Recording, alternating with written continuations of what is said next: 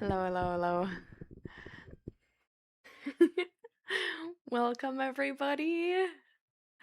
How do you like the new stream background? I do have to say, it comes across like very red on the camera. So I don't know. It's not that red IRL. So I don't really like. Nope. 9. You know you're 9. You're not allowed on the table, buddy. You have your place right there. Yes, fine. Good job. Look at him. Look at him. Oh.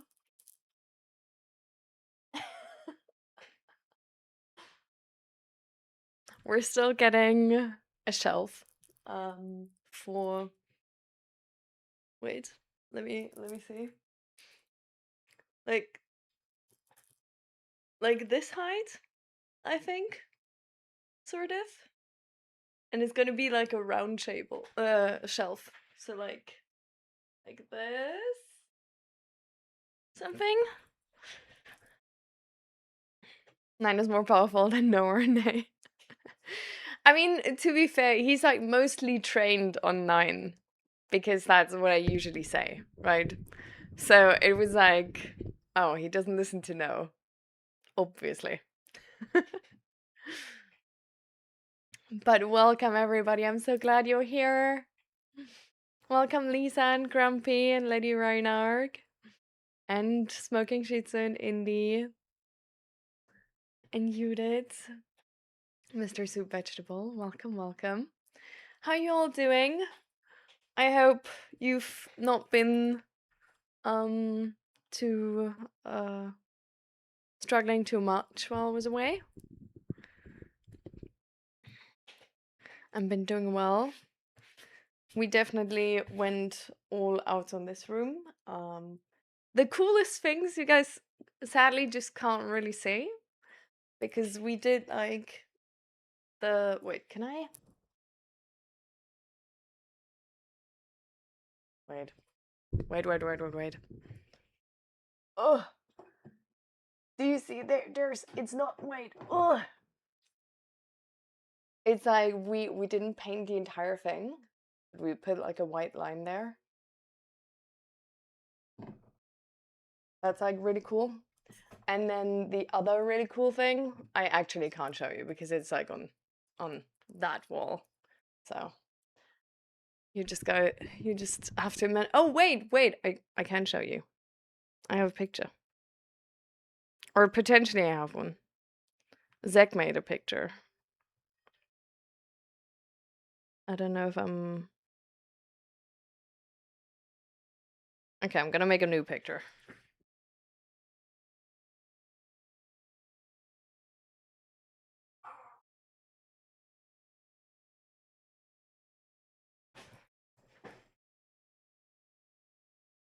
Well, this now looks way, like not as good as it looked before because now there's like all of my stream shit. But anyways, it looks like this.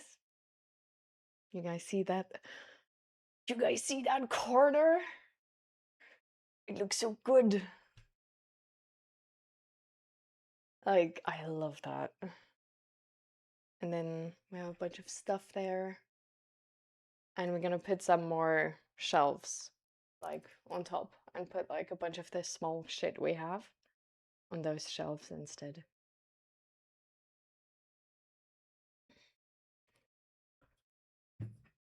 The corner is amazing, right? I love it. We like initially planned to also put this wall like up until here or something with orange and only then have that round corner. But when we painted that part, we were like, this is a stronger color than we expected. We're just gonna leave the last wall white to, like not overdo it. But yeah, I think I really like it. Lady Reinhardt, thank you for the free stream streak.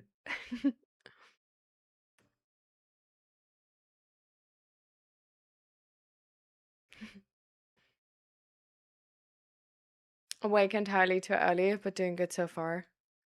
I mean, sometimes, honestly, like, it's a thing, like, I hate to admit, but sometimes waking up early leaves me feeling better on a day.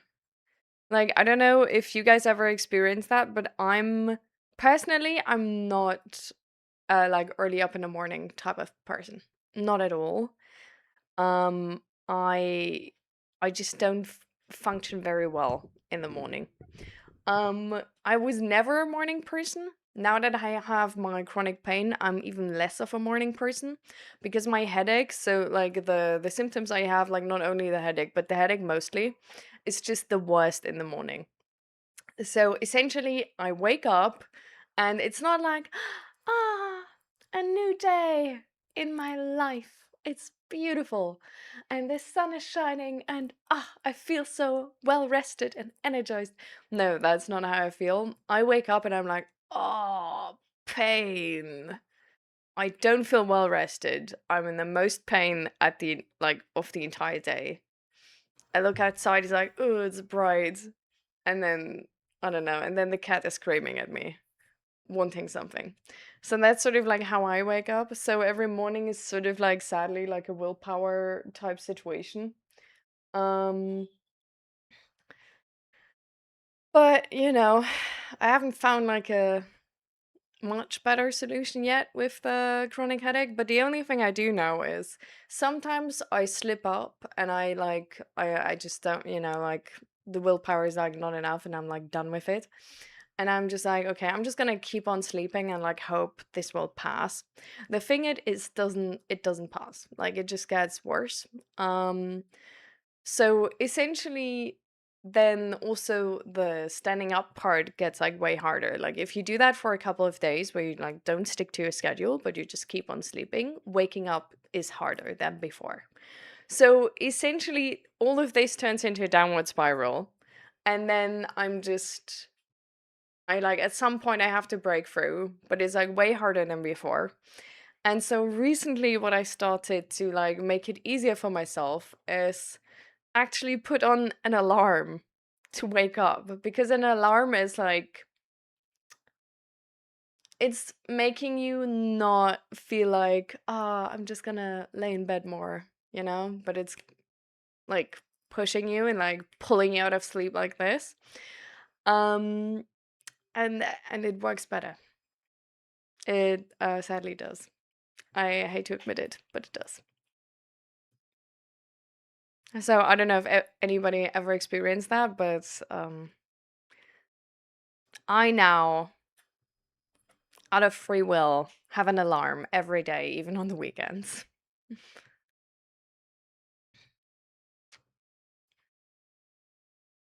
They didn't paint the entire thing because she's not tall enough. I mean, we did have to paint the entire wall though, so like, joke's on you. Because the entire wall was like brown beforehand, right? So like the white part is freshly painted too. It's just not terracotta, but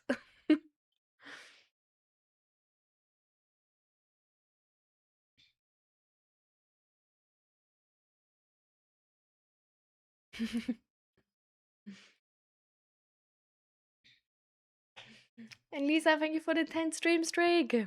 I'm like trying to catch up with chat right now. Give me a second, guys.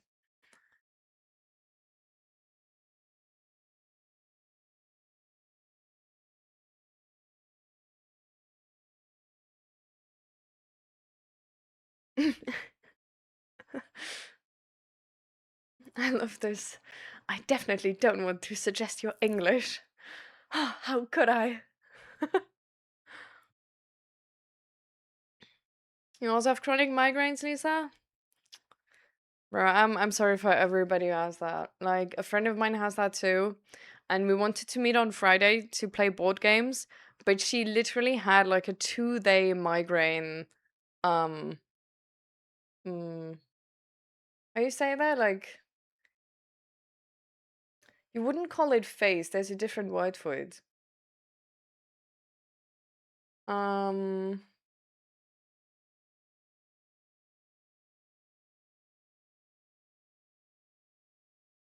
I don't know. Let's say flare up. But yeah, it was like 2 days straight. Episode. That's the word I was looking for. And that's just insane. Like I don't know really what's worse. Like having sort of like headaches between like pain levels of like 3 and 4 the entire time. Like the thing I have. Like I just have the entire time headaches between 3 and 4. Sometimes they get worse. But like usually they don't go above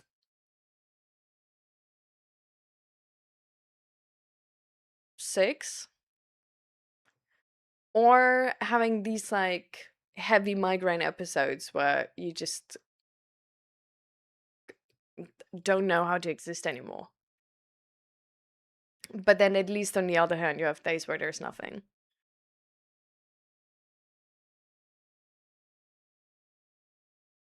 Getting up early feels good later in the day, but getting up early is like, how is it so bright? What are all these chirpy people?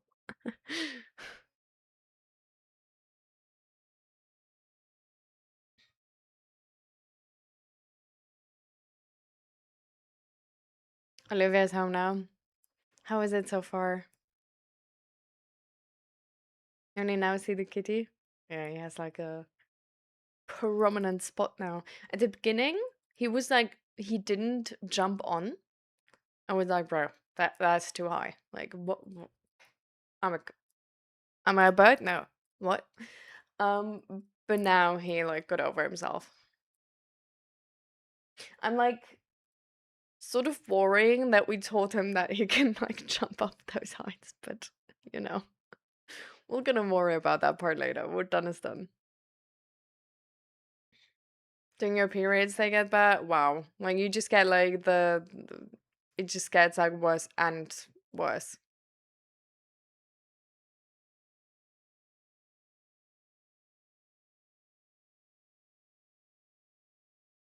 You have your cat grass over there, you know?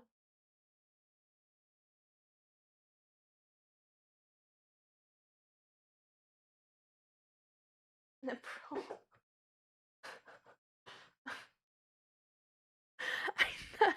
the way he behaved like a like, oh no, how do I get down? This is so high.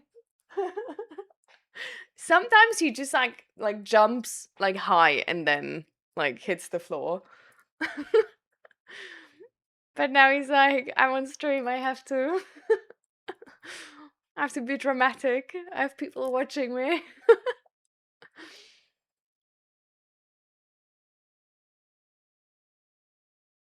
And welcome, Velocity.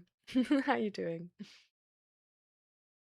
She already cooked us a three-course dinner day one? Oh my god.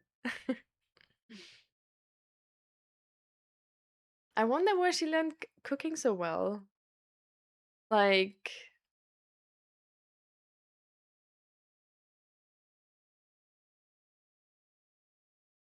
it drained me more than I could have imagined. It overwhelmed me how good it went.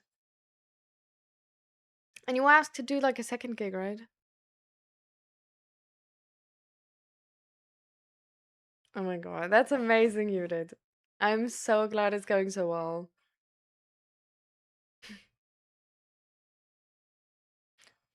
I imagine that it's like draining how well it went.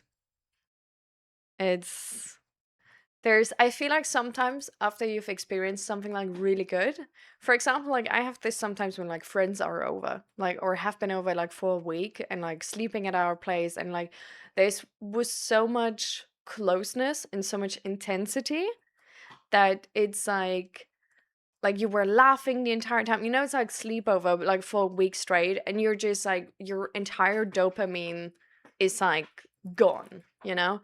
And then they leave again and the house is quiet. And I feel like sometimes the days after that, I'm like, oh, finally I can like relax and like get back to my routine. But at the same time, it's just, it's kind of, there's like sense of grief that it's over and that now everything is quiet again. There's just not. Sometimes, like, we also notice, like Zach and me, that we get a little bit like more irritated or frustrated because life is not as great anymore. So I guess maybe that's also the way it is for you. Like, it was such a high height that like now the normal standard is like feeling like you have to adjust to it again.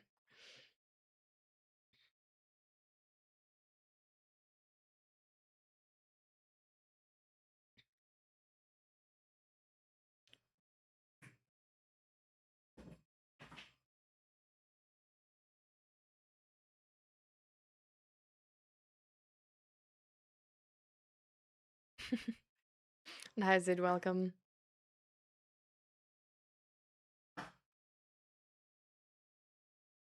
Oh, what? How do you mean like bad news? How bad?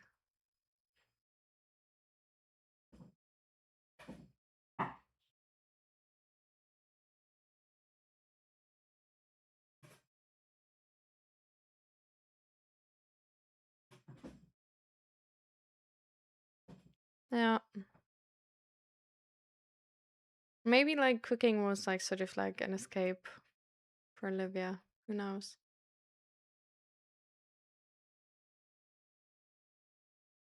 Oh,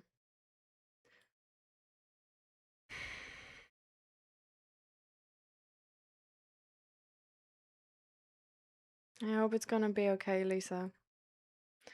And like literally, like this is like so not good news. Like especially right now, because I was reading a book the other day, or like I finished a book series the other day, and I read in the sort of like there was sort of like a text at the end from like the author saying like, oh yeah, thank you for blah blah blah, whatever, like reading and blah.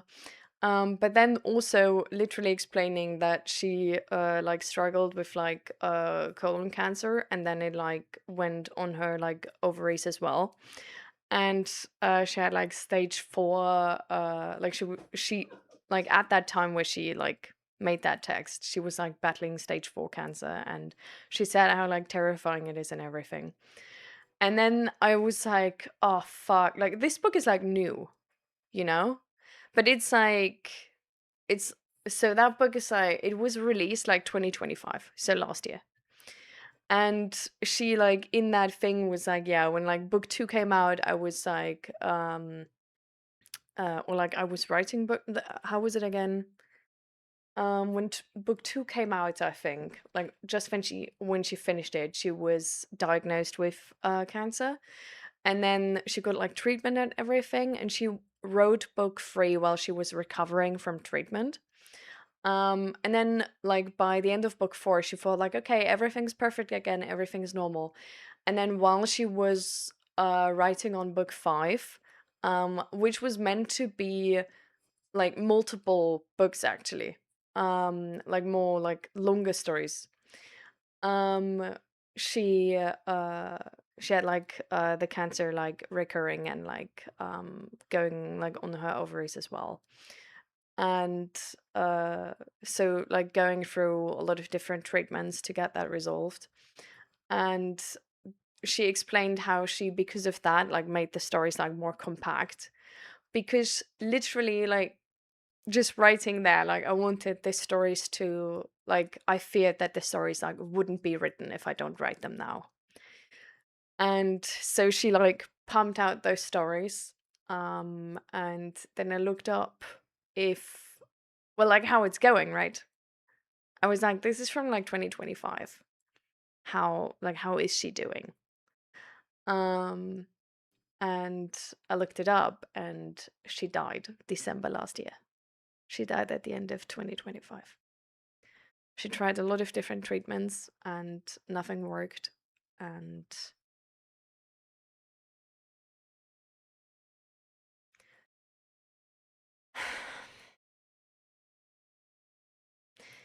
and I don't know why it hit me so much, but I feel like just like if you read books of a person, you kind of get like a read on them too, right? Like how they phrase things, how they make characters, and all of that. And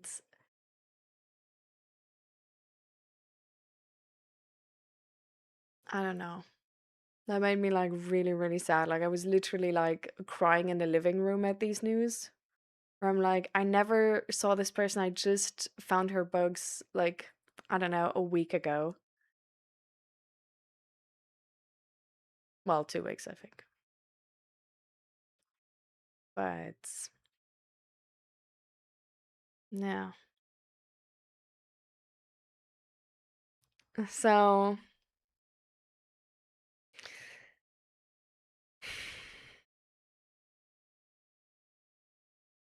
you know,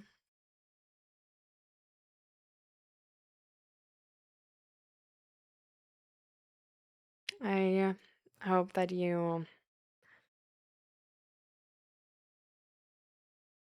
have more luck.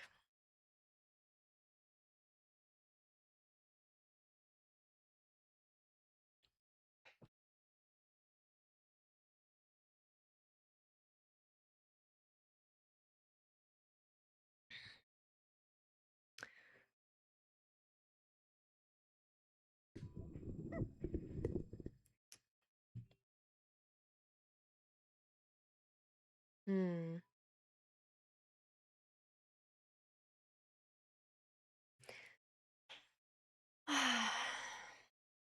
It's really annoying sometimes, right? How unfair life is, I think. There's like so much to life we have to learn, and like we never entirely know like how to do it or how to live our lives right. And like there's some people who think like some for example like Gabor Mate. I don't know if you guys heard of him. He was on a bunch of podcasts. Um he wrote some books where essentially like he has like this uh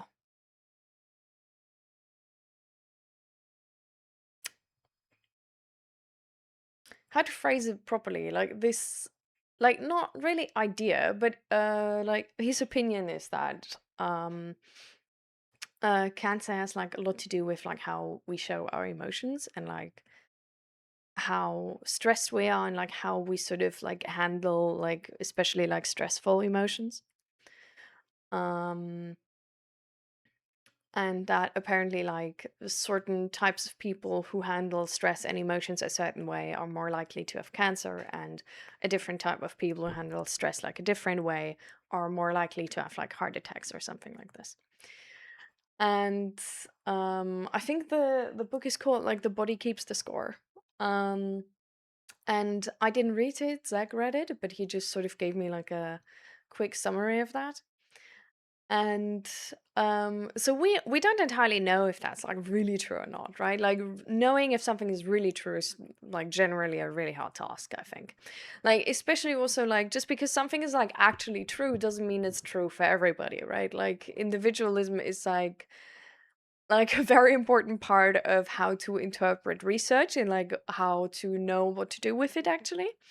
So like any amount of like research we know about like what's healthy or not is like even with the most like based research we have, which is the most like which we have like the most backing on, we still can't really say that it's going to work for like everybody, right? So still every person sort of needs to find their own thing, even though on average that helps. um so I don't know if that's true or not. But I think that's really also the really annoying part of everything, right?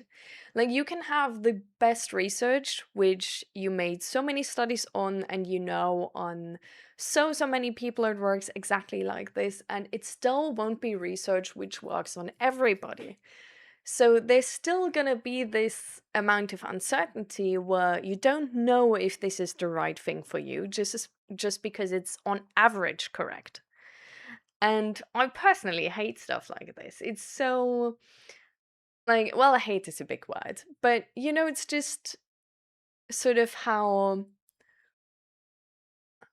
when people say like how like life is funny, right? Like this is why like life is funny or like ridiculous or something. It's like it's frustrating because we know so much, but at the same time we can't tell if that's like how to make the correct decisions. Sorry, I need to check real quick with the cat.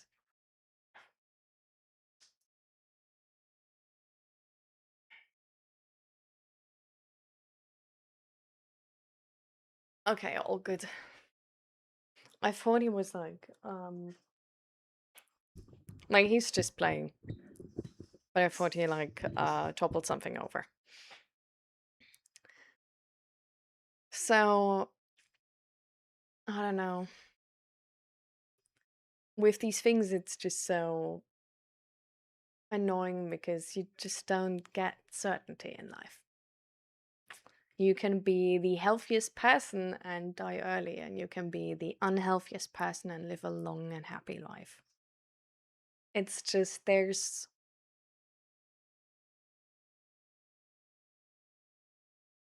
a certain sense that I feel like sometimes, especially in those moments where we feel like we know a lot and we feel like we have certainty, life just like shows up to show us you don't get to have control over this.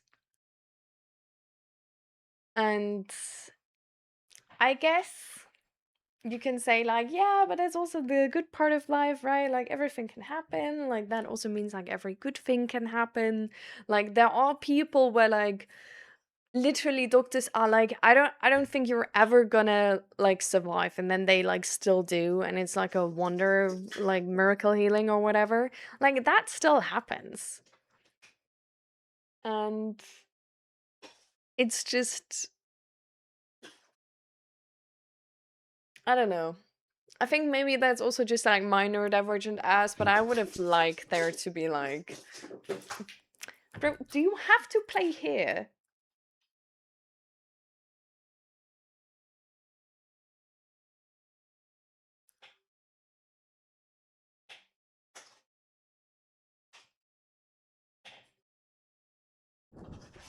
Give me that thing.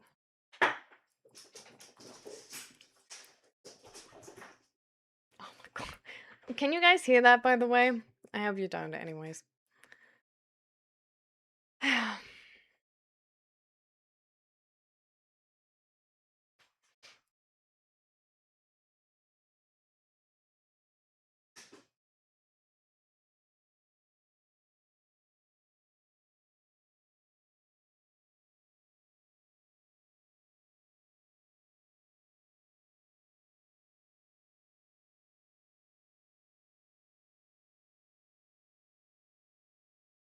What are the books called? They're smut books.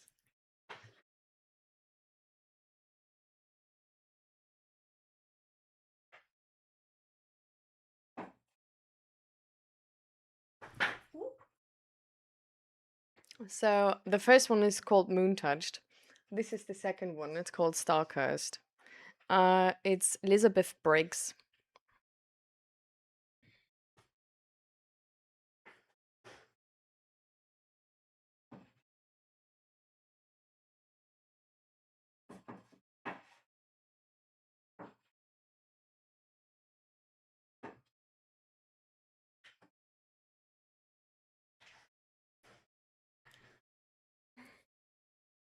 I guess if you're interested in that, I really like the books. And she still has a daughter and a husband who are left behind. So I don't know what her deal about these books are, if they still earn anything from that, but maybe they do.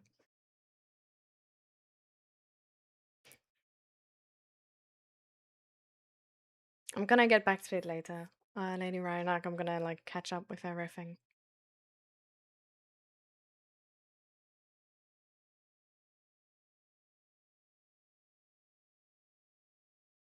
Since the news, my mental health has been low and I try to hide it from Olivia.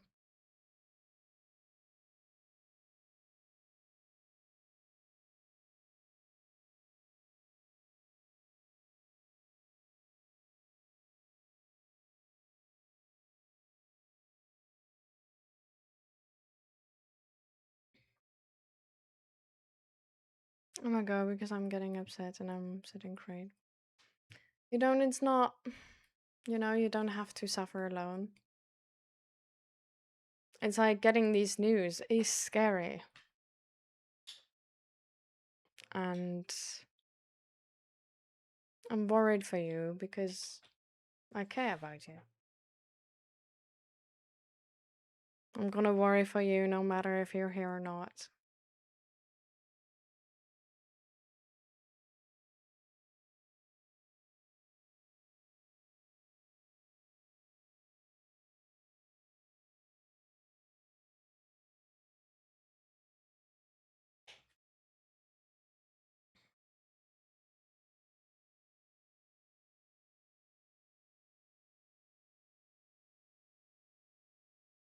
Hmm.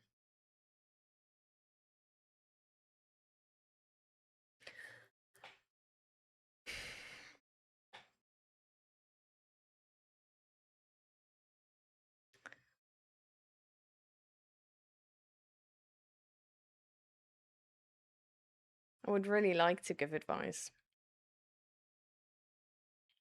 to like have something ready which is gonna help you find a good way through this.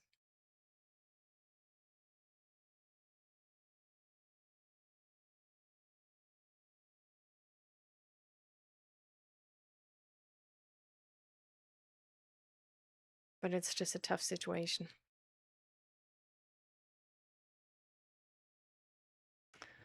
And I think a certain amount of tough, it's just gonna be no matter what you do.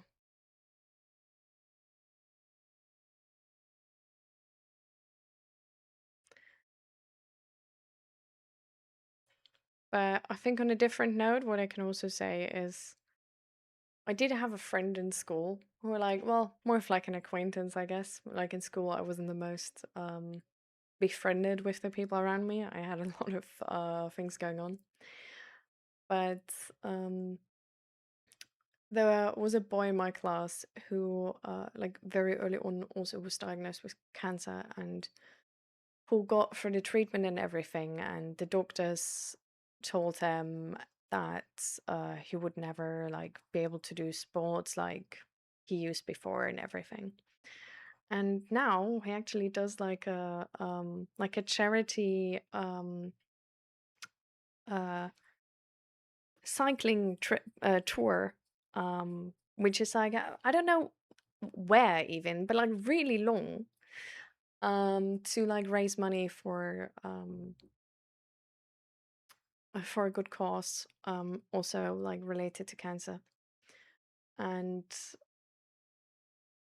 I don't know, like so he was able to like come back beyond the imaginations of doctors. And you know,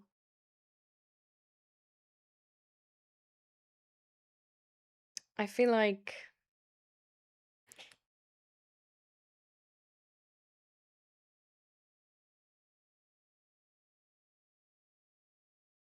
we can't focus too much on the way this could turn out bad, right? Because just with the same amount, essentially, it could turn out good as well.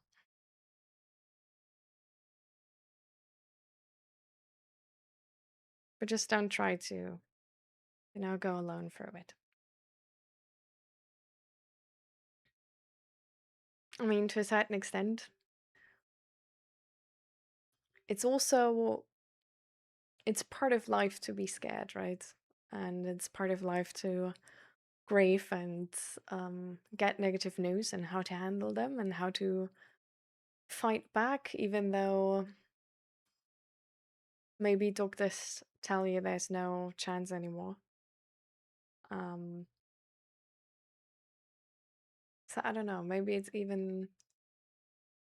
would even be a good life lesson to include Olivia in that too,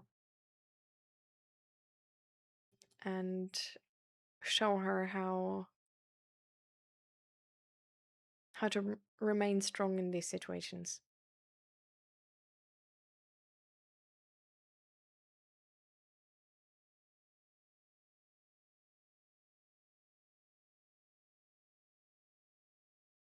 Mm.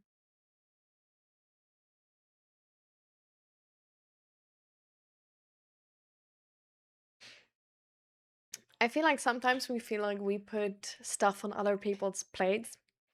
But I think it can be like I feel like I don't know Olivia, right? But I personally I would go mad seeing somebody suffer and not being able to help them or do anything or even know and be actually included, but just feel there's something going on and people don't tell me. Like, I think that would be worse for me. Knowing that there's something going on, but I have to pretend everything is normal, pretend that I don't notice. And just not knowing like how bad it is or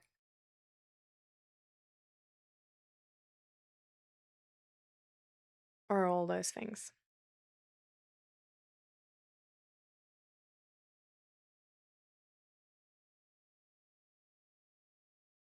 I get it. I mean, don't rush yourself. I think it's also fair to just need some time on your own first to like understand and settle with these feelings. I'm just saying, I don't feel like we can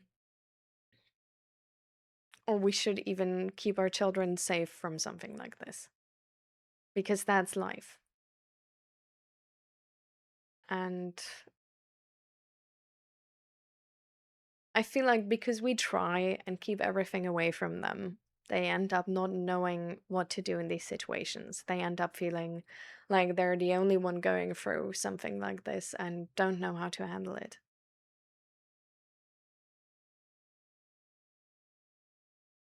So,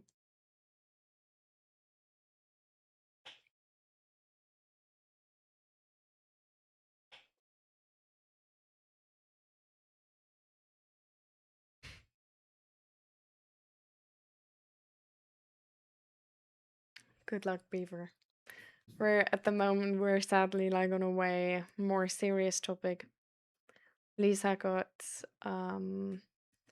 not really good test results back from her cancer checkup and needs to, well, go for more testing to see like why the test results are like not normal.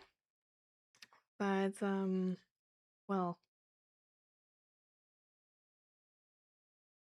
chances are it's cancer again.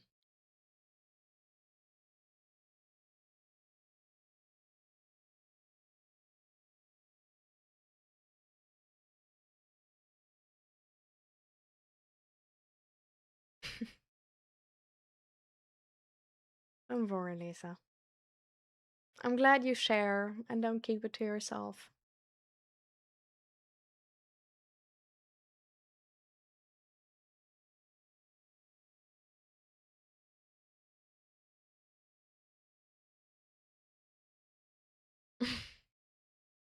And hi, Snags. Welcome, welcome. And hi, Shrimp. Welcome as well.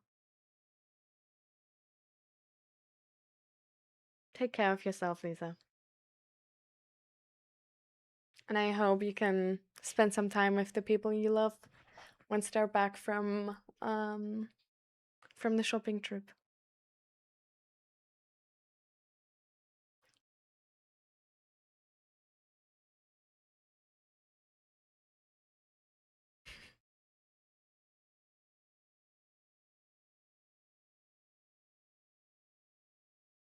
I've discovered why most of my problems are happening. It is far simpler than I thought.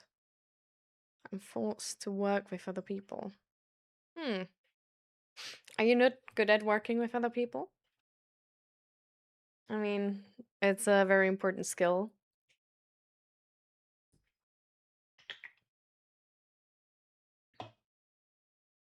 but it can be very challenging.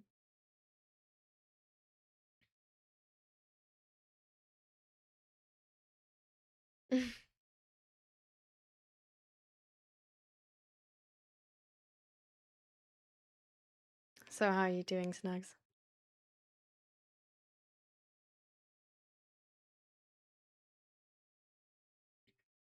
And Sita Hero, welcome as well.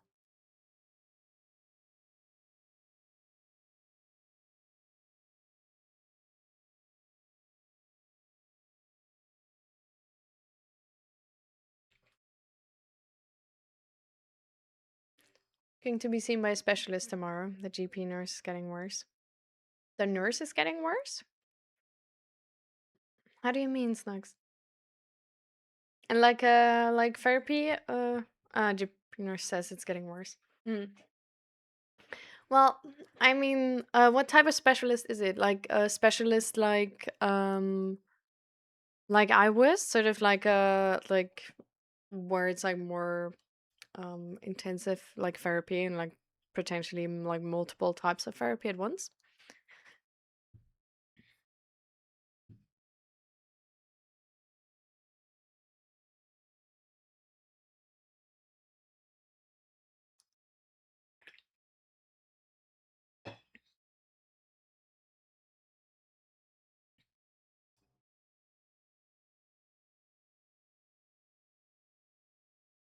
Trauma therapy first. Hmm.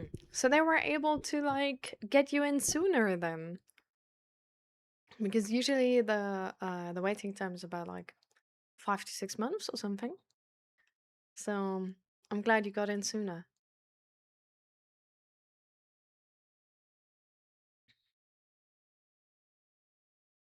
and I hope they're gonna be able to help Snugs. How do you feel about it? Seeing a specialist so soon?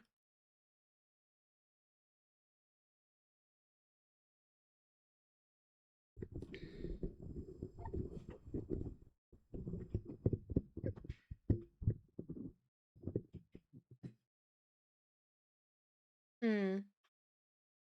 Yeah. That's like usually like sort of the regular time frame. Like it was also the same for me. I think it's a Dutch thing.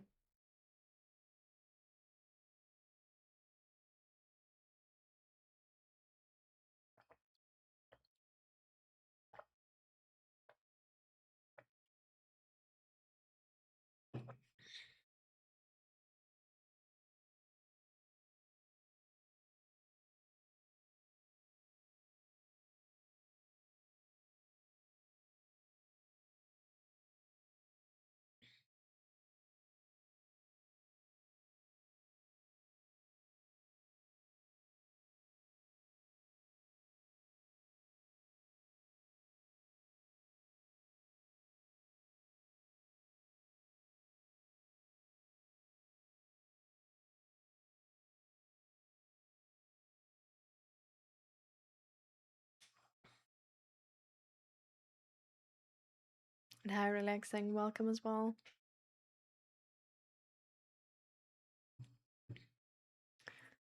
Lady Reinhardt, I'm also gonna get back to your messages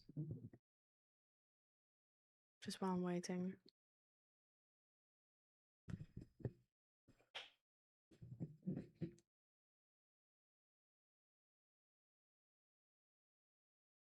Let's be honest, Twilight would have also been smart if Stephanie didn't go to church. Who is Stephanie? What was there like I watched Twilight. I can't remember any Stephanie. Am I insane or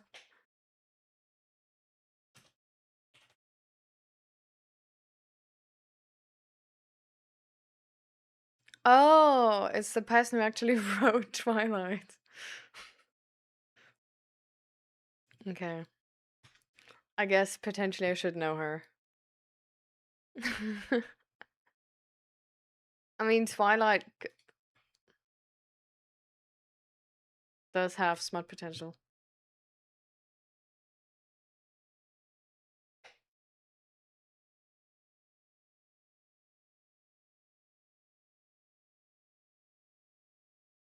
And Sapphic Social is postponed till September. Okay, that's quite a long while. Hmm.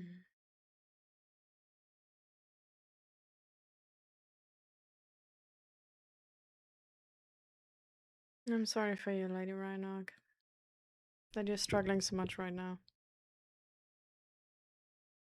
I hope we can go a bit more in depth once, I don't know, there's a possibility.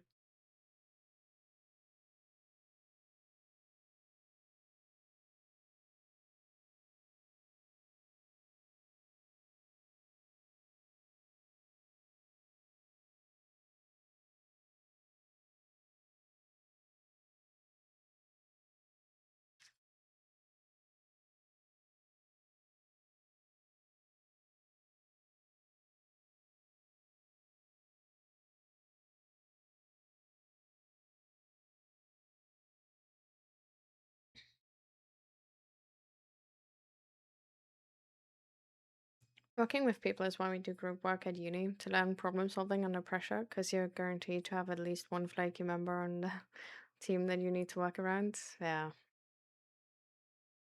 Is that a new room? We renovated the room.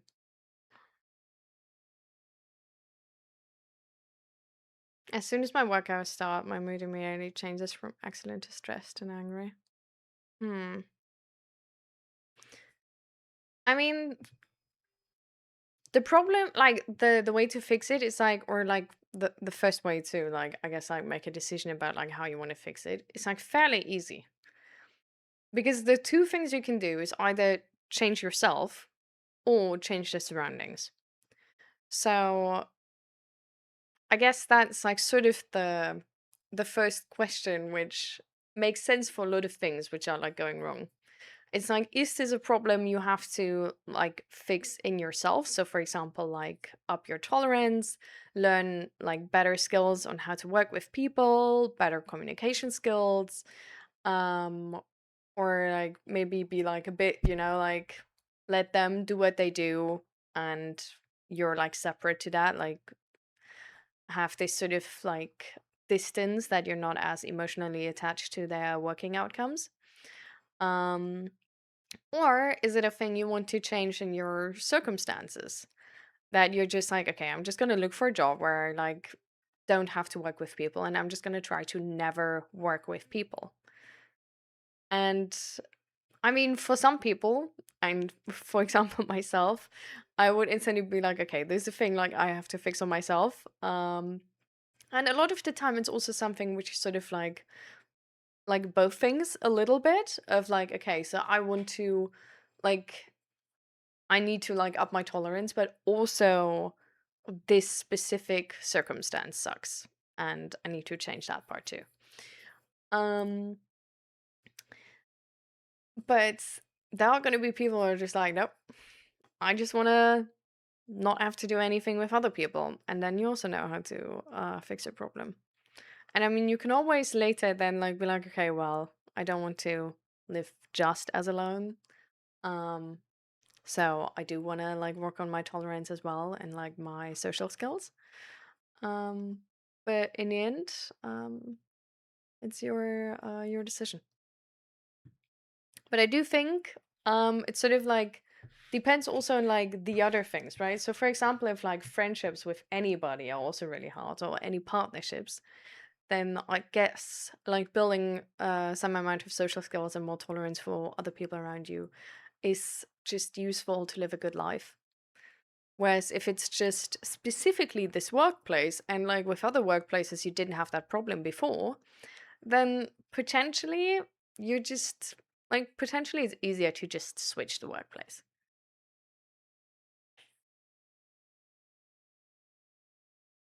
And hi Kantizi, welcome, welcome. I don't know what you're referring to with the question, sorry.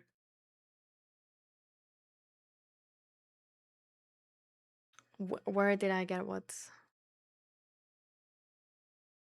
I don't know, never talked to a therapist before, but there are worries. They think I might be suicidal.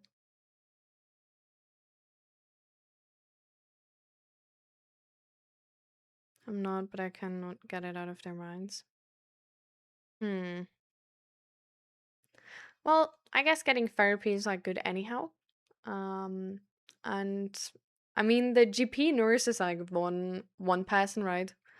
Um, they're usually like like as far as I'm concerned, the GP nurses who help you are supposed to give you over to more specialists if they think this is sort of above their pay grade, right?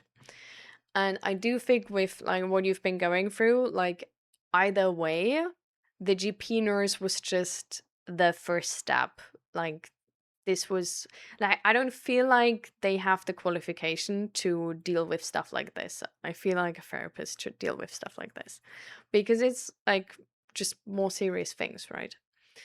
Um so I guess they maybe just like sort of like up the speed of it.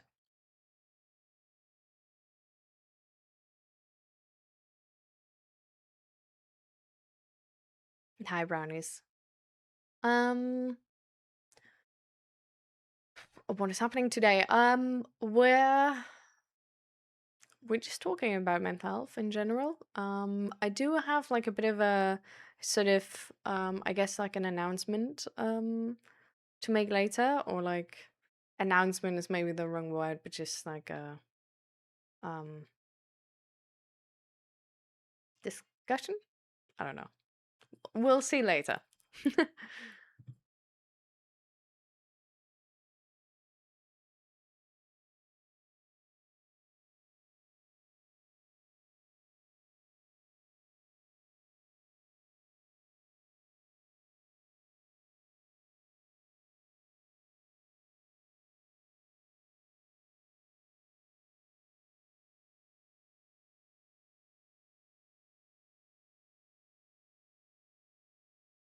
The storyline is full of my own references. Without his references, actually, like I've never like I only watched Twilight when I was a dumb child, so you know. I am completely ignorant to those references, and I would like to be enlightened, please. I'm gathering money and want to start my own business. I bought a plot of land where I will build a workshop. I will be able to finally work alone, but it will take much more money to survive this for at least 2 years more. Left my job in this company and I was working alone, and when they added more people to the team, it went from one of the best jobs to one of the worst. Hmm.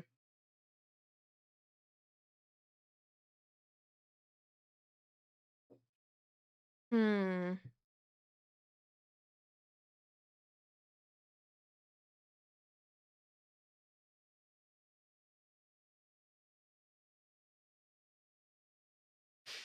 Have you ever talked to your friends about like how they deal with the forced teamwork? Like if they also struggle with it maybe, and like how they deal with it? Or if there's maybe a possibility that you can work in a smaller team or something like this.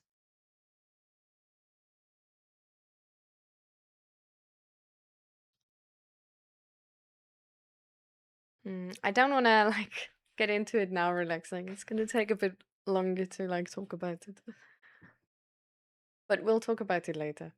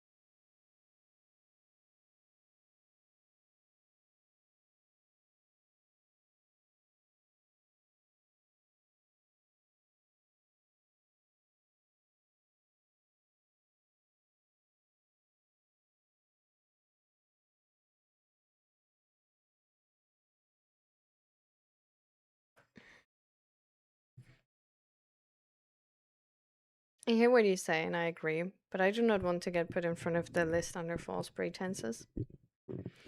I think the first talk you will have with those psychologists is going to be an intake, anyways.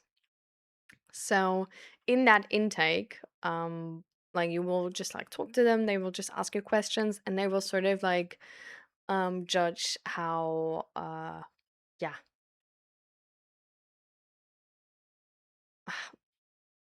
like if they specifically want to put you on the list, or maybe if it's better to like start at some other place, like if it's so with me, it's like it sort of depends on like how the system works where you specifically enter, right? But at the place I was at, I had an intake at one of the facilities of the entire thing. So they have like multiple type of like therapists and like therapy options there. And so at one of those facilities, I had an intake, and essentially what they evaluated in that intake is if it's a good fit to start with that facility, or if that facility is supposed to be the main sort of like facility to treat you.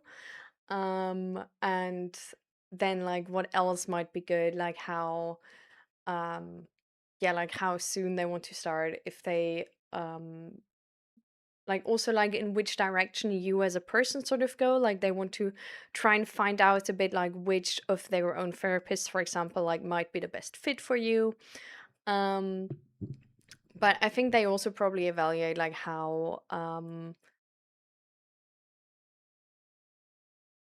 uh how urgent it is, like especially if that's like this urgency is like put from the GP forward as well.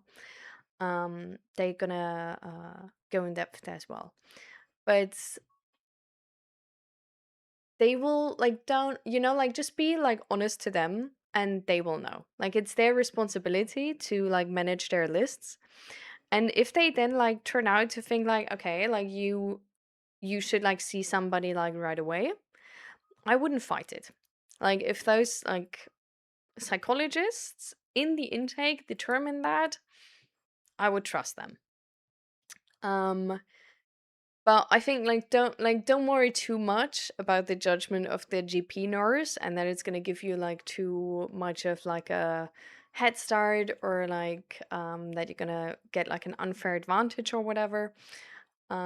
Because usually, or at least in my case, those people in the intake, they really like to make their own picture and their own evaluation.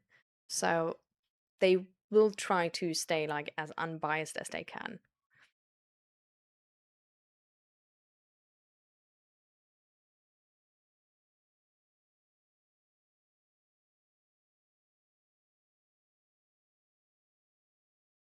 Hi Sandy, welcome, welcome. Recently I'm struggling with scroll addiction. My attention got very little, like few seconds. I just scroll and scroll. If I put my phone aside for a few minutes, just scroll again and I don't see videos or nothing. I just scroll and scroll endlessly. Hmm. So you don't look at the content you see relaxing, you just scroll?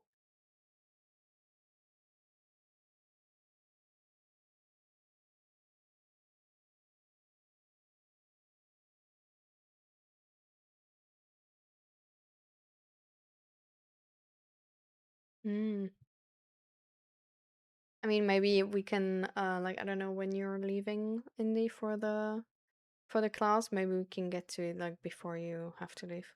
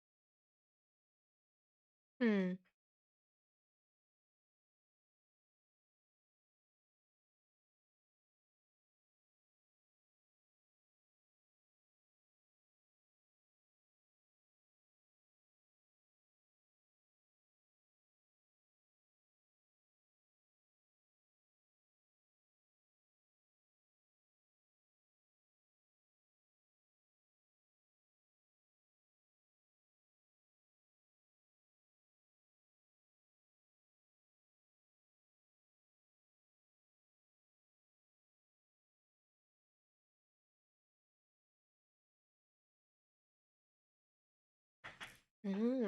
I see you. That. Yeah, true. So in that, like, if you say like this, it feels like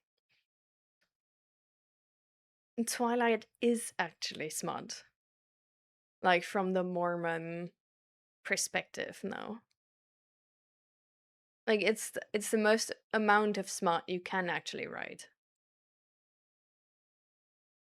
Like it actually feels like quite a lot even.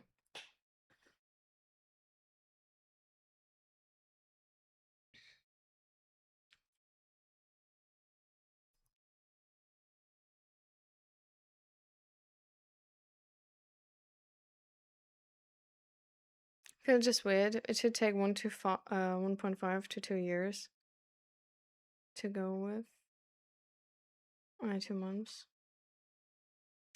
I so the thing is, like, I personally, like, I've didn't hear so far that the waiting time would be 1.5 to 2 years. Like at the place I was at, and like I live like close to Utrecht, right? So like there should be like a lot of demand, I would assume at least. And it took 5 months. So I don't know, I wouldn't overthink this. Like I feel like those 1.5 to 2 years might be sort of the like highest it can be, but that even for like it feels like a stretch. Like I haven't heard from anybody who actually waited for 2 years, if that makes sense. But I also like obviously I don't talk the entire time to like other Dutch people like waiting in the system. But like with the few friends who have also encountered that system, it wasn't like 2 years. It was like half a year, like around that month group. Yeah, sure. But like not 2 years. So I think maybe it's just, and to be fair, the intake is earlier. So maybe what they did for you now is just that you're gonna get the intake earlier. And I mean maybe then it's still gonna take a month. And they just pull you like a little bit closer. I also don't know if that's really like because like trauma therapy, I think is not the most in demand. But I'm not entirely sure. Like maybe there's also like um less clinics, right? Or like clinics is the wrong word, but less psychologists. Um but I mean you can always like the questions you have, you can always also ask in the intake. Like you can say in the intake that like you don't want to like be put in front of the list under false pretenses, and like they told you like that they think you're suicidal but you don't believe that about yourself, and sort of just say that to them. Like I would be like very open with them from your side. Like get all the questions answered by them you want to have answered. Because I think it's important also that you feel like you have the right to that spot, if that makes sense. You know what I mean? So just ask all these questions you have.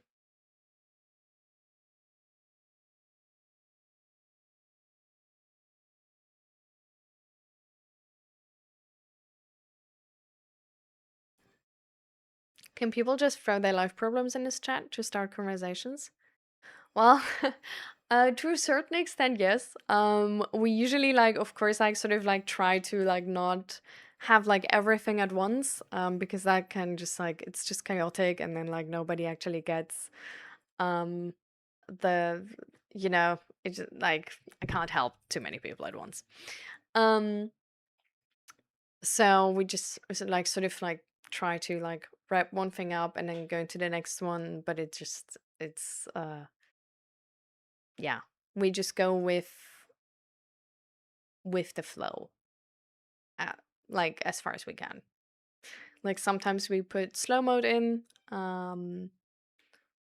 to like make it a little bit easier to like stay on par with chat. um at the moment we have it off because we're like not that many, um but yeah.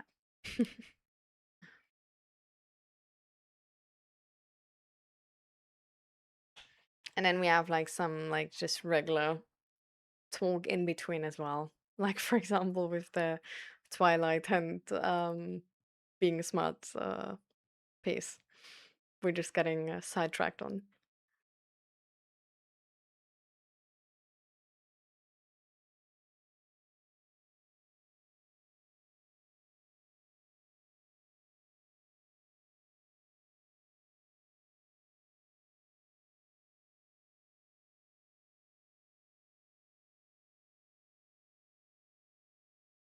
On their own site, it said from referral to intake, 18 to 25 months.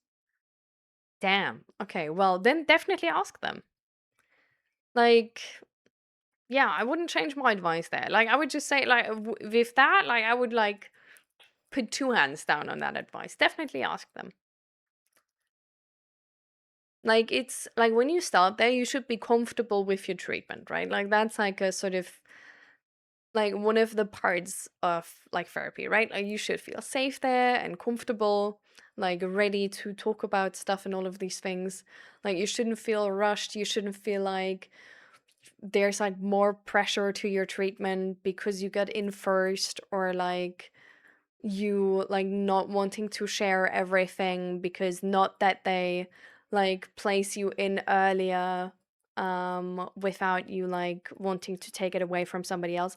Like, all of these things shouldn't be like the decision when you get in or not is a decision they need to make. That shouldn't lay on your hands. And I think that's why I would definitely just ask them like all of these questions. Like, I would say like how like I'm really confused that I'm here today. Like, on your website it says like 18 to 24 months, and the GP nurse says like I'm suicidal, but I don't really think I am, and I don't want to take it away from anybody else. Like, I really don't want to. Like, I feel uncomfortable going in depth about my problems if that then means that like somebody else doesn't get the help they need and deserve. Like, all of these like doubts you have, I would voice them in that talk with them and try and get the answers you need. So that like either you're gonna get the place earlier, but you're gonna feel comfortable with it because they have explained you why, or that's then they also say like, okay, like you're right, we're gonna have you, we're gonna put you like a, I don't know, like whatever they then decide.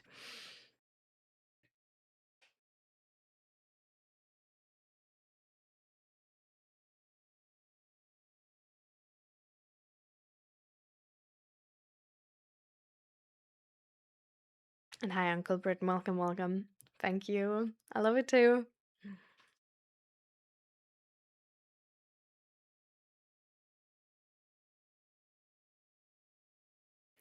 Um, so I have thought about that, Uncle Britain. Um, there's a lot of so the main thing why I don't do that at the moment is because I have like so much going on that I just don't like. It's a more complicated process to set that up. Mostly because the stream is international, right? So if you offer mental health coaching or like peer support coaching online to international clients, the tax rules get really, really confusing.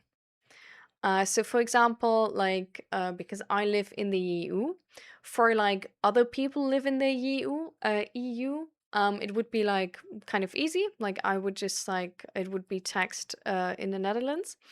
But if it would be, for example, like America or Canada or something, I would have to figure out the tax rulings there, and not even the tax office here can give you those answers properly. So there's a lot of like online coaches which just low-key ignore that problem and just hope that like no tax office ever comes for them. But uh it's definitely not a safe way, and you should make sure that you're in terms of tax doing everything like by the book, um as your yeah, that like no tax office can like come for you for a tax fraud. um Apart from that, uh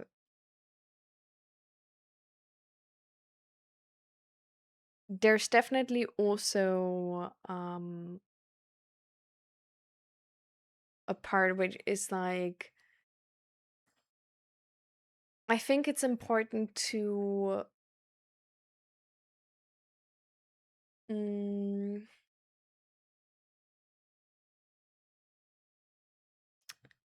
to be able to cut a good line between not keeping people from reaching out for more serious help. Um, and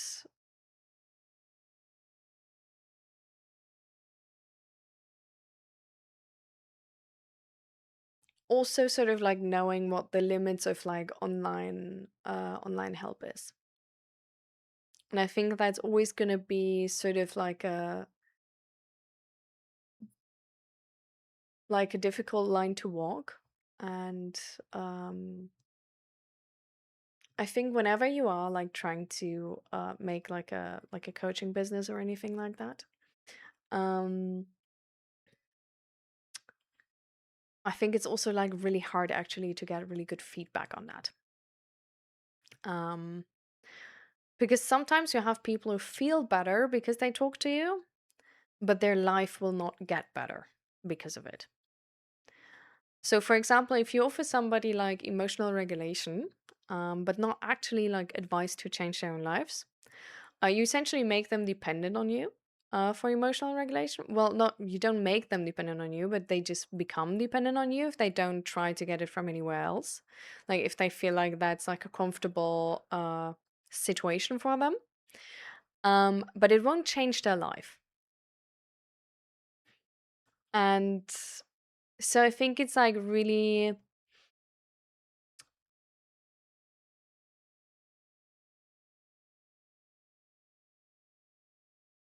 important to not just offer emotional regulation, but actually have the goal to have your clients be independent of you.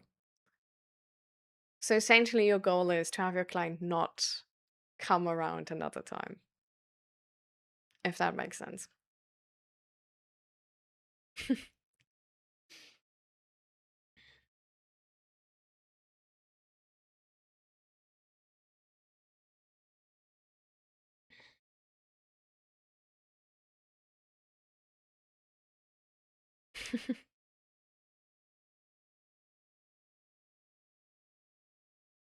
Thank you, Uncle Britain. I mean, maybe at some point I will do it, but I just have like too much work at the moment. I first have to get that sort of settled, and then we'll see. But I'm definitely like sort of like I've been looking into it. So, Sandy, I have a problem with my kink and I don't know what to do, to be honest. I really like weight gain and big bellies, but those things are so bad for your health.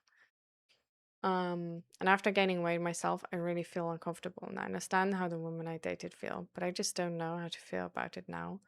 On one hand, and I really love it, and on the other hand, I'm really uncomfortable being bigger myself, so I feel bad about wanting my partner to become bigger. Hmm.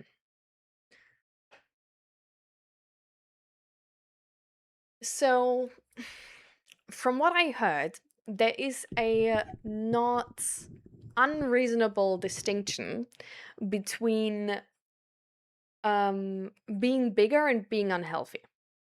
Like in our society, we usually see a person who looks a bit bigger and we think like, oh, they're like unfit, they're unhealthy, they're like, like all of that. Um, but a lot of the time, that's actually not the case. Like, this is not like, you're not bigger, for example, because you're unhealthy, and you're not unhealthy because you're bigger. Like, this is not like this one-on-one 100% correlation we think there is. Like, for example, like me, I'm like sort of slim, um, and I'm not really healthy. Like, I should go way more to the gym and do way more sport. Like, my health is not good just because my weight is not a lot. I'm just essentially like blessed with like good genes, and well, I guess I also like don't eat as much as I should. But, so it's in the extreme. So I don't know like to what extreme that kink is going. Like I've had stories where like people essentially push their partners to gain weight to an amount which is insane. And at that point, well, there's not that's definitely unhealthy, right? Um, but if it's just like sort of like a bigger women, but not like, like this like I don't know, this only story I have in my mind is that there had to be like a construction machine thing to get that person out of their home, because like it was like she was way too heavy for anything else. And that's like the absolute extreme case, right? But if we take that out of account, there's a lot of women who are considered bigger in our society, which are not unhealthy, but even healthier than slim girls, right? So I would say, like, look up female athletes from all different types of sport. So, for example, like weightlifting or running or cycling or like any sport. Look up like very, very many different sports, and you will see that the bodies, which are actually the top athletes, vary wildly. On top of that, you can, for example, there's this like calendar I have of the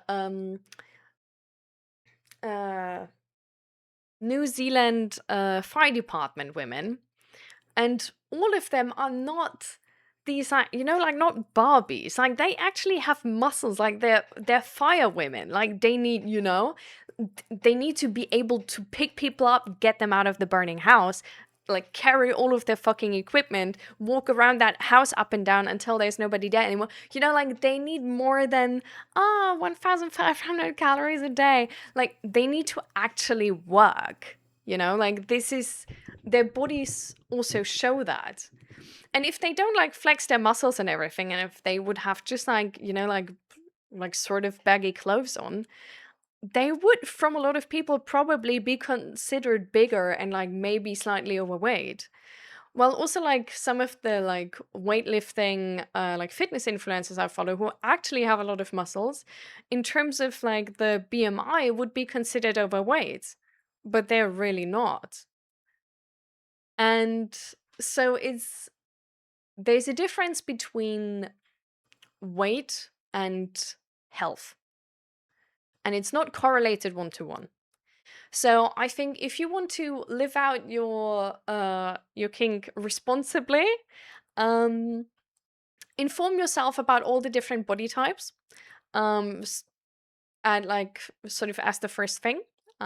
So like look up the body type of athlete, like female athletes in like all the different types of sports and categories. And then also inform yourself about good nutrition and how like what health actually like matters. So for example, there's different types of fats too. Like there is a fat which is like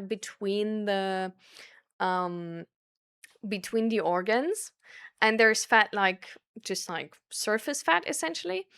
And the fat between the organs is actually unhealthy, not the surface fat, as far as I'm concerned. Like I haven't gotten like deep into the topic or anything, but I just like sort of looked into it for my own personal gain.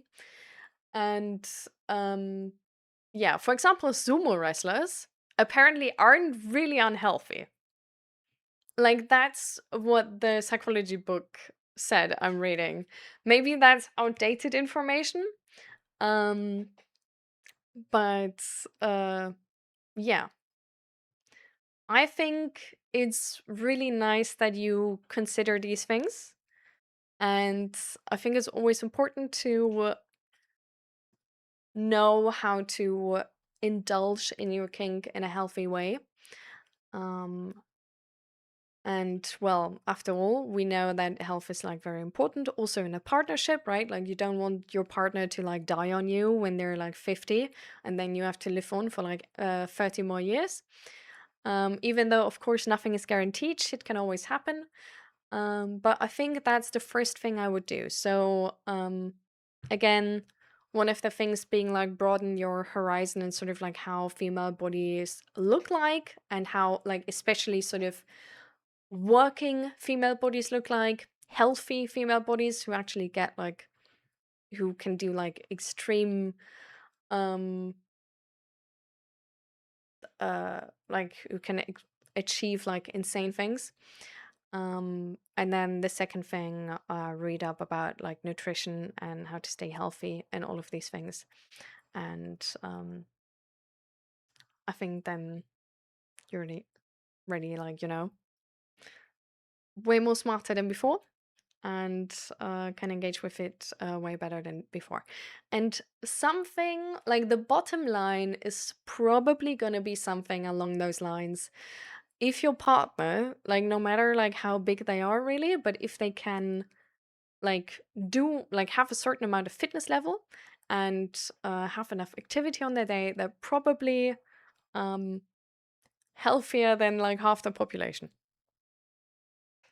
But yeah, I don't know to like what extent you're interested in that kink, so reading up better about it is probably a good idea. And welcome back, Lady Reinag.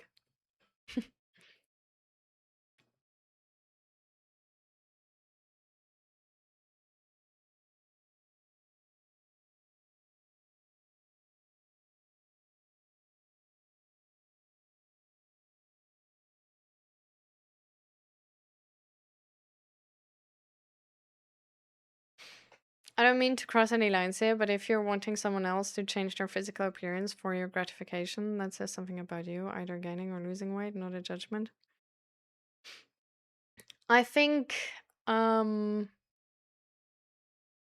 yeah, if it's like just like being attracted to a certain body shape, um, it's like, of course, like body types can like always change. Um,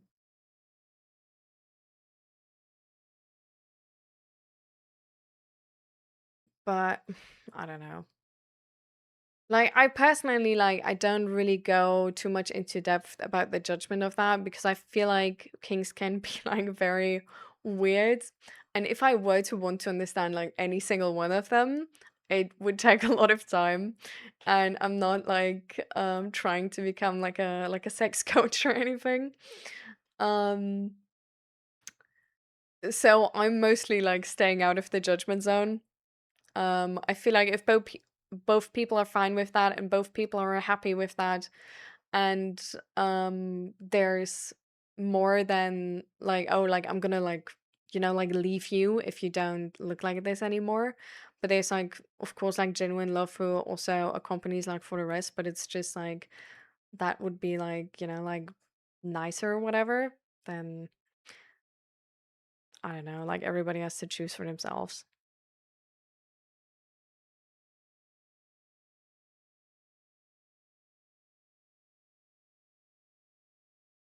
Have a fun with Star when you get back. Can't wait.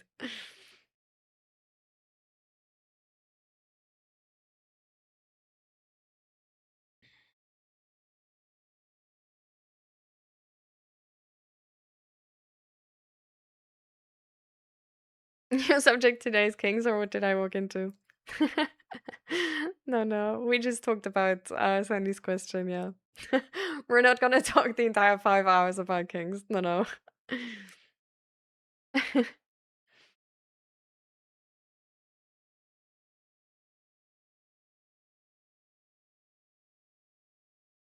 Yeah, I'm not like too sure how that like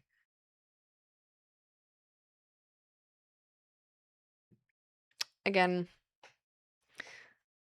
I'm just gonna keep my hands off from judging the kink, I think. It's like I don't really know to what extent we're talking, or like there's not enough details, I feel like, to like really make um like I also don't I just yeah. I'm not sure how I would judge it with the information I have so far.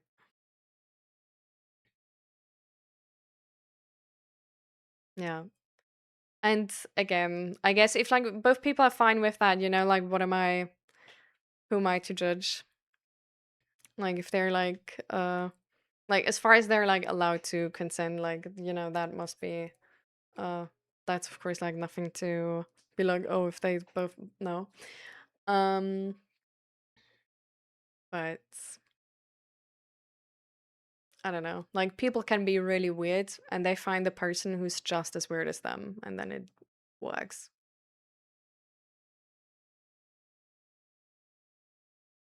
Um the kink is like, is there a word for it, Sandy?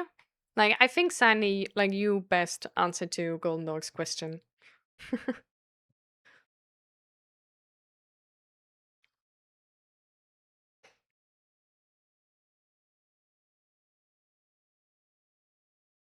No, don't worry, I'm smoking sheets. It's more like I don't know. I felt like I'm sort of like um I was like starting to like think about like how I would judge it. Like starting with your question and then I just noticed like I don't even know where to start because there's no there's just not enough to go off of. Weight gain king. No.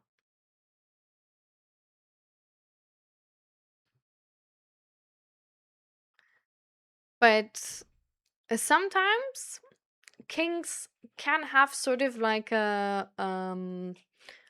uh like a start in our childhood and with like sort of with the worldview we set up as kids and we grew up with and what we learned is good and what we learned is bad and what we learned feels like love and what we learned feels like safety. So if you feel like I would rather, like not have that kink, I'm not saying like you can like change all of that and like there's a way to like train kinks out of you. I think for some people kinks can change if they like sort of learn more about them and learn why like all of that sort of works. And for example also with therapy kinks can change a lot because it's just um like therapy changes who you are as a person, so of course like those things can be affected too. um and I think learning more about yourself and about your kink and where it comes from is always useful. So I personally would say like if you want to find out more about it, I would wonder if there's sort of like a if there's more to those feelings, like if there is a sense of safety gained from this or a sense of um feeling like home or a sense of love or something, you know like maybe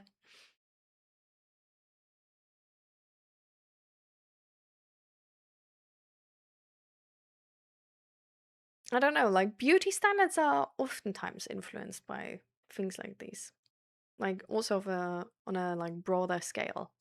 So I think also these like I guess like personal beauty standards can be affected by these things.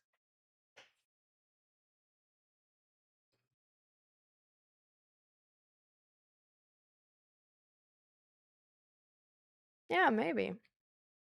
I mean, it's definitely like, I don't know, like, there's, like, you hear this often, right? That, like, people look alike, for example, or they look, like, very close to your father or your mother, or they look like your brother or something like this. Like, I don't know if you've ever, like, heard stuff like this, but I feel like if you look at couples, they kind of look similar to a certain extent. And I feel like that could be because for some people it's like, I don't know, this looks like home, you know?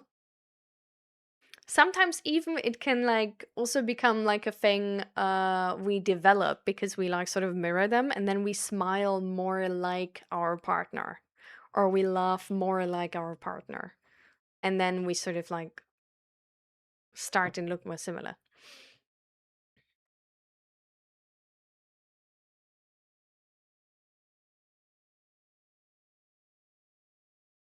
That's interesting. 7:45 a.m. conversation. Oh lord.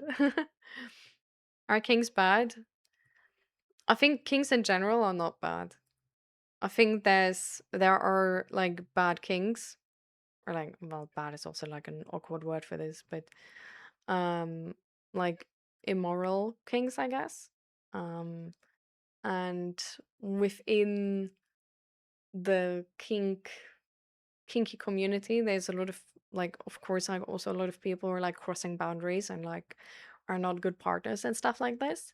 But that's sort of the same in the non kink community.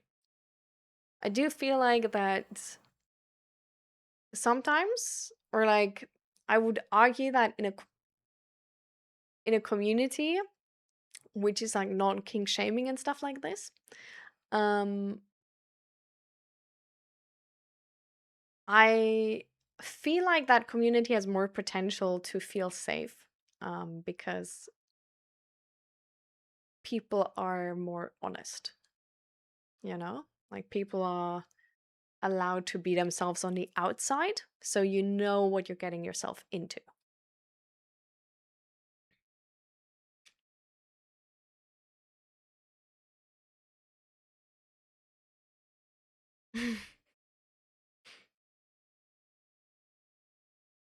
The golf girl kick. All right, see you back in 90 minutes, Indy.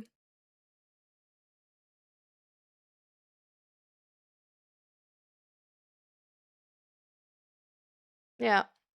I think like beauty standards are influenced by a lot of things, but also sometimes by a sense of safety. So, for example, like when food is scarce, like beauty standards are like oftentimes of like bigger people because, well, you can argue it's safety. You can also argue that like the rich people who have more safety then make it to a like um have also more interest in making that the beauty standard. So I guess like you can never like entirely know. But I guess the easiest like thing to agree upon is that it's a combination.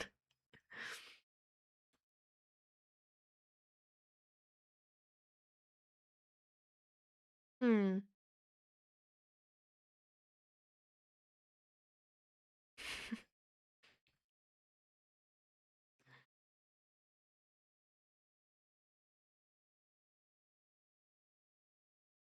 I mean, maybe Sandy, like a person gaining weight to you means then that you're doing a good job.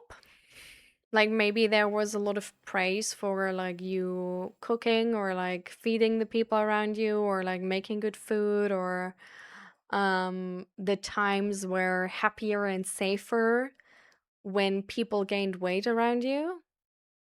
And when people didn't gain weight around you, there was maybe like a financial burden, and like people were more tense, were more irritated and frustrated, and it didn't feel so safe. I don't know. I think like like if you do want to understand it, just paying more attention to it is probably already the like best first step you can take. Just like seeing how you feel in those moments, what's beneath the sort of like first big feelings coming up, um and maybe what situations it reminds you of, and sort of those things, and then go from there.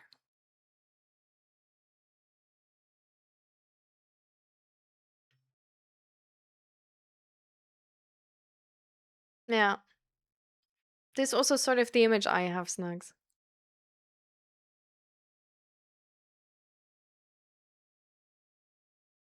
Yeah,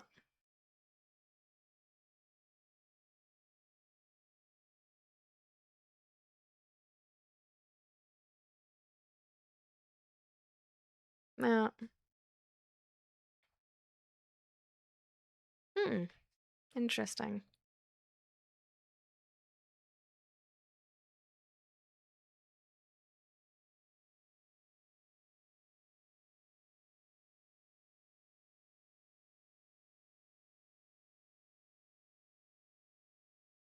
What is a bad king? Could you give an example?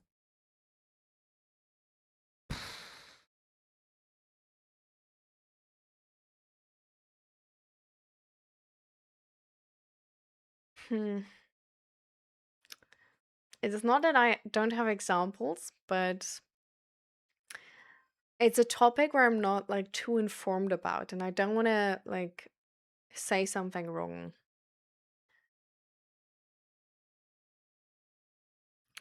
I think any king related to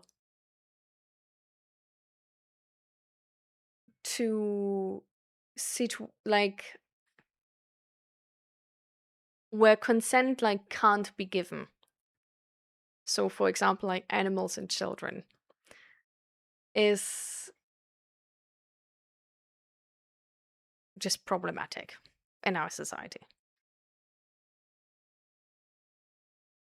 So, but there's like a lot of there's a lot of, well, research, but also like a lot of hypotheses about like how these things like sort of like start out or come to be or something like this. Um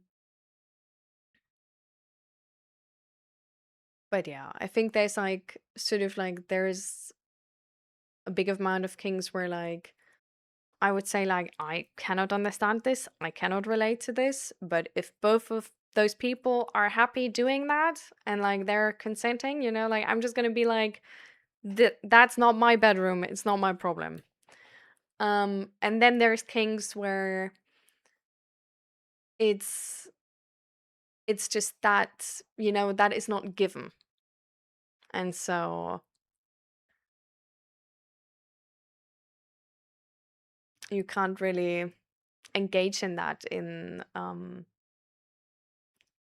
a safe way or in a non unharmful way, I think. Um I feel also like I feel like with any kink, like you need to engage in it in like a sort of like in a safe and morally like correct, or well, correct is like maybe the wrong word for it, but in a way where like it's a it's like it's safe to engage in it, you know.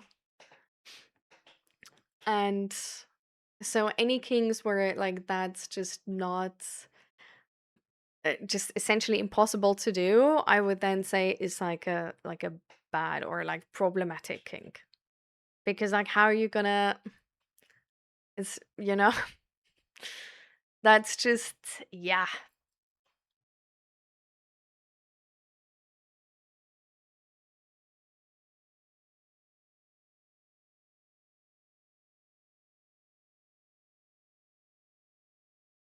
Yeah, exactly. So for example, like dom and sub or like like BDSM, like no matter like how much pain is involved, like essentially if like both people are happy, like that's fine. But yeah, if that's just not a thing which like can be given in that circumstance. So for example, um voyeurism is also a kink, right? And you can do that in a morally okay way where like you gotten the consent, and you can like now do that.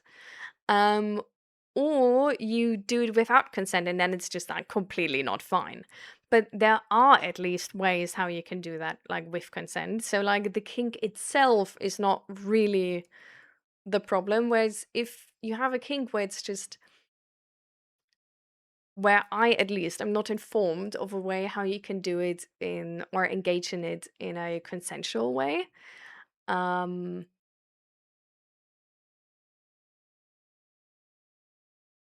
I don't have a solution to that. So I would I guess then consider those problematic.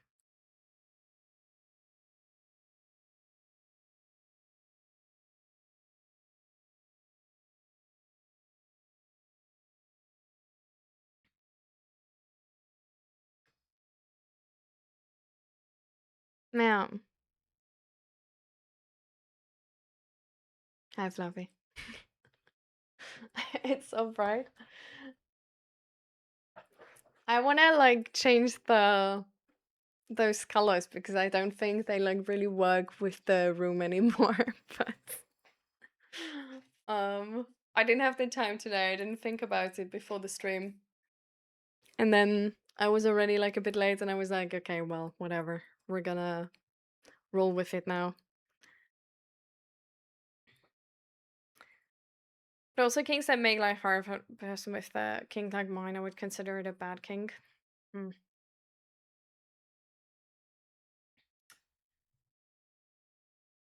I guess like weight gain kink is definitely like a more, yeah, like harder to do it in like a healthy way.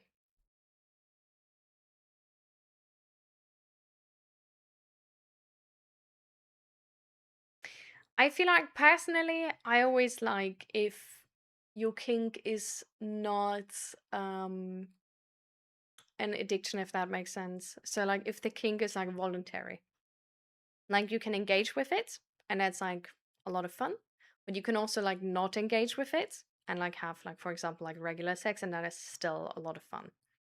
And you maybe don't want to do one thing only or something, but there is a certain um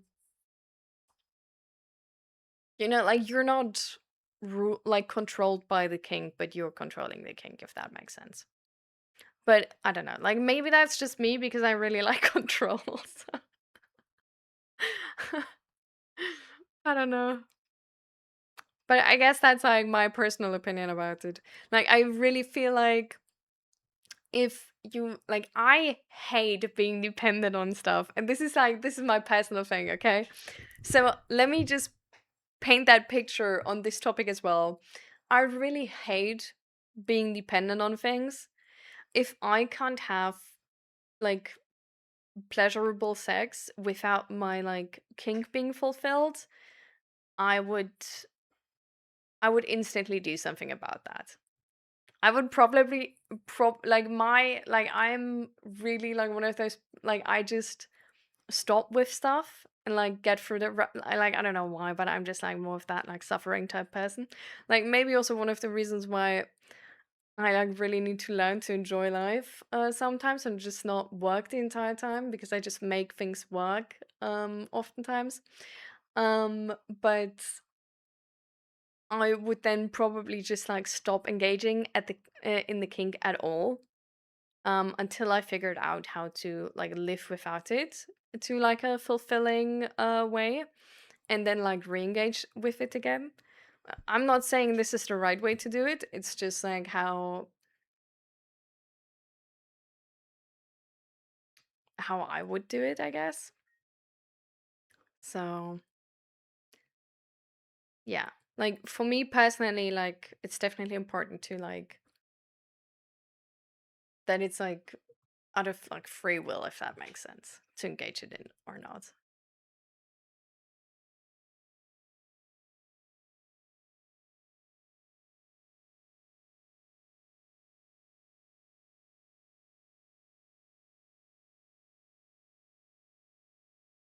Most important thing is consent. Without consent, it can go wrong quickly. Yeah. Like, I feel like with all kings, and not just kings, with everything, consent is so, so important. Like, for example, if you're just my dad always hugged me and, like, just way too long, and he smelled like cigarettes, and it wasn't nice at all. And it was a thing where, like, I couldn't just, like, I couldn't just do a quick hug and then be over with it. I didn't really have the choice to, like, not hug him at all. But it was sort of just like I would just be hugged for a long time and then at some point let go. And that was not cool at all. And I even like, I really like hugs. I like body contact. But it's so, I'm so awkward sometimes now because it's just, I don't want to be in that situation anymore. And like back then, it was really like, ugh. So consent is just in general really important.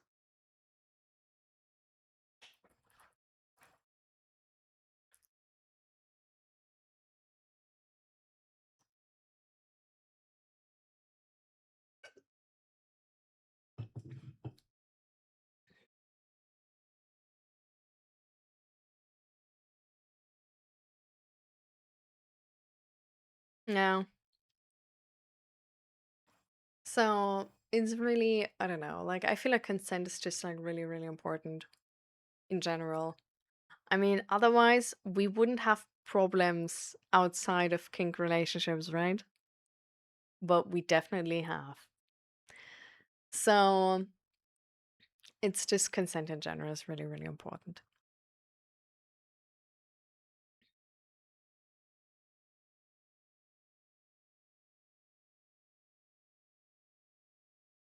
Yeah,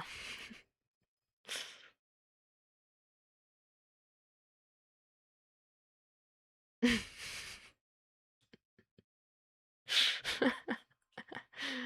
I see it.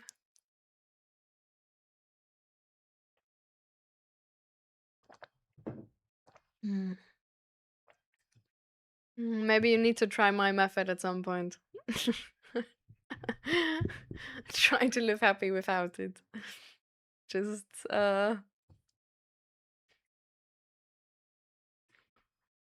see what's on the other side of the withdrawal effects comes out.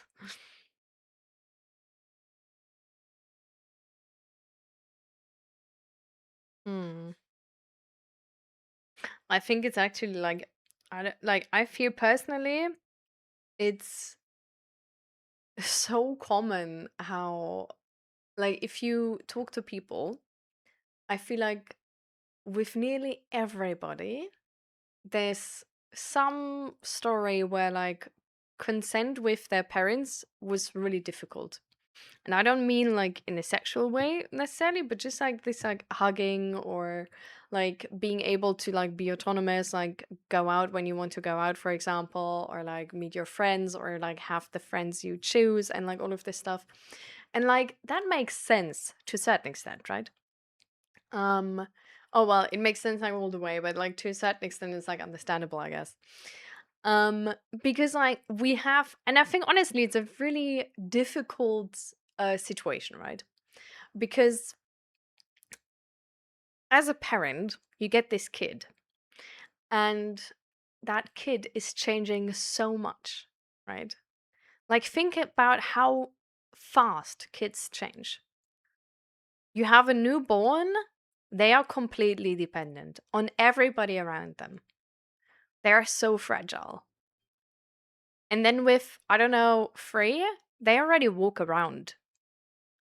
And now they like they want to experience the world around them. They feel like a little bit adventurous even. Want to see what's in all of the drawers and the cupboards and like do so many of these things, taste the sand. There's so many things they want to do. With 10 or whatever, they maybe can already like read, write, do basic maths. They've been in school for a couple of years. So now they go alone to school already. Like they make their own friendships. Um they have their own like sort of like social groups they choose. And then with 15, they p- they already think about sex, like and like how to find a partner and all of these things. And with 18, they're out of the house potentially. With 16, they start drinking alcohol. With 14, even they can already like. But there's they change so quick. And as an adult, if I now think about the last, like, for like, let's think about like since COVID, like, how many years has it been? 4, 5, or something? Yeah. How much did change? Like, this is one of those, like, from 10 to 15, a kid changes like 180 degrees more. They changed multiple times already.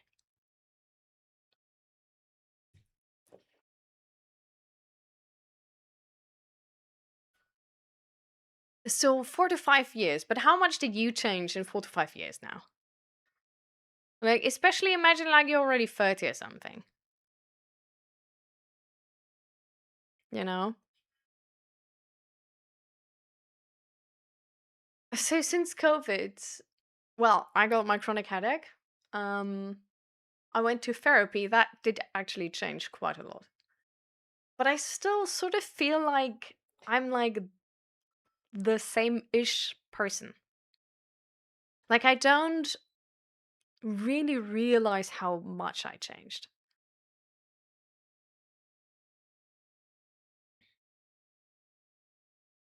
And I think that's why it can be like so for adults like these like 4 or 5 years they don't feel insanely much, but for a kid 1 year they could have changed their entire personality 3 times. Like they learn to like interpret the world and like how the world works and who they want to be in that world. And they like 1 month they want to be like an astronaut, and next month they want to be like a fireman. The next month, like there's like so much which changes. I think it's easy for parents to be stuck and like not up to date with the version their kid is in, and to just be not up to date with how autonomous their kid wants to be, how they not like something anymore even though they liked it the last month. How in the beginning you don't really ask your kid if it wants something or not, because like you don't ask a toddler, they can't really like say yes or no. But then you do have to ask. So I think it's understandable how it's like hard to keep up. But I think at the same time it starts with this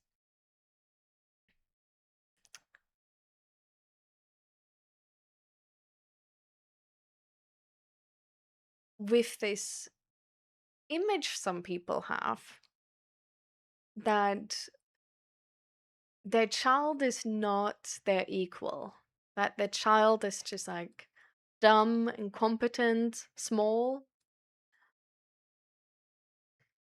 and that they have to make the rules and they have to say what's right and wrong and what they should do and what not. And that they're not able to take responsibility and stuff like this. And I think,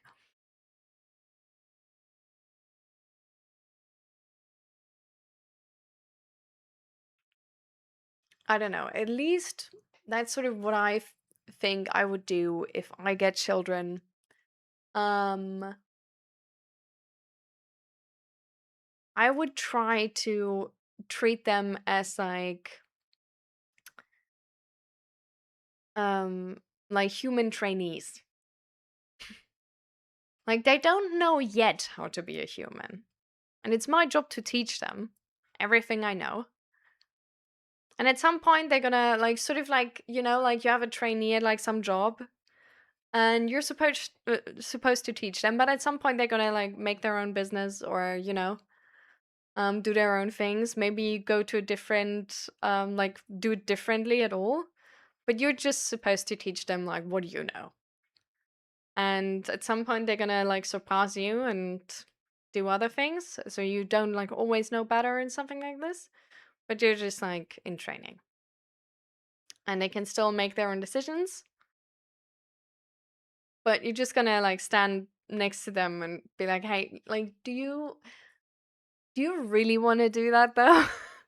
Because maybe just like listen for me for like 10 minutes. And then if you then still want to do that, sure, but let me just like tell you why I wouldn't. Like I feel like I would try to take that approach. But I think like especially in the beginning, like of course like they just like they can't do anything. They're just a baby. So I think it's like hard to like you need to be able to like make that switch at some point.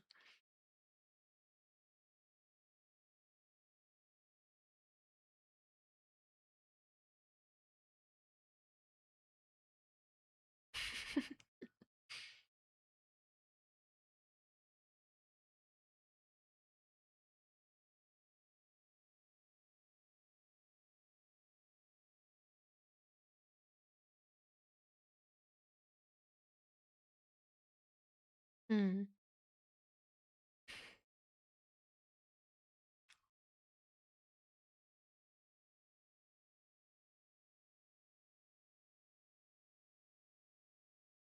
I'm catching up with the chat right now. Give me a second, guys.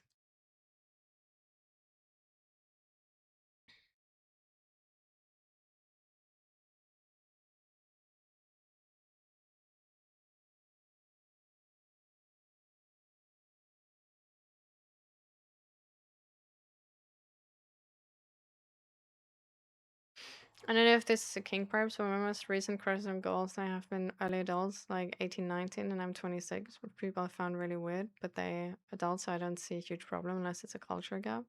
So it's actually subject, so no need to answer too detailed. I personally am also like a bit skeptic of too big age gaps. Um, because I could never imagine dating an 18, 19-year old because they're kids to me. Um, like from I'm so vastly different to when I was 18, 19. Like 18, 19, I was like trying to find like out who I am. And I was not that headstrong. And now I'm like way more headstrong and I know how to stand up for myself and I don't let people walk all over me and stuff like this. So, especially when people are like into 18, 19-year olds, I'm sort of like 18, 19-year olds can be easier because they're not as headstrong, because they want to belong and they want to be loved. And that way they can sort of like be pushed around more than older people because they don't know who they are yet.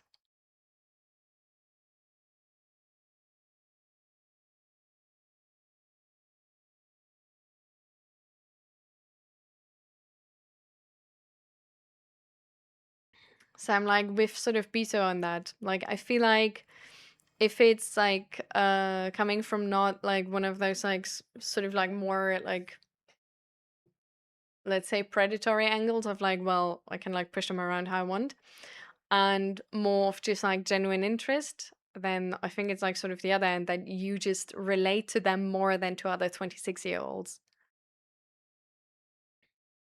which is, yeah, then just it's like self-perceived immaturity or lack of independence.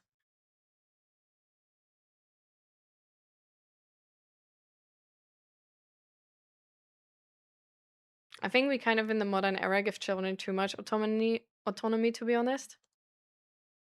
Hmm. I personally like from the experience I sort of like have um or like seen around me like in school. I don't think we like most people had a lot of autonomy, to be honest. Like I feel like a lot of kids were like super coddled. Um like I think I was personally probably the person with the most autonomy. Um and I did really like my autonomy.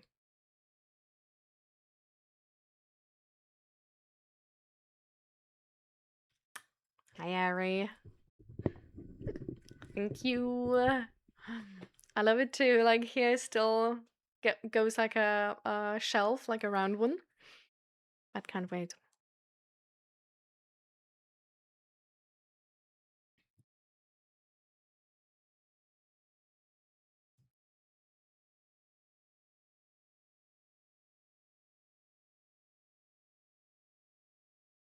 Independence could be one for sure, but also I'm still mentally like 16.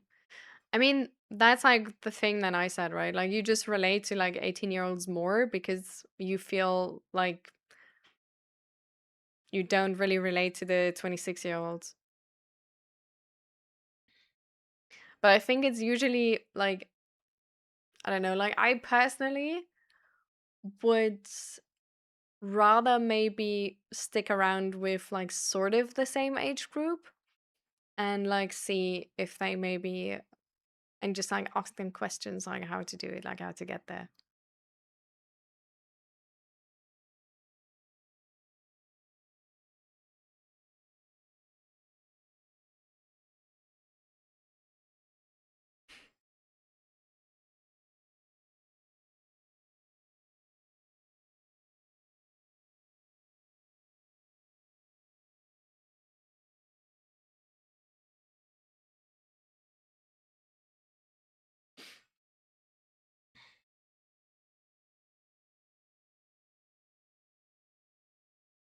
Hmm.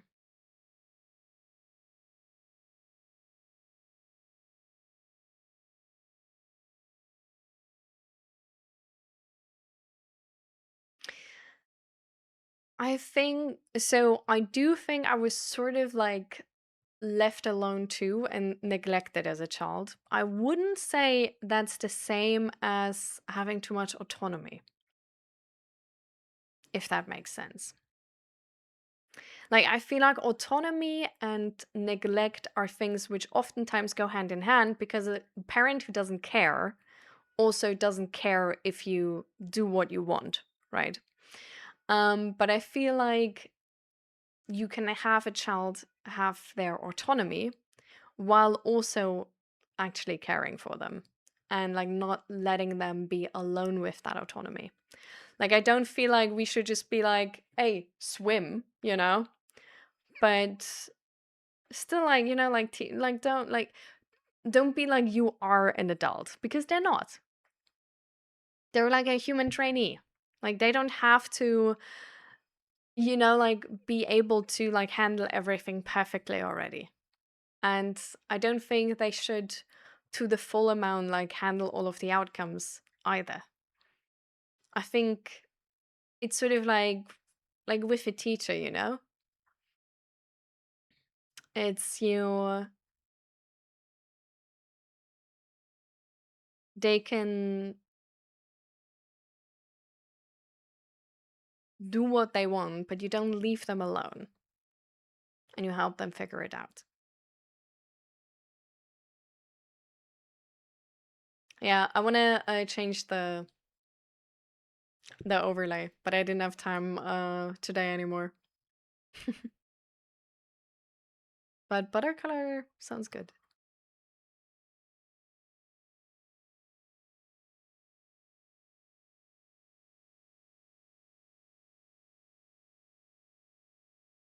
You start drinking beer at 12 at home. Damn.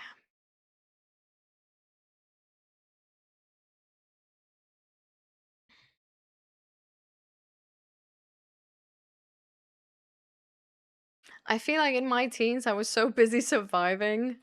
And then in my early 20s, I like moved out and I was actually able to like find out like who I am and like how to navigate this life.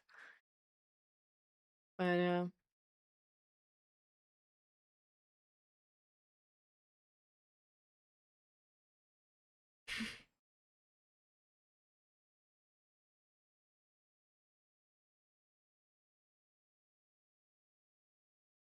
yeah,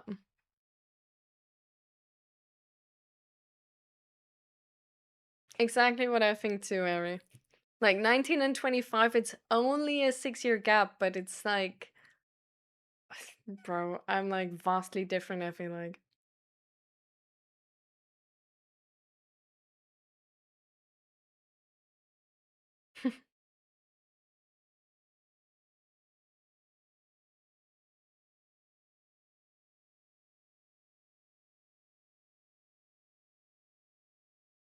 No, my parents, it was also like quite, like, it was really odd. I don't know, my childhood was fucked up.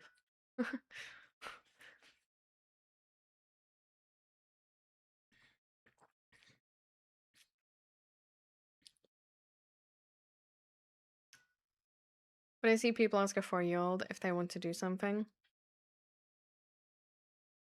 I feel like asking somebody if they want to do something is not really a problem. Um, but I think it just needs to be fine that they say they don't, or like they don't want to decide, and then you just decide. So I don't know. For example, like when I was pretty young, like I had to like just make my own food already, like for the elementary school. And the thing is, I just like didn't. So I just like didn't have food there.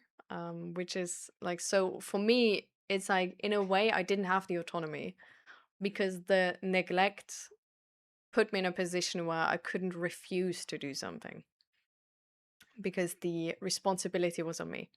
So I feel like with children, it's like you are the teacher, you still have the responsibility, but they can make those choices.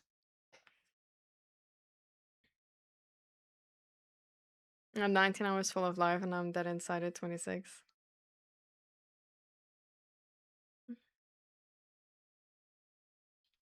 I feel like sometimes we just have to figure out who we are, and that's just kind of difficult.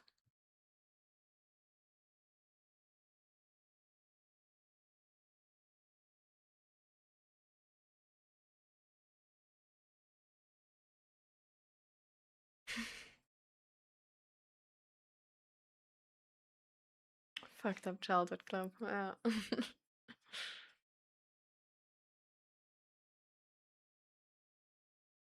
Yeah. Autonomy without capability, yeah. And that's just so this is why I say like I don't feel like the autonomy is the problem. Like I feel like the neglect with the autonomy is the problem. And Roots, by the way, hi. Sorry, I didn't know if I said hi. I wanted to say hi, but I think I skipped over it because in my head I was already further. Um, but yeah, I feel like autonomy, like the autonomy part itself was like really, really nice. But in like a weird way, like essentially didn't have the autonomy to say no to things either. So that's why I feel like, I don't know, like it was like autonomy with neglect where you couldn't not take the responsibility, which is too much responsibility for a child. So I think it's like really fine if we like, and like that's sort of like, well, again, like I don't have kids, right? But like if I would have a kid, I think the way I would do it is I would essentially like leave them the option to take the responsibility if they want to. And I would try to give them the tools they need to take that responsibility if they're interested in it. But I would always be like a safety net they can fall back on, if that makes sense. So that they don't have to. And that, of course, would sort of like, you know, like change in terms of like how high is what with like the age they get. So I guess like the older they are, I would be more there with like how I can help them to also pick up the responsibility for example, if they fucked up something. Instead of, you know, like that they actually are independent at the end of it. That they don't need a safety net, but also know how to make that safety net for themselves.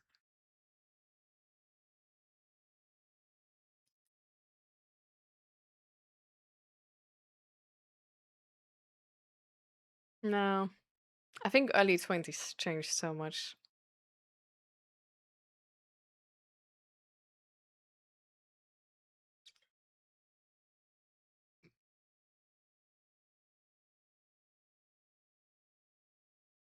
Hmm. I'm not sure. Like, is that necessarily bad though?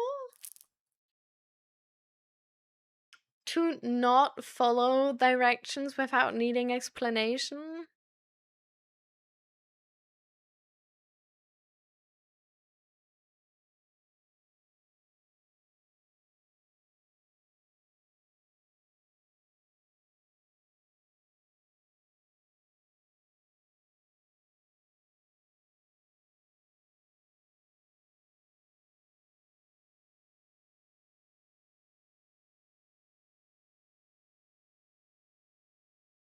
Hmm.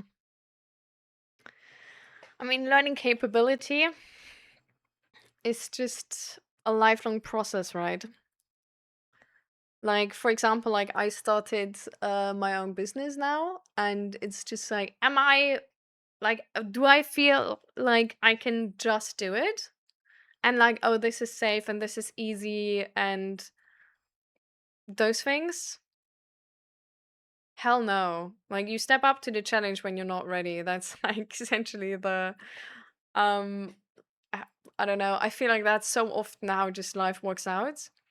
You just start doing something without being ready, and then like for the first months or years of doing it, you sort of get more confidence with it.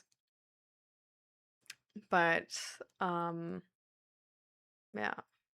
I think honestly that's to a certain extent also a really important lesson to know how to fail, essentially. To just know that like failing is like not bad. Like you can step up, like to feel the safety to step up to challenges, even though you could fail. To like have that be the end result. Of course, Lisa. Again, don't feel bad for your news.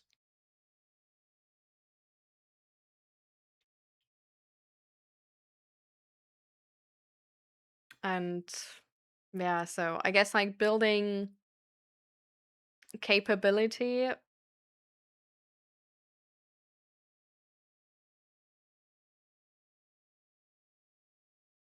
is really about starting.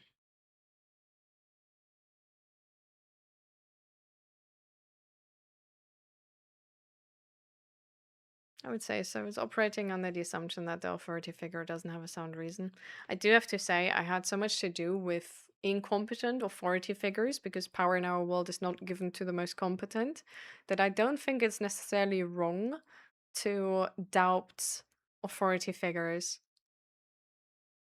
I do sort of like agree with that thing of like, in that regard, sort of like that I follow somebody without doubting them needs to be earned. Like you need to show me you're competent and then I believe your competence. And then I'm also like, I'm not gonna like doubt it again. But authority, like just the reason that you got authority doesn't mean a person is competent, or at least not in my experience, sadly. Like I, at the beginning, I followed authority and it led me wrong so many times.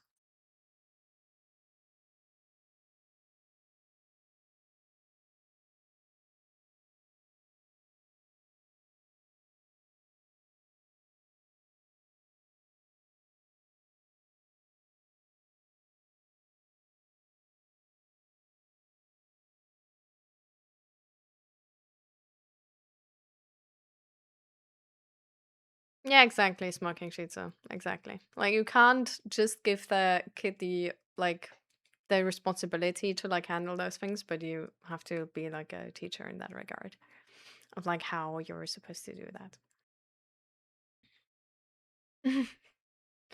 Hi, Joe. Thank you, thank you. You don't like the word confidence in the capability aspect? Why not?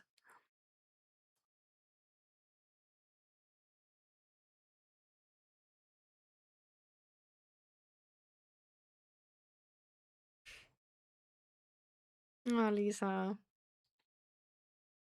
It's fine when people feel sad.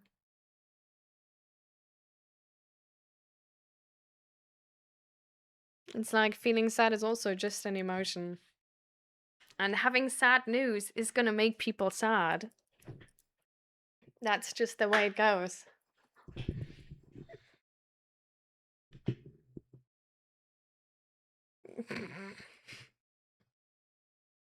Welcome, Beavers.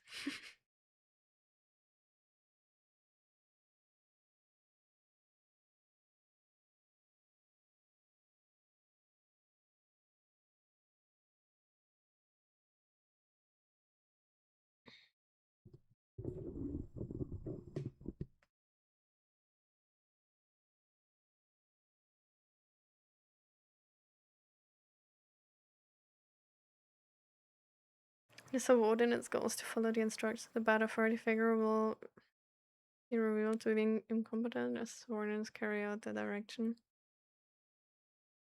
Hmm.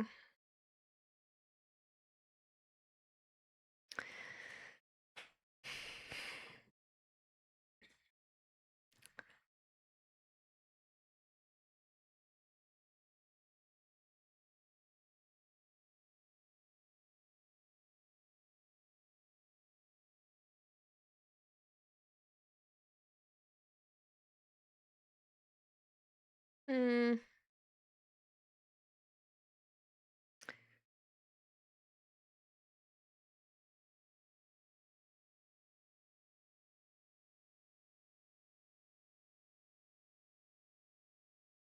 it's also like the subordinate isn't experienced enough to make the proper judgment on the quality of direction.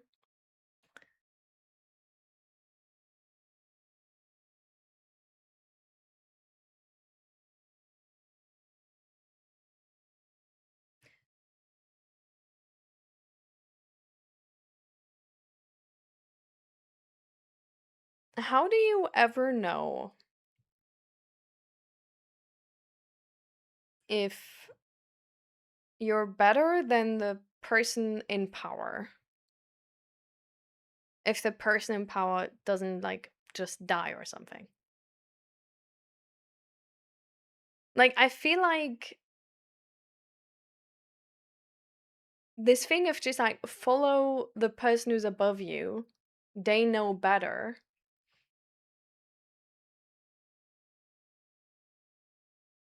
Like, they know better, period. Like, they don't have to prove it. Like, just their stand is proof enough.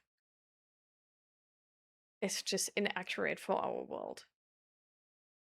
Like, otherwise, we would go, like, otherwise, problems would, like, we wouldn't be in the situation where we're in now. No. So,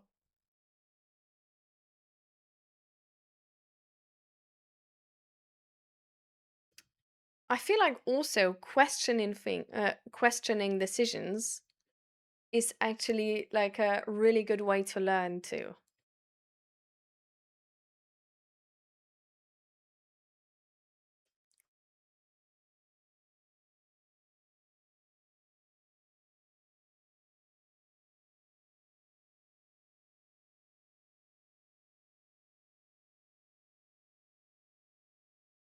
I'm glad to hear that, Lisa. I hope the talk is gonna go well.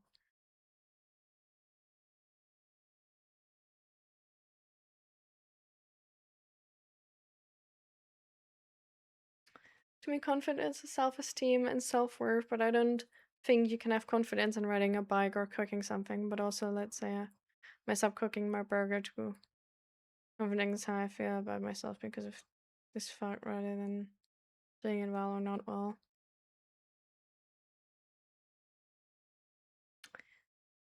I think confidence is uh also self-trust. And I think it's necessary to be confident in the ability to be able to sustain failure, to try if success is not guaranteed.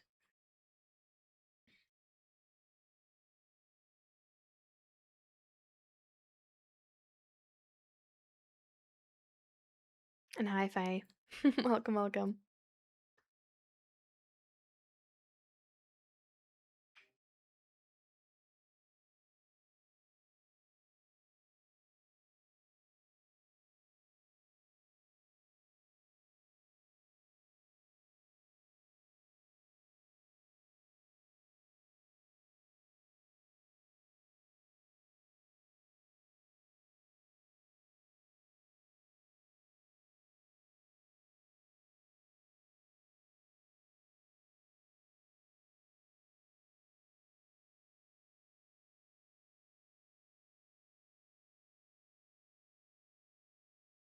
Mm.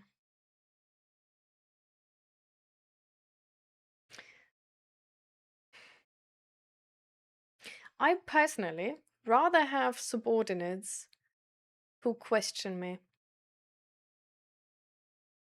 when they think I go the wrong way.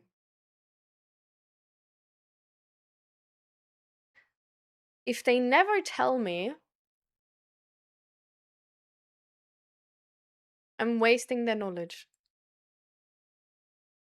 I'm just using them for work power instead of mind power too. If they're not involved in how I make decisions and don't question those decisions and don't give me the chance to explain those decisions, they will never be able to make those same decisions or understand them. So then my knowledge about how I make those decisions and why I make them is also lost.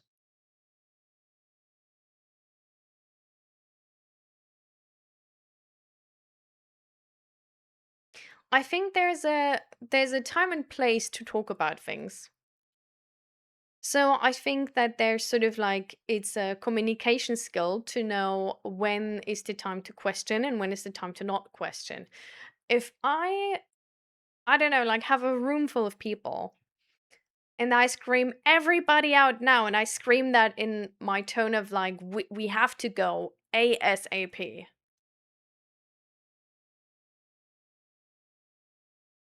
That part people have to follow. And I think most people will.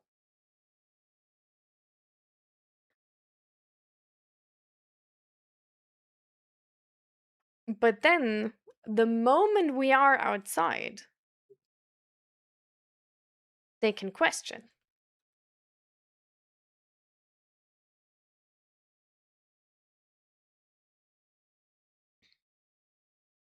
And then I give them like a bit more context.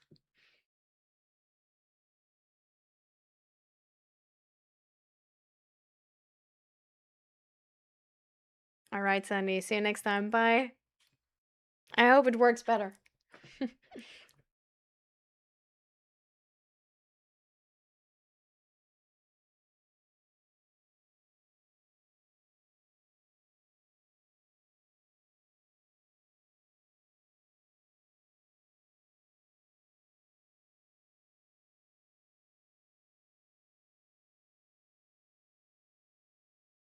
And I don't know, like honestly, I do have to say that like I haven't been in that situation yet. I would wonder why people don't trust me if there's that much of urgency in my tone and they don't follow me. And I think that's something to think about and get feedback on, to be honest. Because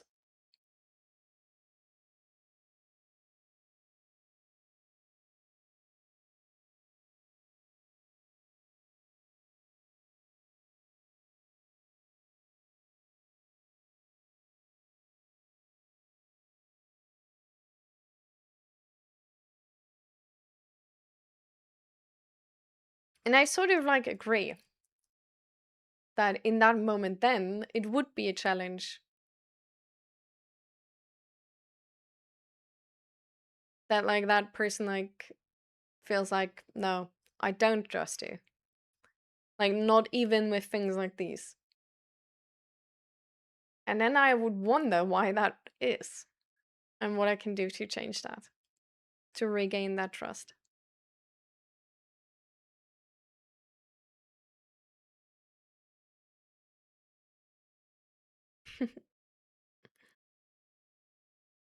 All right, Joe. See you soon. If I make a mistake, I'm a failure. I feel like I have to constantly prove I'm capable, but the standard of capable is perfection.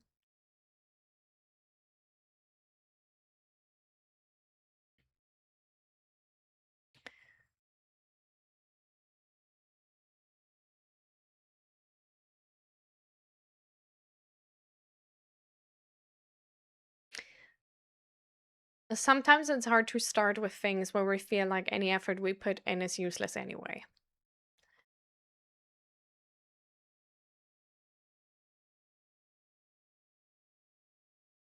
If you notice that this goal other people set you is not a goal which motivates you to do anything, I would wonder what your own goal is and adjust those goals and learn how to make better standards. So, for example, like write down like a really small goal about like what you want to be able to do at the end of the month, which you haven't been able to do before, and what you want to be doing for the next month and the month after that, and You don't have to set all those goals now, because otherwise, if you fail one, the others get delayed automatically.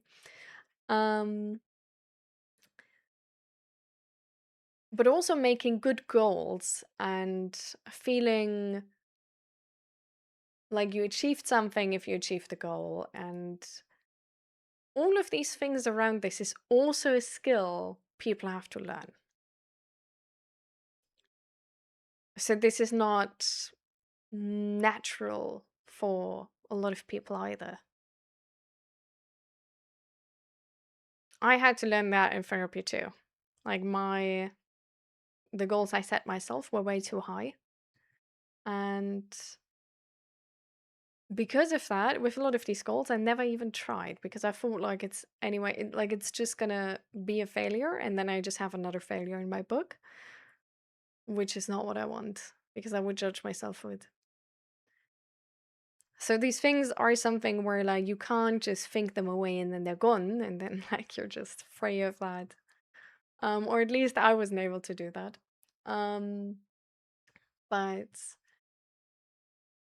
for me, it was just making smaller goals and doing that over and over again, and celebrating myself when I achieve those goals, and doing that over and over again, and trying to find better standards as to like how I should make goals and what good goals are, and then making new goals over and over again and just training that.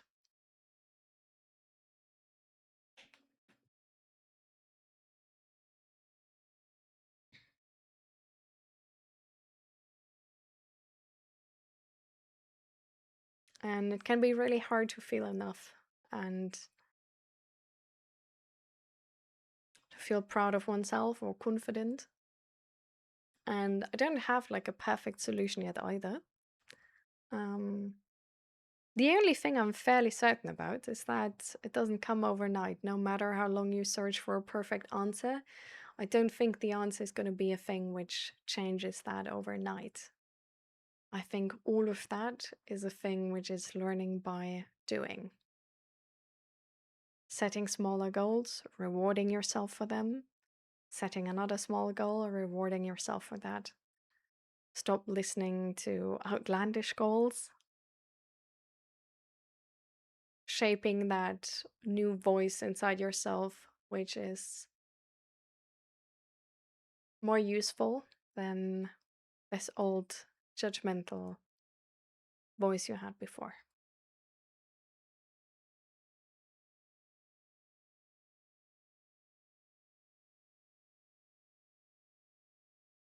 We can all pretend we are Stoic masters, but at the end of the day, to be questioned in front of a group or at the time of direction is to challenge authority. It's just like it comes off as justify your authority to me. Yeah, I sort of agree. Like if it were like that like drastic of a situation, that urgent of a situation, like I don't agree that that's any situation. Like I do think there needs to be the possibility to be questions in front of a group, even if it is uncomfortable. That is part of being a good leader. Like dealing with that, having answers to that is part of being a good leader. Um because leadership is a lot about social skill and communication skill and being better at that than other people. That's why you're the leader. So, but if it is a situation which is very, very urgent, like the one I mentioned before as a metaphor, well, meta example, um, I think yes, in that regard, I would see it as like if somebody is so confident that I'm wrong with that call, even though in that call all my like there's no single doubt in my voice, there's no single doubt in the emotions either, and I'm 1,000% sure this has to be done, and that person is challenging me on that, then yeah, it is a challenge of authority in that moment. So and that and then that needs to be dealt with.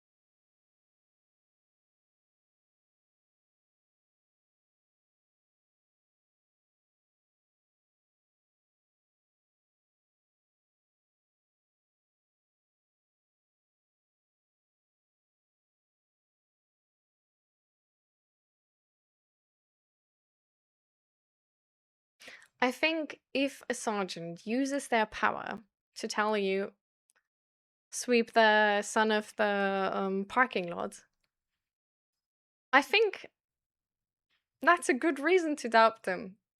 And I think they should probably not be in power because they're using they're wasting manpower.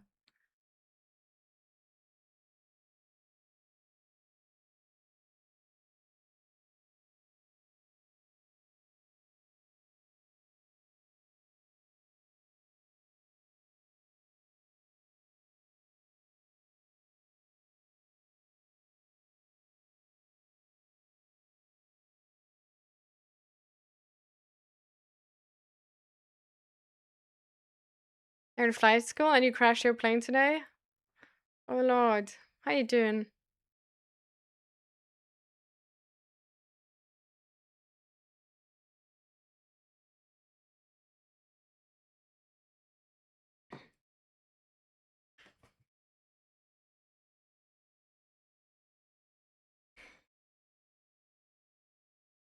How was the crash? Like, I hope you're fine and the other people.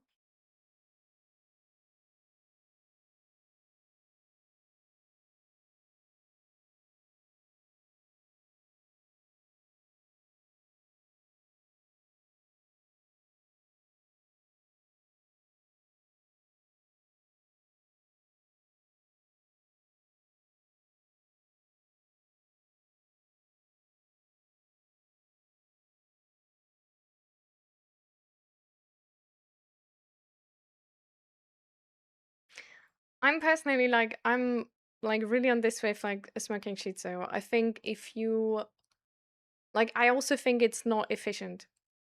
If you have to, like, if you teach the people below you, your subordinates, that you don't want them to think and you want to be able to micromanage them without a doubt, you're going to have stupid subordinates. You're not going to use them to their full potential.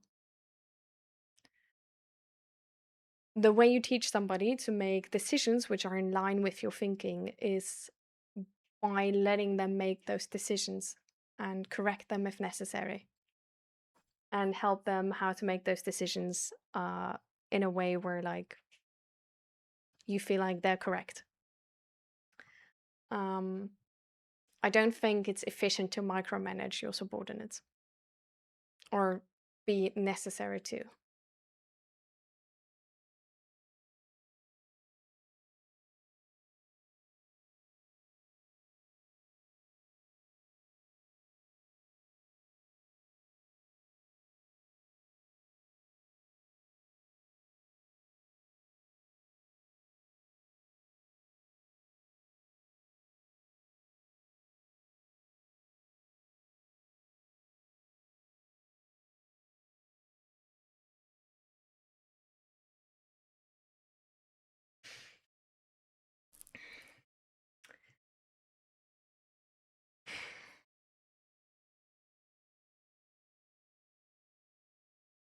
So I feel like, so first of all, I think there's a vast difference between like the military type situation and working an office job somewhere, right? Just to like, there's different levels of urgency available, right? With different levels of consequences, vastly. So I think like no person who's like a boss in some type of office where there's like the biggest consequence is their ego getting bruised, has the like has an excuse to be like, oh, but they just have to follow my word. I think that's just like bugging out of like one of the leadership responsibilities, which is being a good communicator and having the social skills to be able to be questioned and be completely fine with that.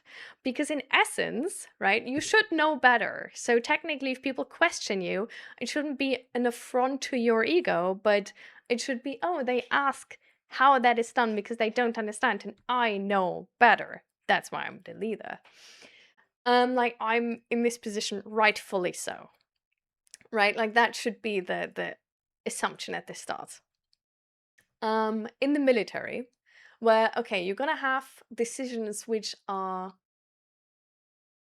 which potentially are wrong and potentially are rightfully so questioned, but the urgency and the level of consequence of that decision still puts the people in a position where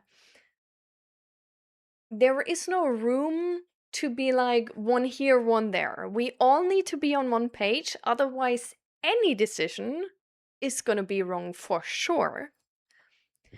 And as long as we are on the same page, all of us, even a slightly worse decision is probably going to be correct. Like if that is the precedent, yes, people need to follow. And if a person doesn't follow in that moment, that's going to be bad, right? And I think things like these have to be taught beforehand. To like in this situation where maybe your life is on the line as well, and maybe where your inner urge comes out that you just want to make a run for it instead of sticking with the team, to then stick with the decision of your sergeant, and to like overcome that like feeling, right? Like I feel like, okay, like that has to be trained.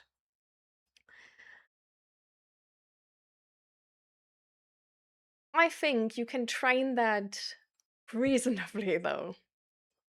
I don't think you have to train that in a way where you just have people who follow you and don't dare to question you. I think you can train that in a way where you explain to everybody the concept, because there's a reason for this. There's hopefully a logical reason for this, right? Which makes sense. If you don't have that logical reason in that moment where this is not happening, but you are preparing for that moment and you don't even have a logical reason there, then that decision making process probably bullshit and should be questioned. So there is a logical concept to this, which should be more correct than whatever the other people come up with, right? Like that is the base we start this on. Because you think that this knowledge, this process of decision making is right, is correct. So then you can also explain it. And you can explain it beforehand. You don't have to explain this concept in the middle of war, right? You train for this years beforehand. So you can explain it beforehand. And then you can also put them in made up scenarios where they will find out how this works, right?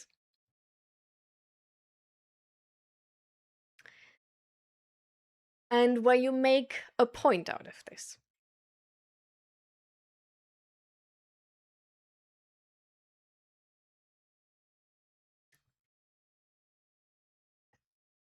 And probably even then, you can also like put like some harsher exercises to this. But I think the best system is always a system people believe in. And if a person only believes in it because they were intimidated to not question it, you run the risk of them losing their belief once they are not intimidated anymore. So if that intimidation falls away, that belief might fall away too.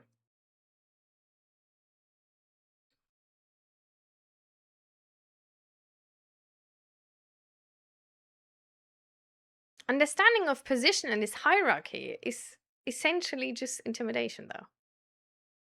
Except you actually explain the concept of it.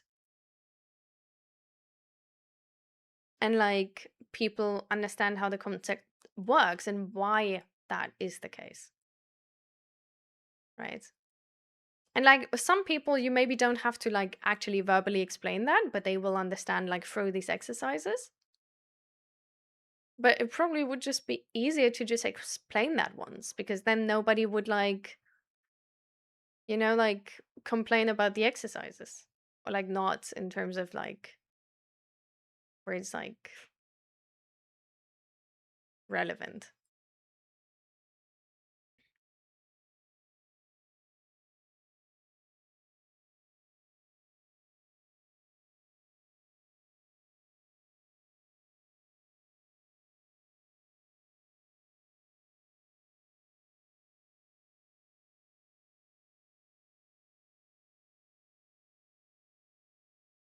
Is it normal to feel confronted or comforted?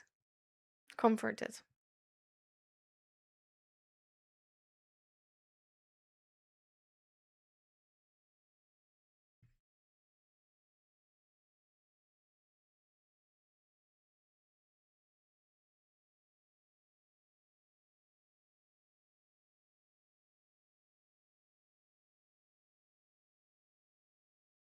And hi, Dragu, welcome.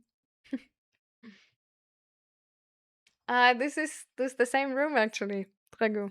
I renovated it. Or like we did.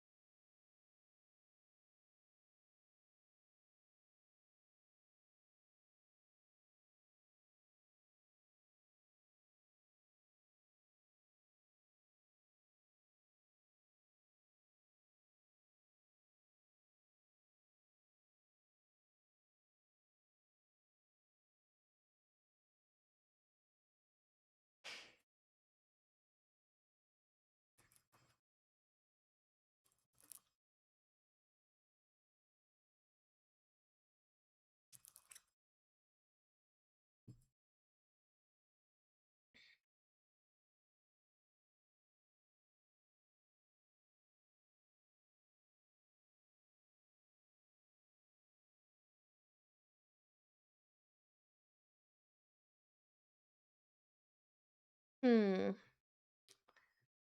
Well, but again, right, like if something has no urgency, then you can inquire in the moment. You don't need to inquire later.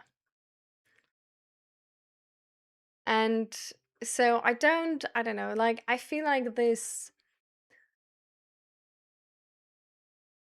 I feel like there's a lot of things in our world which should be questioned.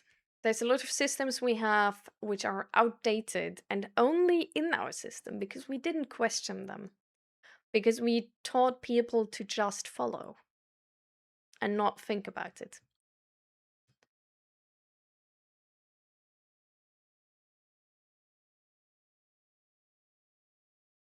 And I think that's honestly a pity. Because we lose a lot of brain power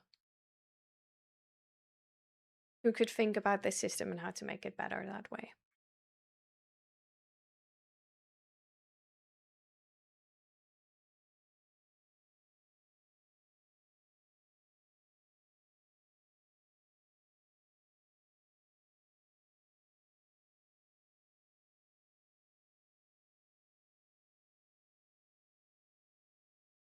What have I been doing for the past few weeks? Well, the past week was really exhausting. And the past few weeks, definitely more stressful, like figuring everything out. And yeah, tomorrow I'm like at the um, Chamber of Commerce again. And yeah, it's a bit scary everything. But like also exciting, but it's like I hope it's gonna go well. But we'll see.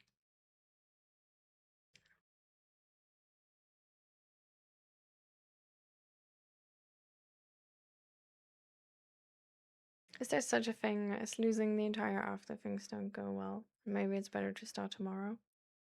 Can we always become productive after being slopped for most of it? You mean within a day, sort of? Like if a day has been like going shitty and then like if you can like still start and turn the day around? Um, I think generally you can like come back from a lot of things.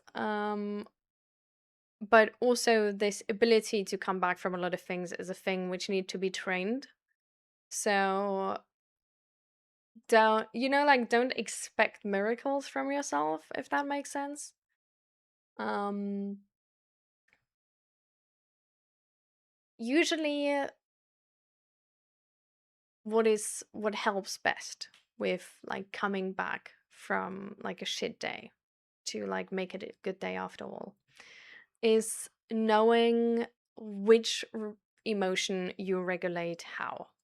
So, like knowing about yourself which emotional regulation strategy works the best for which emotion, and being able to know which emotions you do feel and which are making the day like a hard day so far. Because then you can just engage in that emotional regulation strategy, and afterwards you probably feel ready to start the day in a better way again. But yeah, that's at least like what I sort of learned about myself. Um, because there's a lot of like different things which just need a lot of different approaches. Like sometimes it's, for example, like going outside for like a run or going to the gym is the perfect pick me up to like then keep going and like get out of that like slobbish, like mood.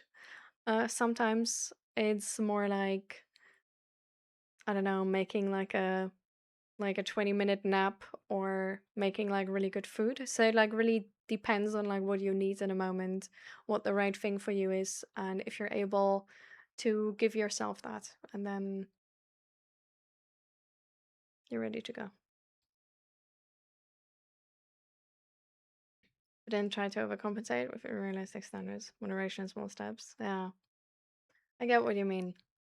Usually, when we try to like overcompensate with unrealistic standards, a thing which can also happen as well, I don't know if you've ever run into that problem, but I definitely did, is that I'm gonna crash way harder after that because I didn't fulfill the need I had. And then I only pushed myself even more, sort of like over my boundaries. And then after that is done, I'm like crashing extra hard. So I don't know if you've ever experienced that. Maybe that's also just like my thing. But for me, that was a really hard challenge as well. To get over that stage of um making a sluggish day to a good day as well. Because in the beginning I just pushed myself through it. And then well the next day was entirely just, you could forget about it.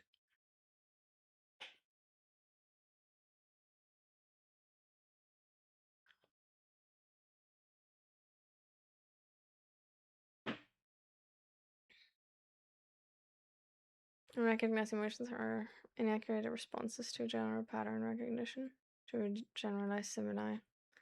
The primitive mechanism to judge how to respond, the frontal lobe, gives us a better tool for judging situations. We cannot judge situations without emotions. So the moment we think we're emotionally unbiased, we we're just wrong. We always feel things. It's like suppressing emotions. Like some people do that, right?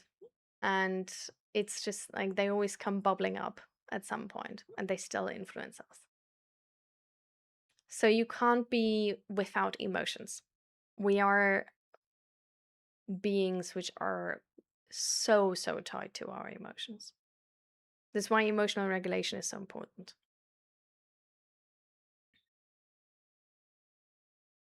Feeling and using those emotions as accurate basis for action is different.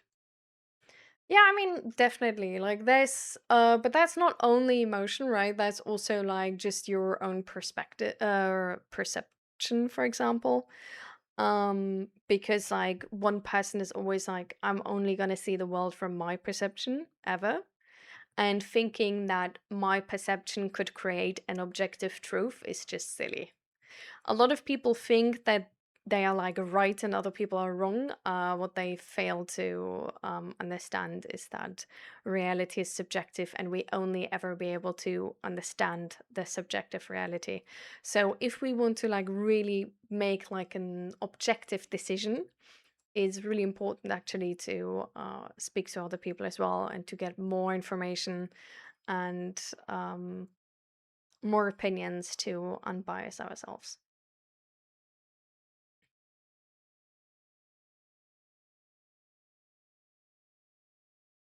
the way we see the world is already biased. Like what we focus on, what we don't focus on, what we see first, what we smell first, what we concentrate on most, all of that is biased. Like the way we are connected to the outside world essentially is biased. And it's different from person to person.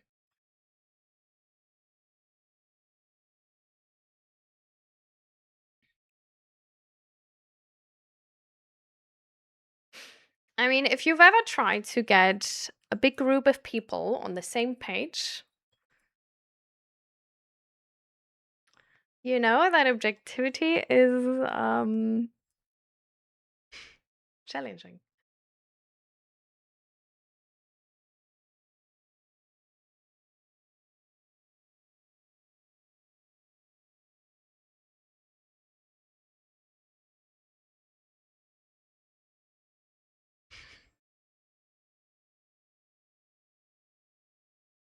I'm glad you took the time to reset, Lady Reinag, and welcome back.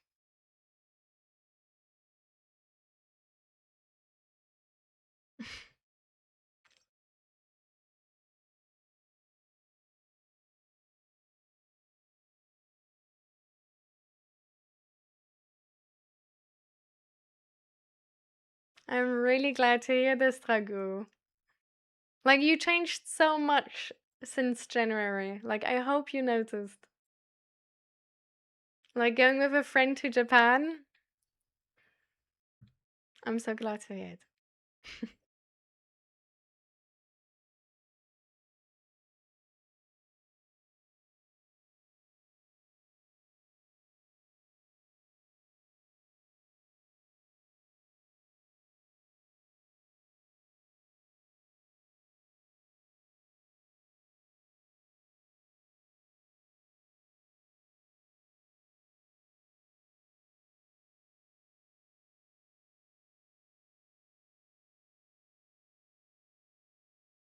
I mean, there potentially is a universal truth. The only, like, there probably is. The only thing I'm saying is no person will ever understand that universal truth or be able to know it is the universal truth if they do.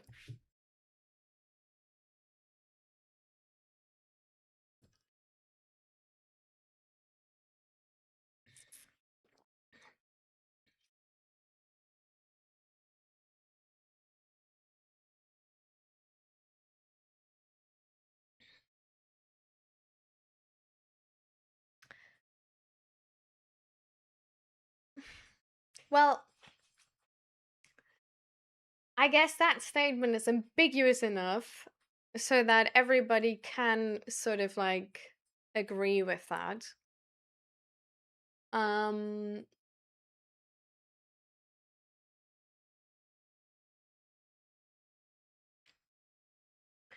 but even so, if we take it to like you definitely picked a good sentence there. And I guess this would definitely be the edge case. But we don't know if there's like more dimensions, right? So, for example, if the fourth dimension is time, and all of this exists at this like sort of like next to each other, is there then change? Or does just every moment exist next to each other already?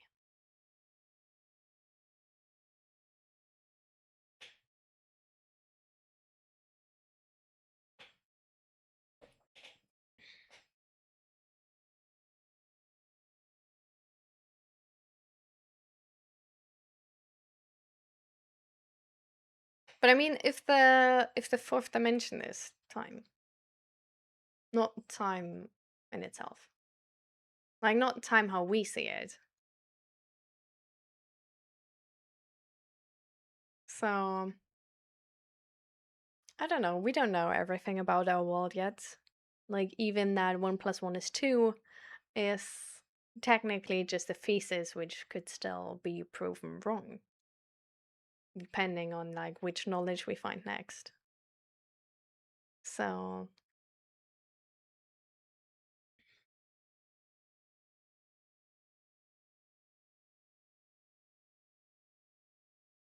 this have you ever like so the psychology book I'm reading, it's pretty extensive proof. Yeah, pretty extensive. But this is it's not 100%. And if you talk 100%, that's not the case.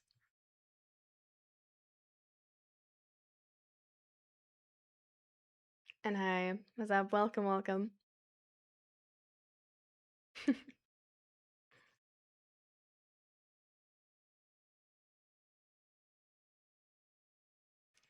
There were so many times in our history where we thought something was absolutely right and proven so much, and then we found new knowledge which threw everything over and changed everything we believed.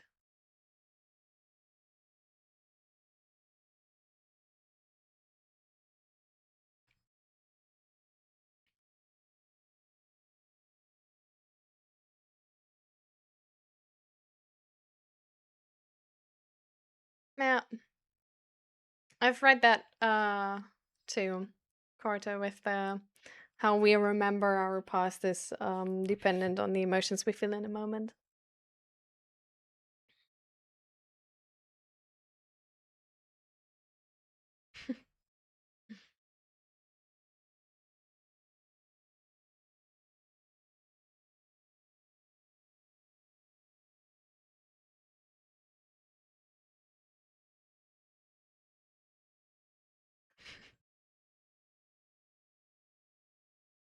I'm so glad to hear this.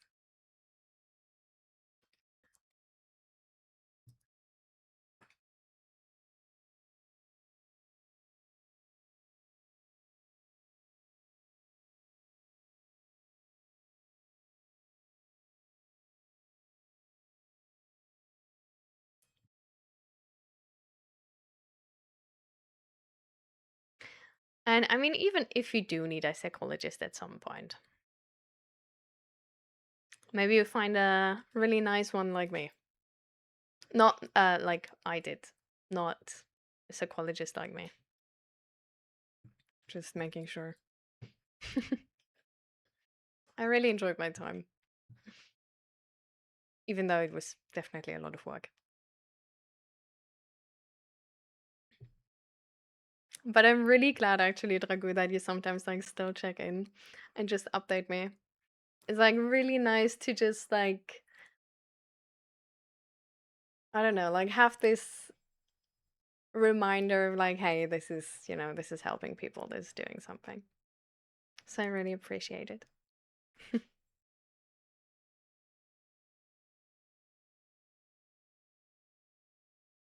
And welcome, Saban. Ooh, bachelor's in interior design. That's interesting.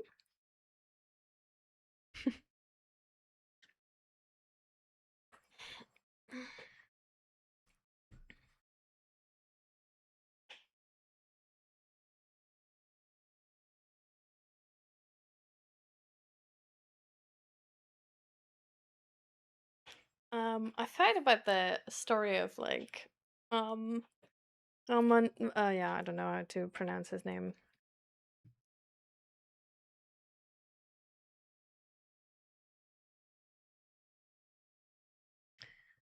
But yeah, it's still not like we can like understand that to this degree.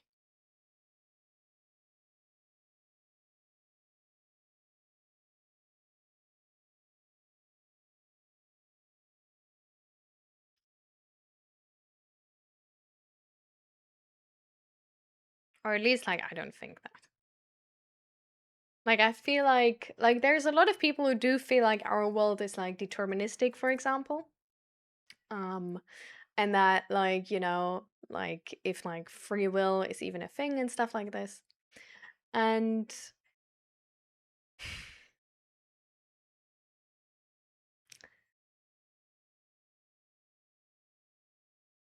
I personally just feel like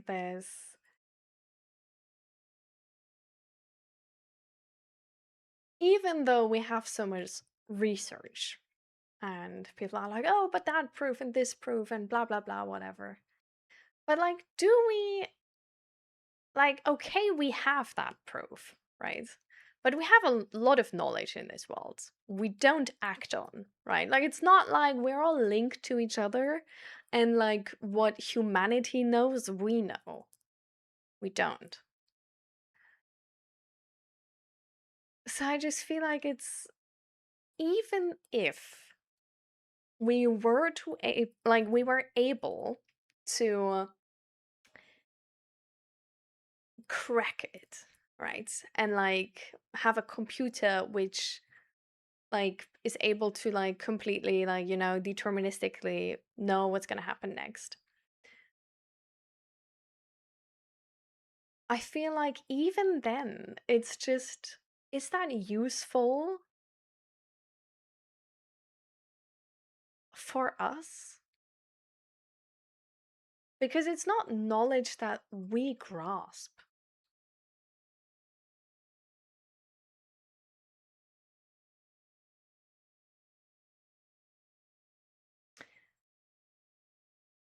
So I think even though there might be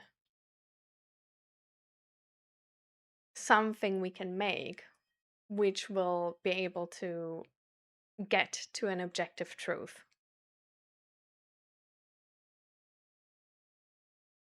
I feel like it's fairly fair to say that we as a person don't get there, though.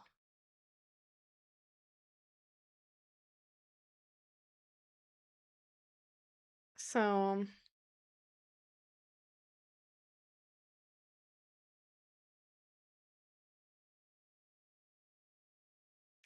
I don't know.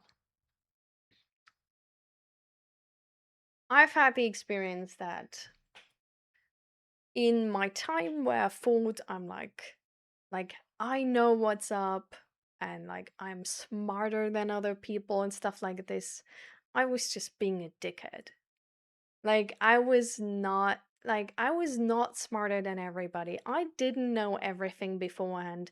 And a lot of the things I knew beforehand, I self-fulfilled the prophecy too. Because if you treat people with being like sort of like feeling like you know they're going to betray you, well, you know, they're not going to feel that loyal to you anymore. So it's just a thing where like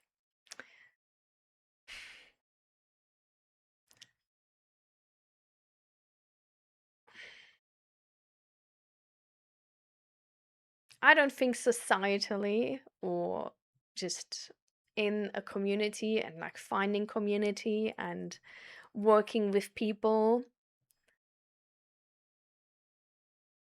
it's a useful concept to hold on to an objective truth. Because how does it matter if you think you're right when the other person doesn't see it? Right?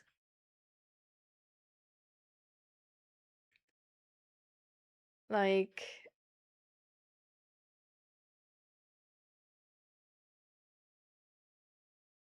I don't know, like I had people come in here and like question the purpose of this stream and what it does and if it's useful or if it's good or anything like that.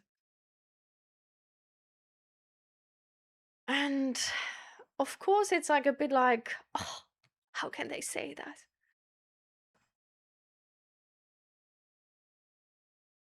And of course it's a difficult discussion oftentimes. And of course there's a lot of bullshit arguments as well. Like you don't have, you know, like some of them like really just trying to piss you off. But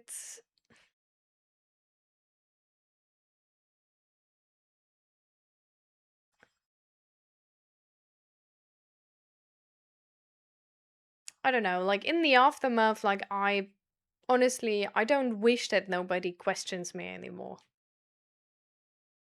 Because I think that gives me the possibility to know if I do something wrong, right? Like there's like you oftentimes lack feedback. So if somebody's giving me feedback, I'm grateful. The only thing I would like is if it's like a bit more respectable. You know, if it's just more bit more like a bit less like I'm right and you're wrong and more like do you think this is correct? You know, like more of a question instead of like this stream is garbage. Like, you know what I mean? Like, it would like just be like just politeness, just like not no hostility. Like that's sort of what I would change. Like that's what I'm like annoyed at because it's just like if a person is trying to like nitpickily pick anything apart, that's just like hard to argue with, or if they're just trying to be right. Like there's nothing like really gained from that. Um, but if somebody's just genuinely curious and catches me with not having an answer, well, after that talk, I'm probably gonna like, or within that talk, I'm probably gonna look up and shape an answer. So essentially, it leaves me smarter than I was before. And I personally just like, I really like asking a lot of questions. I oftentimes question authority because I haven't made good experiences with authority. And I would hope that a person who has that authority for a reason will have the patience to just explain themselves and know that if they show me that they are a good leader, I will start trusting them and I will start to follow them.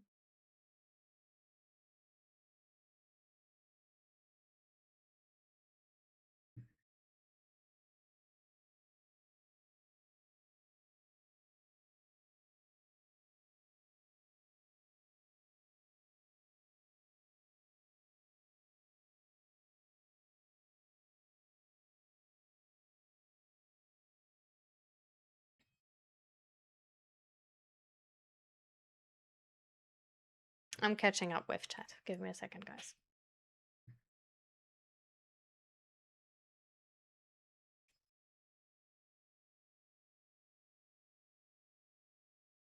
You don't have to come more often, Dago. Don't worry about it. So you did some learning streams? Yeah, some co-working streams. I really like them. Like I also have like a lot to do, so they're perfect. And hi, Bratwurst, welcome.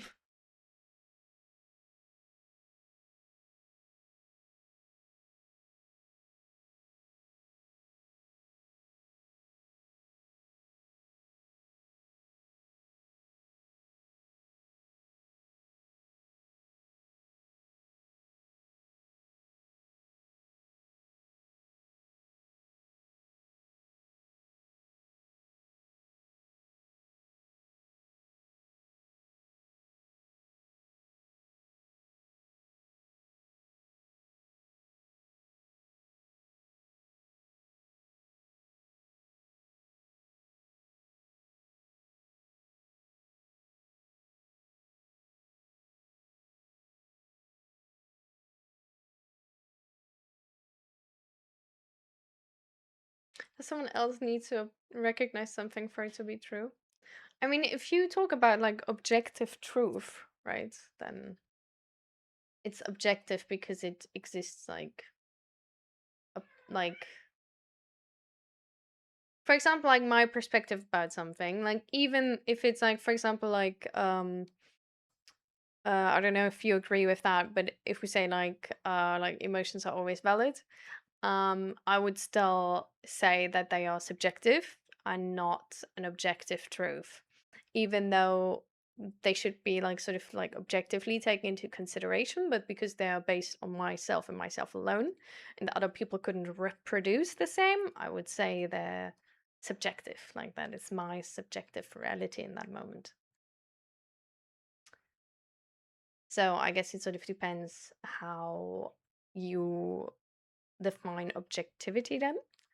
Because I thought what you meant with objectivity is that it's sort of that it's the same for everybody. That it's like the only truth. Like that you fully grasp a situation. Ja, komm hoch.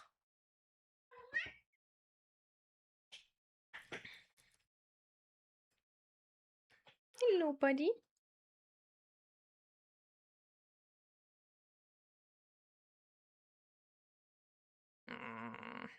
Okay. Well, I guess you're allowed to put a hand on there.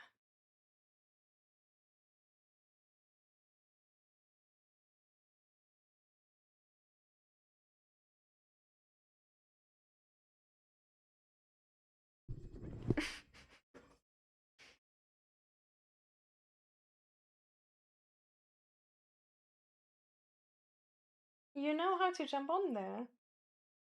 Just do it.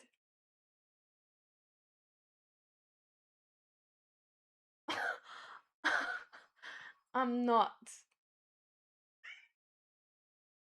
Pff, forget it. He's like laying there, like, no, I can't get up there myself. You have to pick me up. Hmm. Technically, it's terracotta, but I haven't yet managed to like change the lighting. But here we're gonna get like another shelf, and then we're gonna have extra lights, and then hopefully you guys will also see that it's terracotta and not red. But we'll see.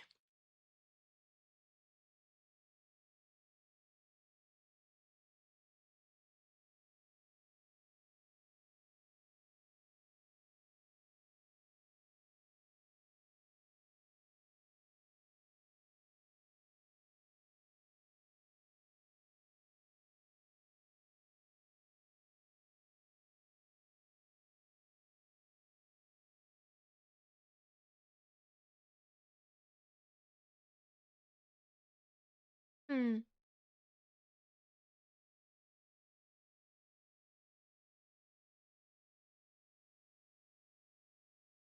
And hi, Jubilee. Welcome, welcome. So, you often feel moody and struggle with being a safe person or not moping. I always try to be polite and caring, but I can't change my face expression or fake nice. I think people like me should be judged. I don't expect anything, but I just don't like the idea of someone being bothered by me not looking well. I think some people won't be able to like deal with that, and some others will. You don't have to fit with everybody. So, you know, as long as you act like a safe person, I think there's going to be a lot of people who like don't mind, sort of like a resting bitch face or something, you know. While other people will be like really sort of like concerned about it.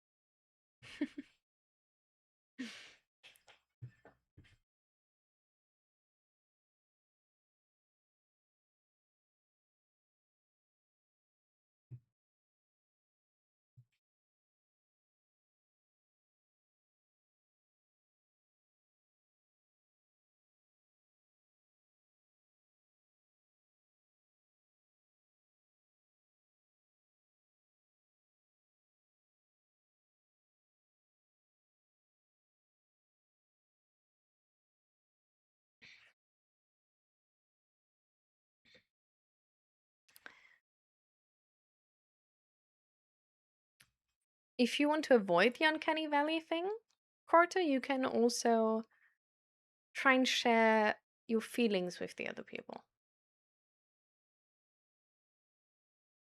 And be like, I'm just like not in a great mood today, but I like still really care for you. Like it's nothing because of you, for example. Like that helps people to place the feeling. Like if the way you look is related to a feeling, like if it's just sort of like a resting bitch face, you can also just like tell the people, yeah, that's just like don't worry about it. It's just my resting bitch face.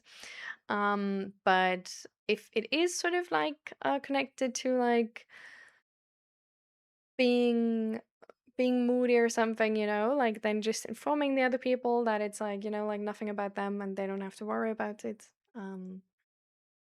Can just really help.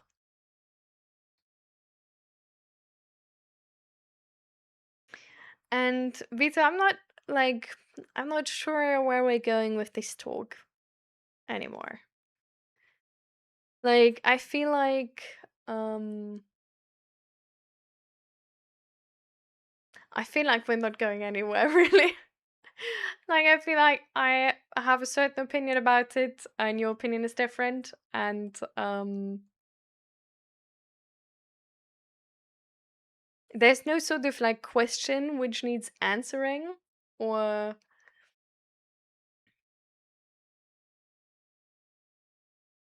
any of that.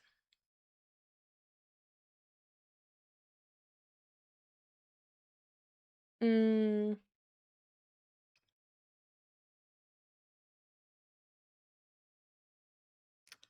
but yeah, as I sort of like explained beforehand, it's just to me it's like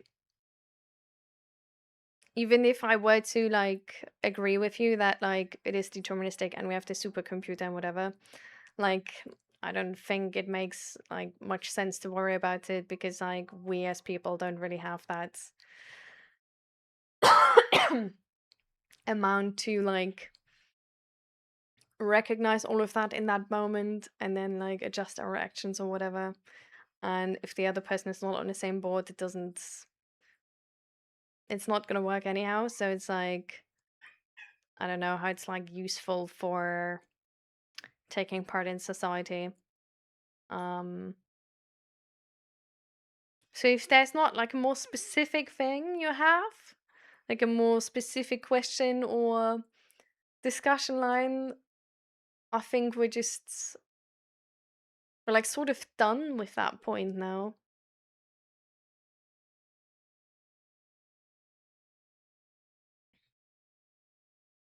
It is resting bitch face. I used to have a girlfriend, she felt bothered by it, and I wasn't unwell, even after explaining, but then I would do overcompensating behaviors. This looks fake. Honestly, it was a lose-lose situation. Yeah. Okay, if it's just a resting bitch face, just find the right people. Like, there's gonna be people who are bothered by it, and there's gonna be people who gonna, like, not be bothered by it.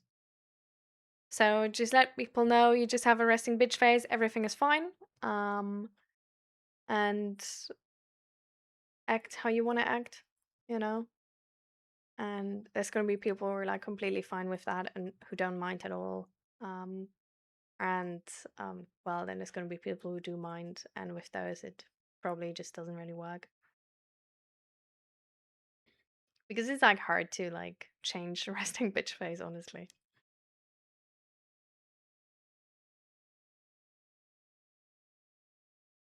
I guess what I'm saying right now is that to rely on others to validate what you know can be counterproductive to developing a worldview. Hmm.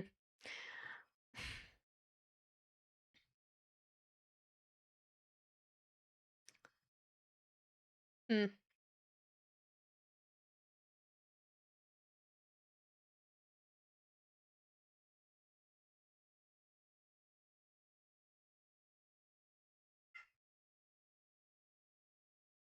Hmm.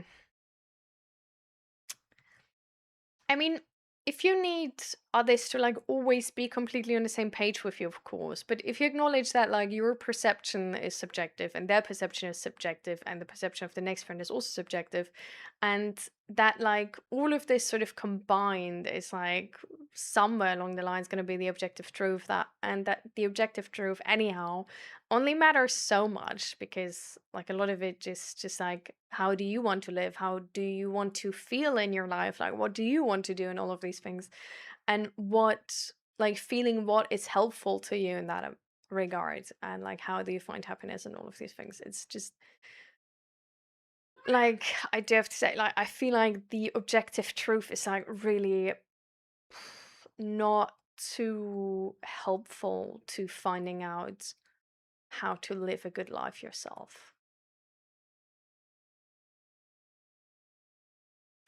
I think it's useful to know that one doesn't know everything, because I think, and that like other people will think different from you, and it's not like a personal attack. Um, because otherwise it's just gonna like stand between you and society essentially. Like if you think the world evolves around you and you're always right, like oh lord, that's gonna be hard. Um,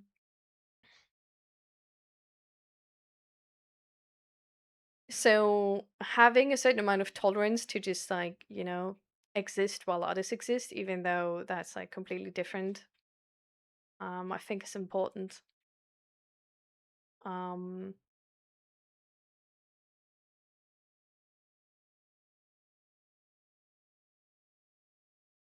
and objective truth doesn't change a lot, to be honest. Like people can get traumatized from like all sorts of things. Chances are higher for things which are sort of like categorized as potentially traumatizing situations, but you can still be traumatized by borderline everything. So it's like all of the statistics we have, all of the research we have is based on averages and not gonna work for the individual 100%. So in any case, we have to figure out what works for us individually. So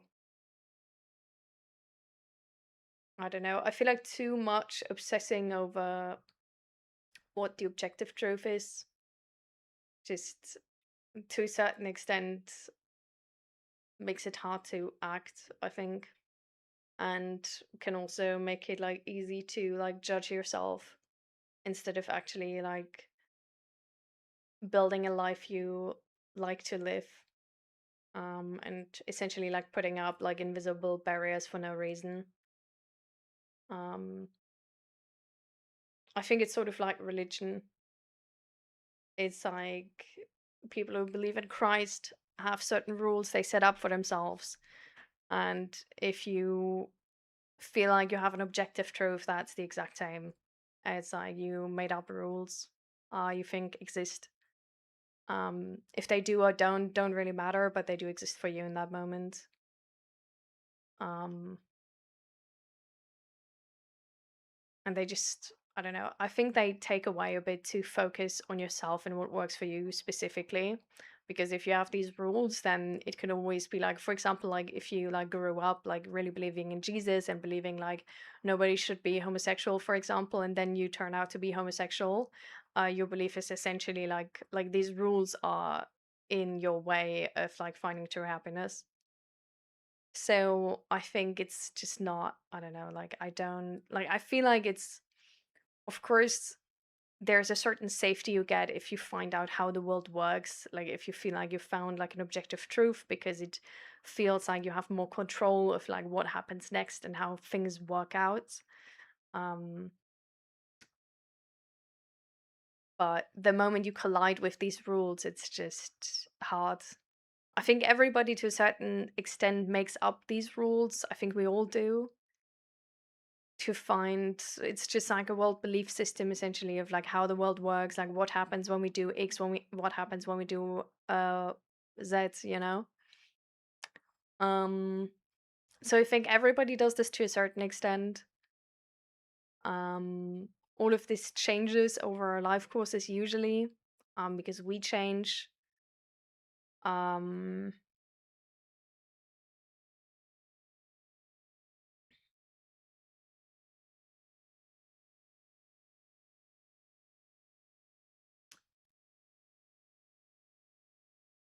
what I notice with myself, and that's the only like certainty I can speak of, is that these rules just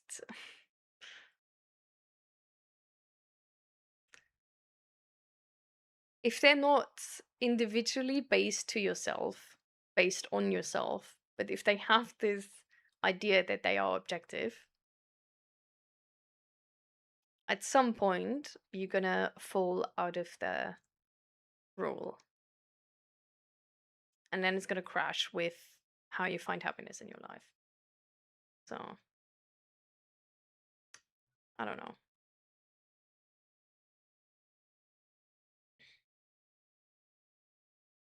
I think if you just want to believe in something, which I do as well,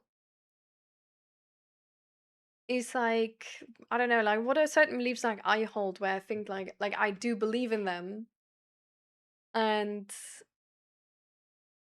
like I personally feel like they're objective truth, but like who the fuck knows?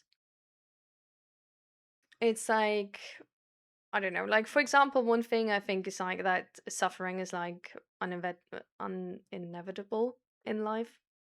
Um, I think it's a part of life because I think our negative emotions are as much a part of life as our positive emotions. Um, so I think we will always suffer, like no matter what life we live. Like we will always at certain points have negative emotions. Um, I don't think they always have to capture us like they do, for example, for a person who's like depressed, or who's like struggling more. Because I feel like sometimes we can get like sort of caught up in these emotions and like not process through them, like sort of like hold on to them. And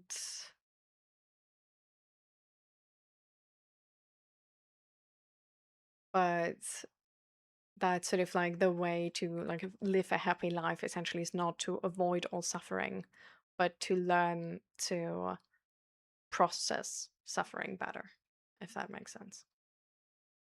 But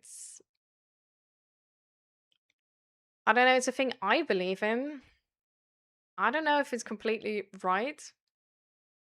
Like, I'm not God. Like, I don't fucking know.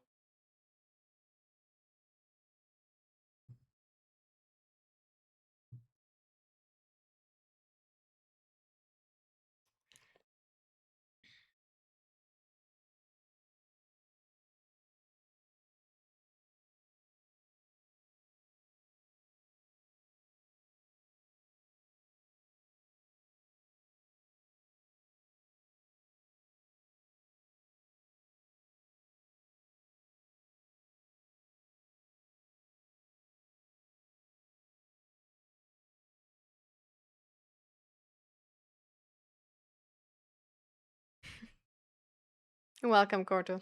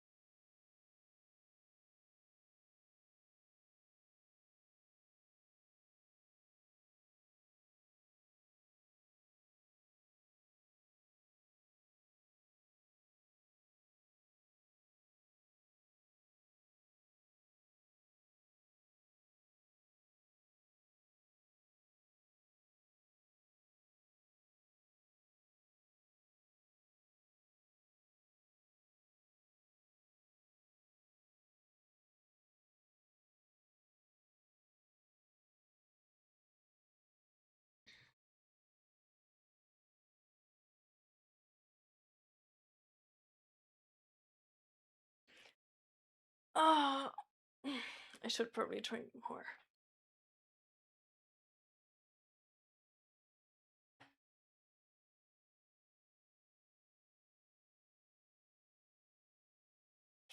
But yeah.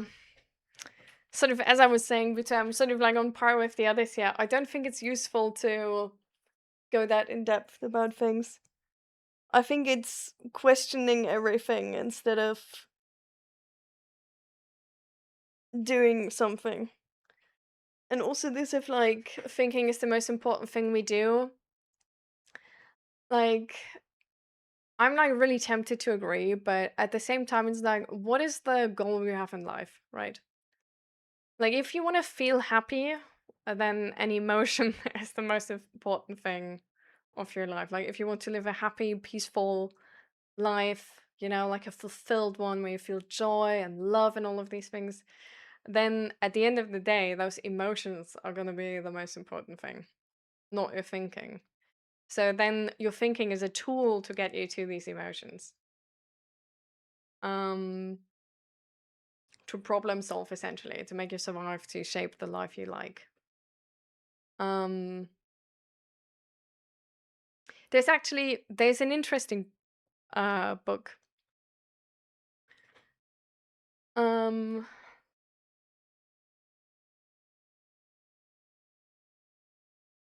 which is like definitely not as intellectually challenging as you potentially like.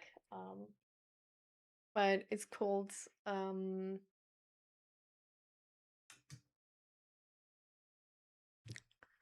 let me look it up.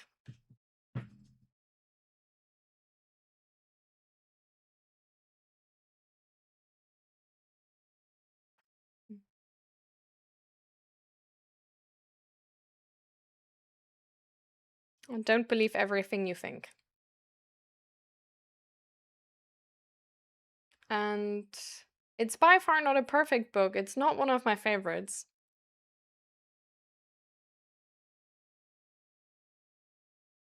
But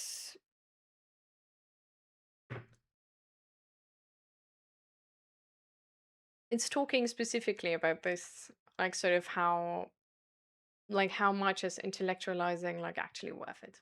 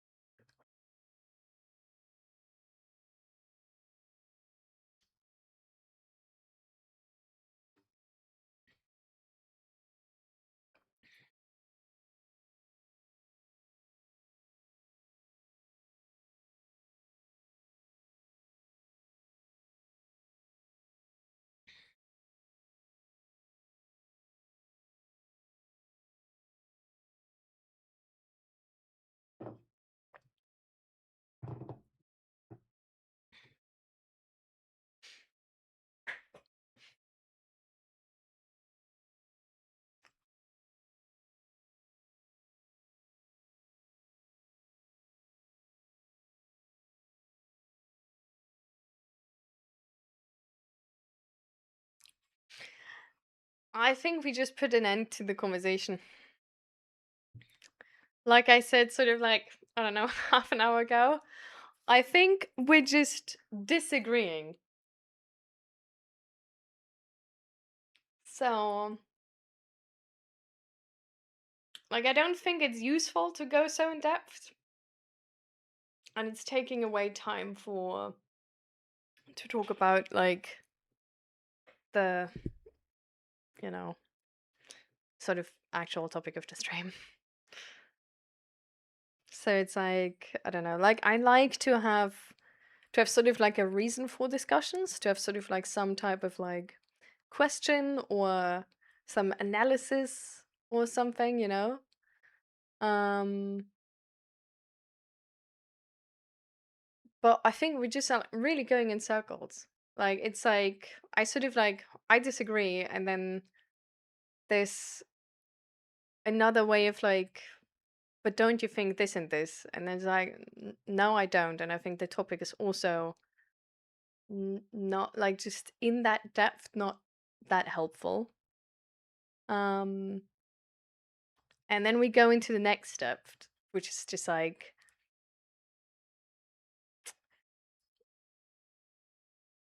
Yeah, still same opinion though.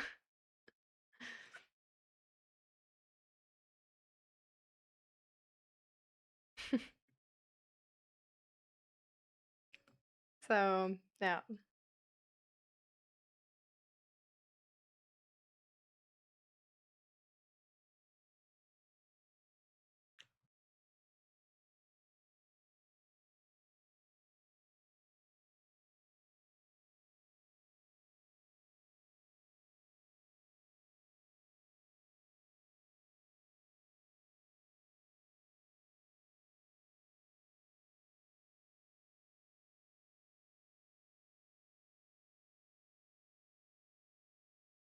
It like none of that like so this is like sort of where we go a bit into this part where we like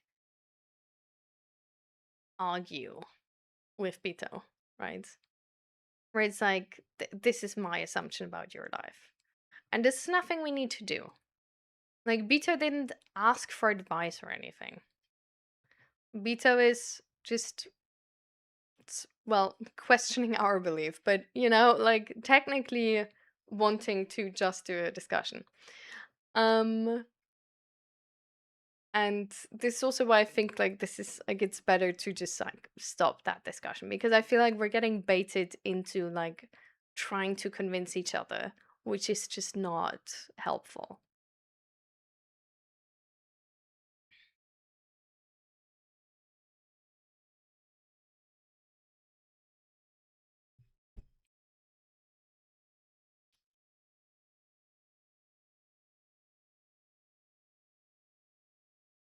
I mean, do you want any like help with that or have a question or like anything? Because I feel like we're like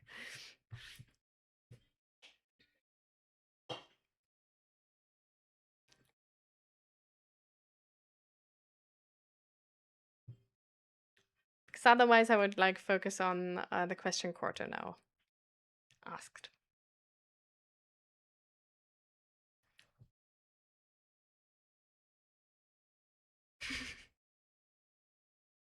Sport is that sports that was coming up is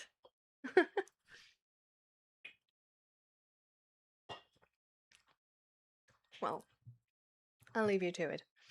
Mind if I ask? I was reading your bio and I also dropped out twice. How do you find balance when things are so unclear? Does it take long? Um,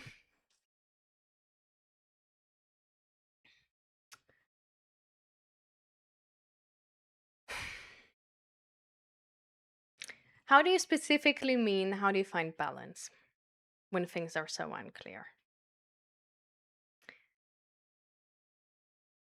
For me, when I dropped out, I actually like Loki didn't know I was dropping out. Like I tried to finish my bachelor still. But with COVID and everything, they changed certain rules and I moved because of like family issues and then I thought I could make it like online because COVID. But they changed the rules so that everybody would have to be there in person. And for the semester beforehand, they just didn't have like they had like more than 50 spots too little, so I didn't get enough courses. So I sort of like it was not entirely in like voluntary. Let's say it like this. Um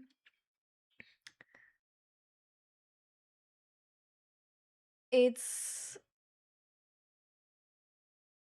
I definitely like notice how it's like much harder to like find like a well-paying job with um or well to find maybe the confidence to apply to a well-paying job without having like a degree. Um the other thing I noticed that I'm definitely like super stubborn on going to university again. Like I considered studying psychology, but I just don't want to go to university again. Like I feel like yeah, the world is like changing so much and the future is so unclear that it feels like a lot of commitment um to start something again when you don't know if you're actually going to get the benefits of that. But at the same time, I think it's also a really big part that I don't know if I actually do want to like study psychology, because I'm not entirely sure that I do want to work in that specific area. Like, it's a thing which interests me a lot, but I'm not entirely sure it's going to be a thing which works together nicely with my life goal, which is living a fulfilled and happy life. Um, because that sector of work is just really, really tough. Um, I think a big part of it is also that I have a lot of choices, which just, I don't know, makes it kind of like harder to commit for one, you know? Um, but I think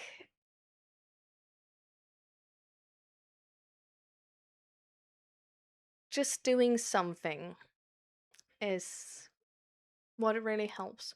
Just start something. There's a lot of jobs where you can work your way up through, like, through just working there or just making projects and stuff like this.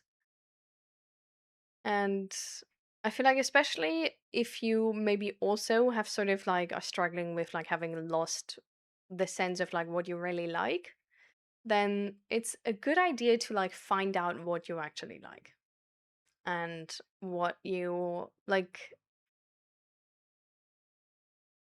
what do you feel like you really want to do and what's really catching you and what you know, like, how do you want to spend your life? Apart from that, I think it also really helps to know that a lot of people switch their jobs in their life. Like, there is a lot of people who just don't, like, who don't stick with the same career their entire lives. And that's okay too.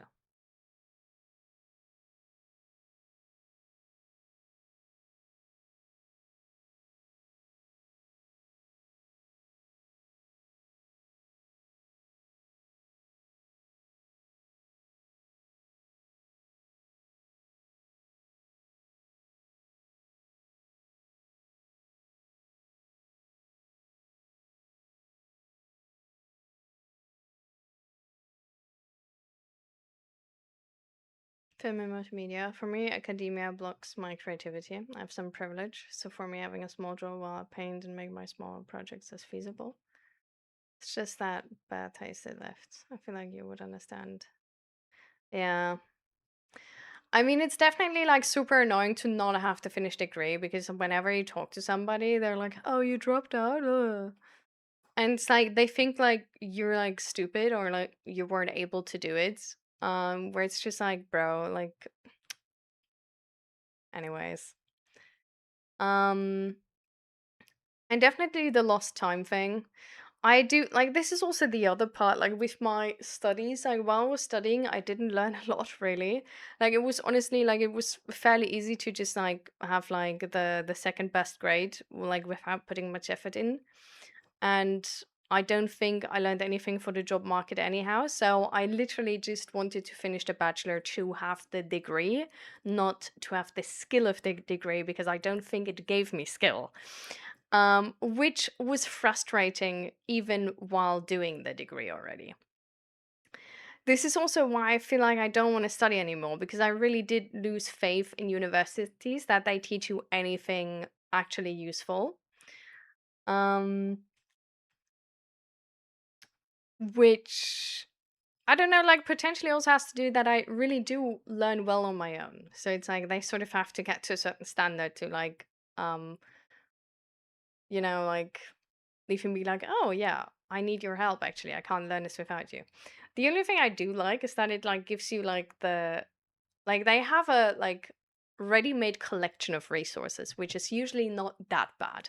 Usually, not saying that's even guaranteed, but usually not that bad. Where it's like finding resources, like good resources for free, like outside of a university is kind of a struggle. But it's also not impossible, so it's just, um but I think just do your thing. Just focus on like doing your thing, achieving the goals you have, and don't sell yourself short just because you don't have a finished degree. And if it leaves like a weird taste in your mouth or something, or you feel uncomfortable speaking about it with other people, you also don't have to mention that part. Like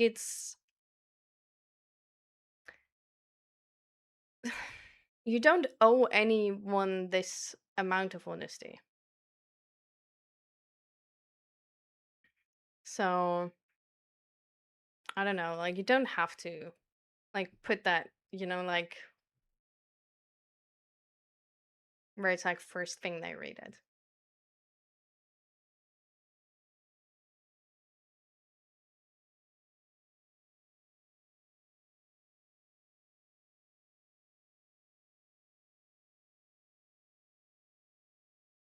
You got a job offer, but it's in Hamburg, and I don't want to live there, but it's only on site.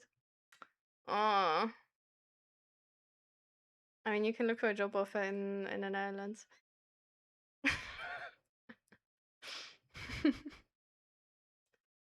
I'm just gonna like bring everybody to. I'm just gonna import friends at this point.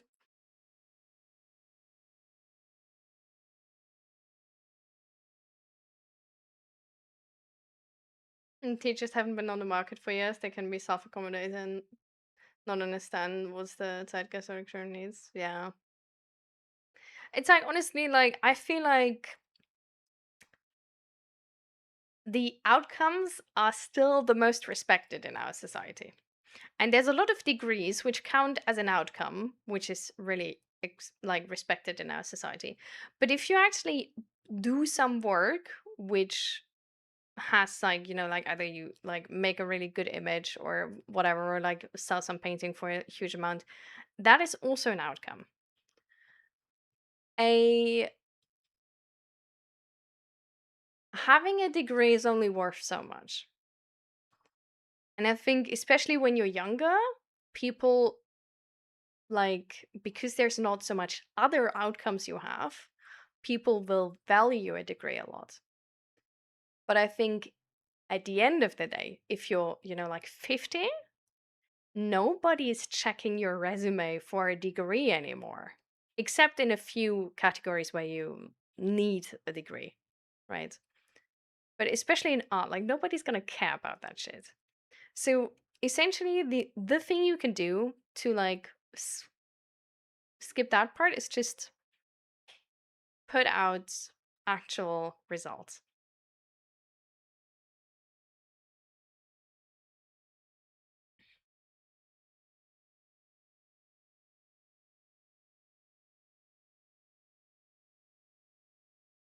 Yeah.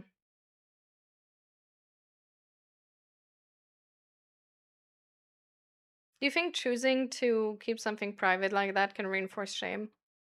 It can, but it depends on the person. And it can also like reinforce shame if you put it out even though you're not ready for it. Like pretending you don't feel ashamed about it is like so like it's sort of like if you go on the market square naked, it's gonna reinforce shame probably. Like you're gonna stand there naked, everybody's gonna look at you, people gonna like, like blah, blah, blah, blah, blah. That's not gonna be a pleasant experience. If you put yourself out there, even though you're not ready for it at all, can also reinforce shame. Of course, if you're always like if we go with the same example, if it's like about like being naked, if you forever in your entire life keep the lights off when like like you go like have any amount of intimacy, you never go to the beach and stuff like this, of course that also reinforces shame. So it's in the middle. It like really depends on the person. Like you don't want to push somebody for things they're not ready, And sometimes we do that because of this like weird sense of like that we have to because it's a social rule. But it's like nicer to like, like take it easy and just like getting around of shame like around it is a combination about getting over it yourself and also like not like potentially like not putting yourself like unready for it in an environment where you're going to get a lot of harsh feedback, right? So I think it's sometimes we're so obsessed with like not being weak and stuff like this that we push ourselves for things we're not ready for. And especially I recognize that because in my childhood like I had like this amount of autonomy with like being pushed even though I wasn't ready. Right? So this is the thing I work with. Like I push myself to things I'm not ready for and that's the only thing I know. And what I'm learning at the moment and the last years, and I'm getting better and better with it, is allowing myself to accommodate not being strong every time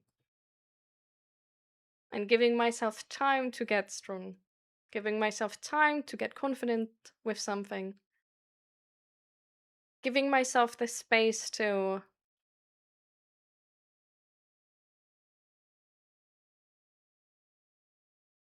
experience that something is hard. Import friends as you don't find friends there. Well, I do have friends here, but the more the merrier.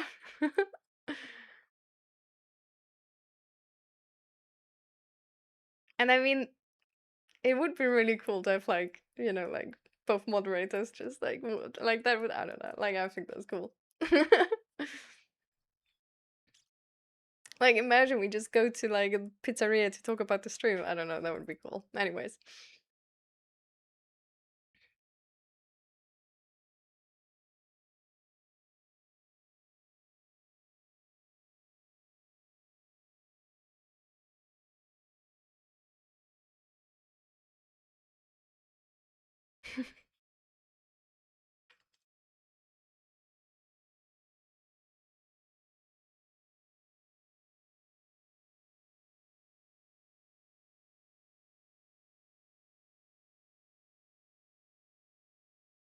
Stream sit-ins. Yeah.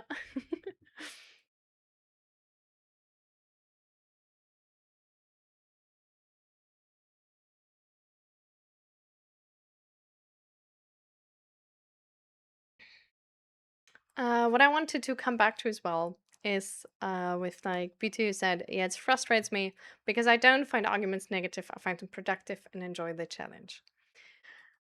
There's have you ever been like told or had this talk with anybody that about like first of all neurodivergencies, for example, like autism, or about giftedness?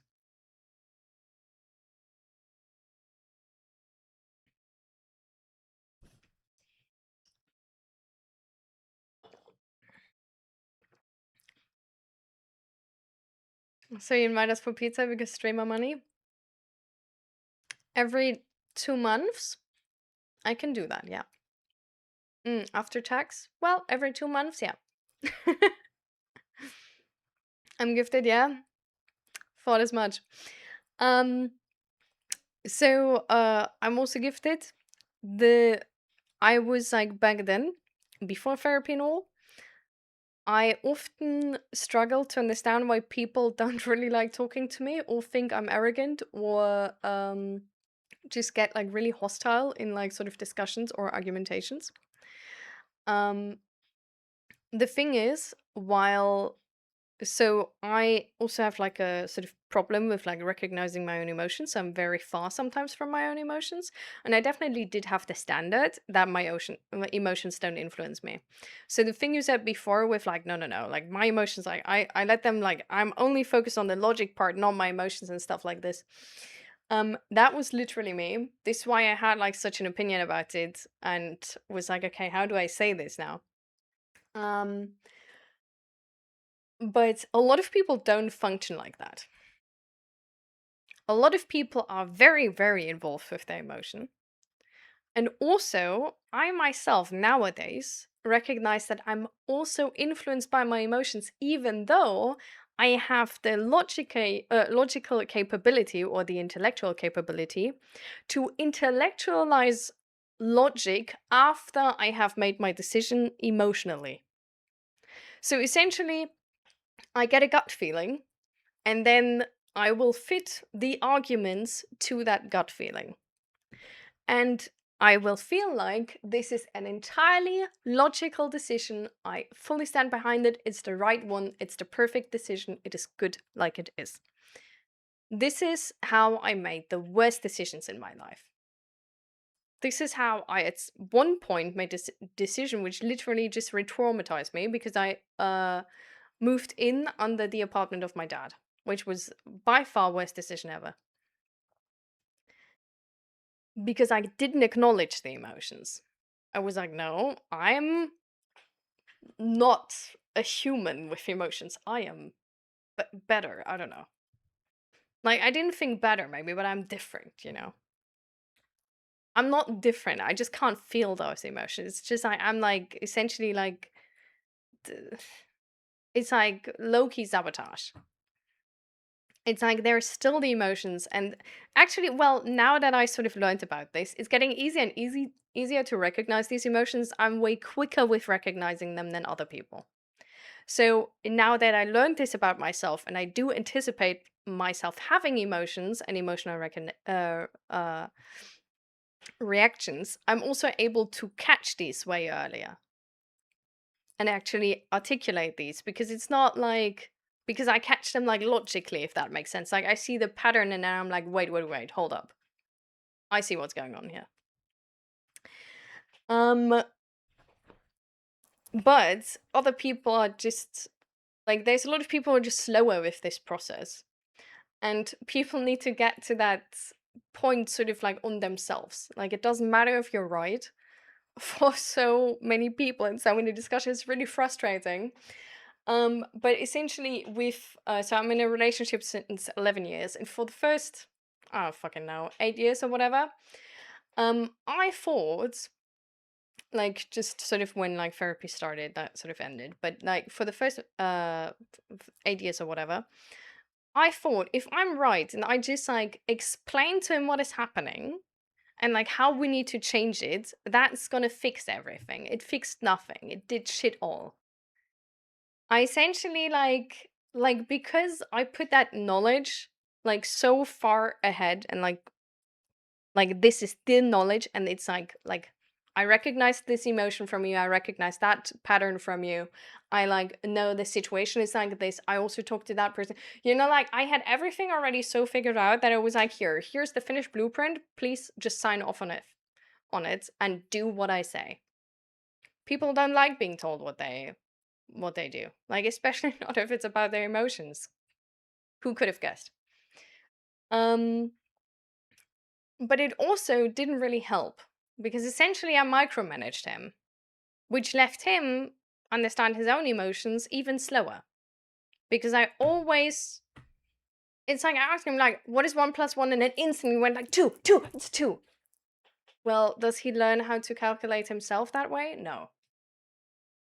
With other people, I had discussions where like, it's just the way you phrase things matters. And especially the amount of space you leave. Because if you're gifted, you potentially grew up with being in a lot of rooms where you were the smartest. It's important to, in a discussion, leave room for the other person to feel like they have an equal, like you're on eye height with them. Otherwise, it's not a discussion, but you're trying to convince them of your new gained knowledge. And that can be really satisfying, But it's not a discussion, not really. Because you're not open for them to be right in that moment. You know you're right, you're really, like, you feel very certain about that you're right. And you feel like, yeah, they can say something, but any argument they give me, I know a better argument. Like, you're so convinced that you are correct already, that you're not used to leaving the space to not being correct. And that can make any discussion really hard because the people around you notice. They notice in the way you speak, in the way you act, in the way you phrase things. And they're not going to be open to that knowledge. And honestly, rightfully so. Because you don't take their input into account. So you can't give them individualized knowledge because you made the system before they ever entered the talk. Right? I have to like lower the things, it's getting way too hot.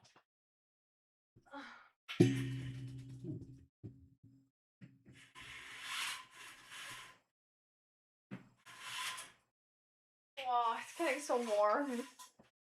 I should have lowered them beforehand. And there's still sun on my leg. I don't know. It's potentially gonna get better soon. I'm just gonna sit here.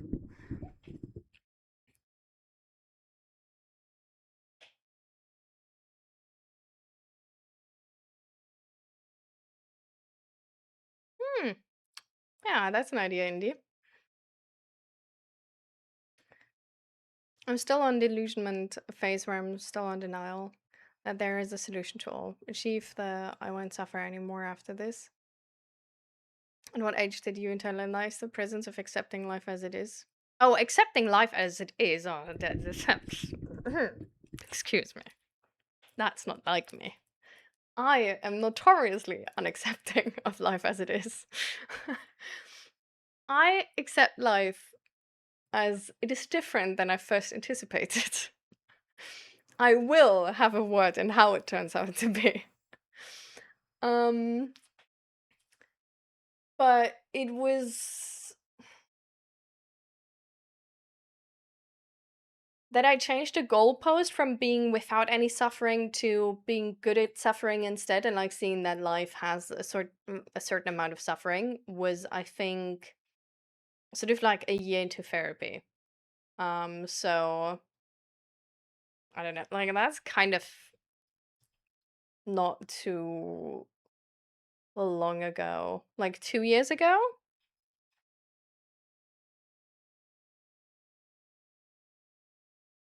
Yeah, sort of like 1.5, that area, I guess. I don't know, like specifically. I didn't put it in my calendar, but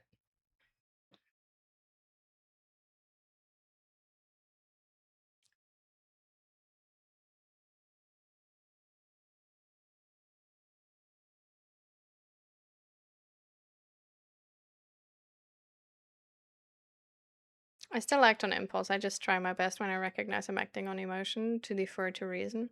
I don't do it always. I'm human, but I recognize emotion leading me to things that are immediately gratifying with long-term gratification.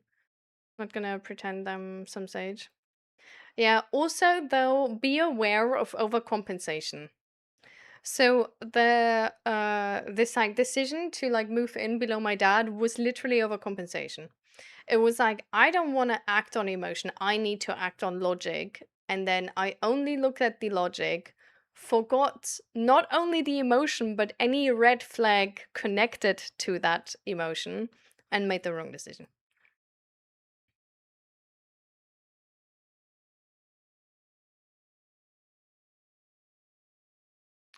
But Koto, maybe what can help to understand this, like I won't suffer anymore after this thing, that is like not really true, but it's sort of like a part of life.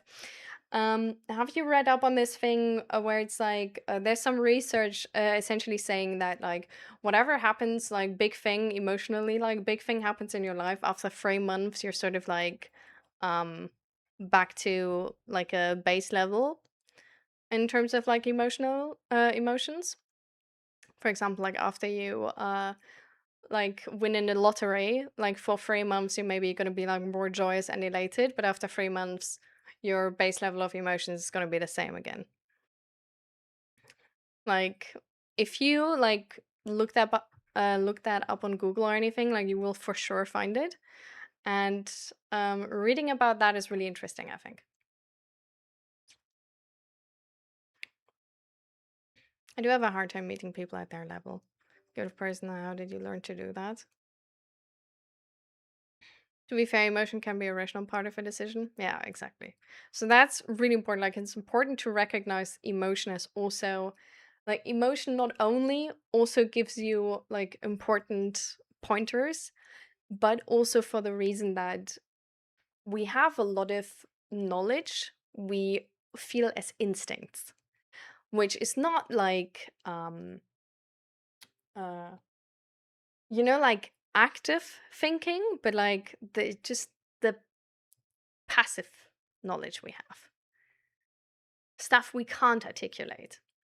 And those things I feel like often we like get to know through emotion.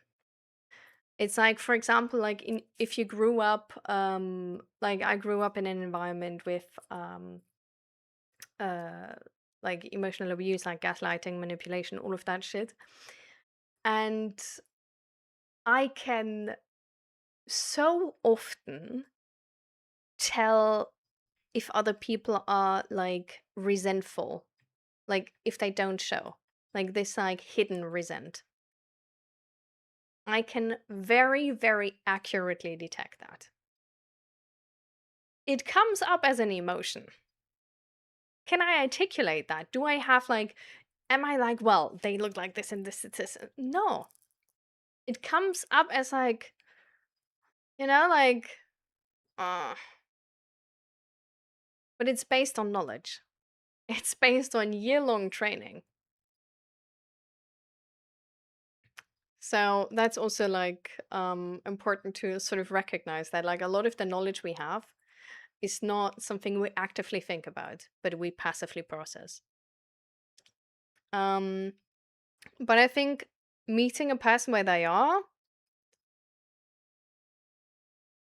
the easiest if you actually train to see them. Try and understand the other person first.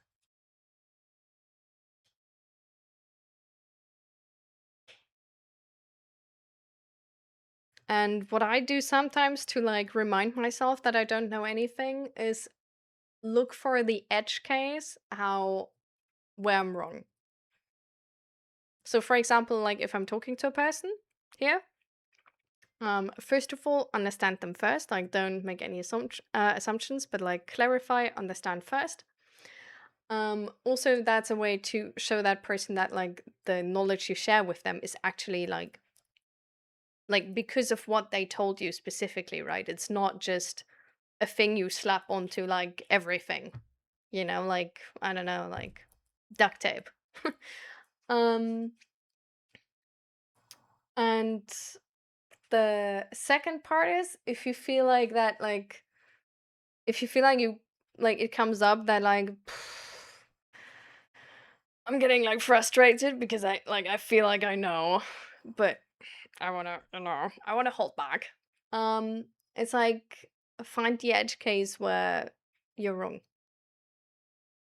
Like this, I don't know, like also if you're like if something is like going too slow, just think more on your own and like essentially challenge yourself.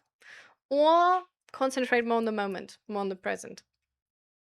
Probably better to do because it takes you out of that intellectualizing everything, which can also be really hard. But yeah.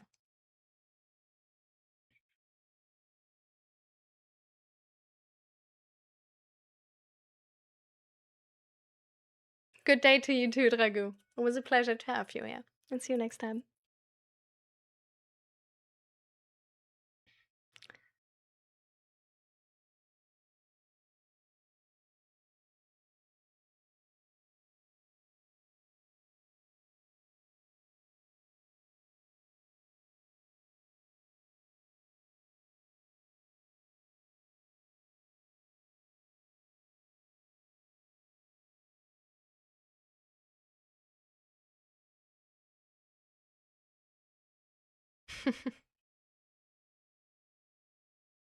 I think we oftentimes feel like we know more than we share. Um, and I feel like we oftentimes do know more than we share,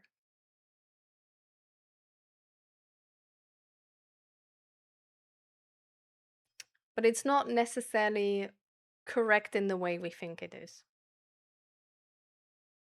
So, for example, with this, like that I detect like hidden resent, yeah, I can do that very accurately.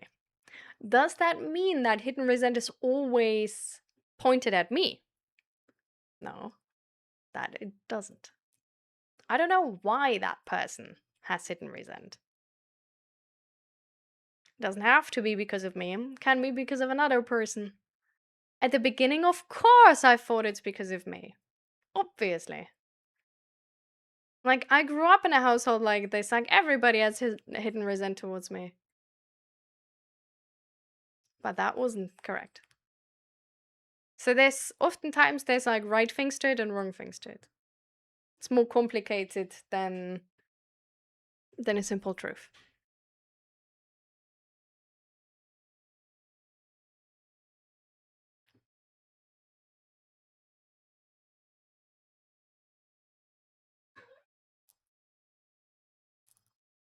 Oh, he's not on camera. Well, he's really cute. He just like walked in and flopped.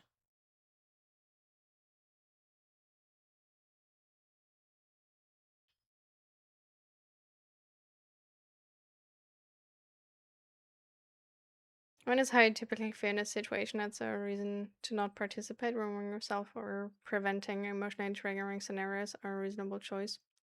I mean, you can avoid stuff completely, or you can train to like respond better to it. Um, there's something called like exposure therapy, and it's essentially like focused on this idea of like engaging with the situation, but like just sort of like upping your tolerance and like learning um how to respond to the feeling, and also through the exposure then have your emotional reaction go down because you've encountered it many times in a safe way and have built new associations with it. Isn't it disrespectful to simplify things to someone? I mean, if you first try and understand them, you're not simplifying things, right? Because you just listen to them. So there's nothing you can do disrespectful there. If you then explain something, it's okay to just ask what they don't understand, to ask for a very specific request. Because if they say what they don't understand, or if they ask you a question, you don't simplify things, right? They are giving you the pointers themselves, and then you have a better way to start somewhere. Um, I think being able to say things simple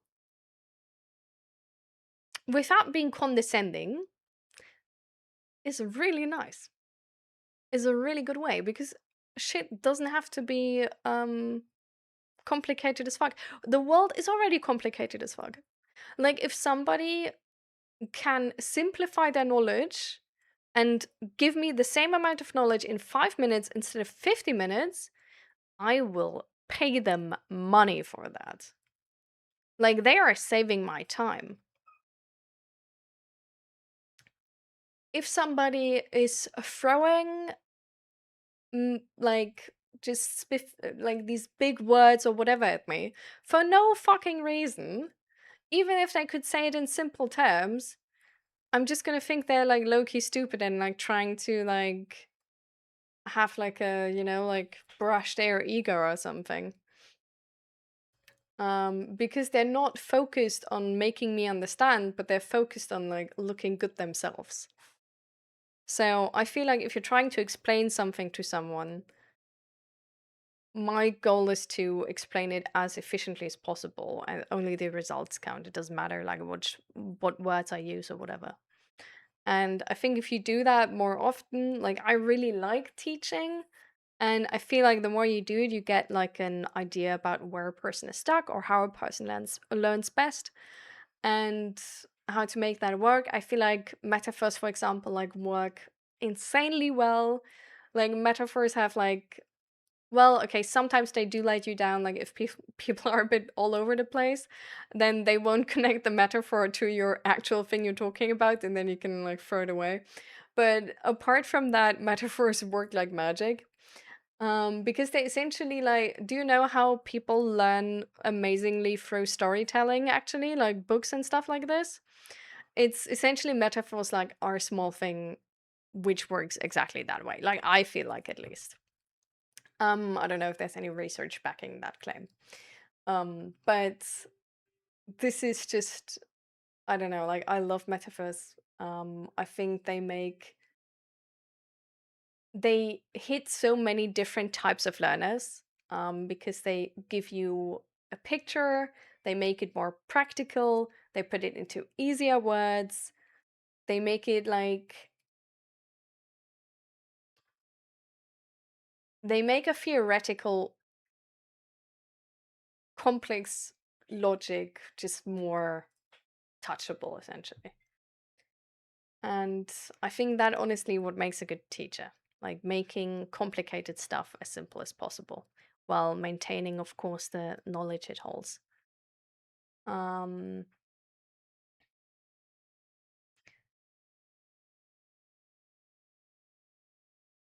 but learning to read people is really useful.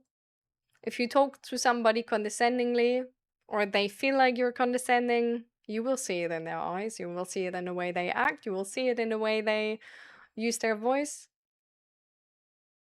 Like you will, there's sort of like a barrier which goes up and they just like push you away. They like are a little bit more like, you can't tell me shit. You know, it's just, there's so much. Um and I think just like learning body language is in any case always like really helpful. Um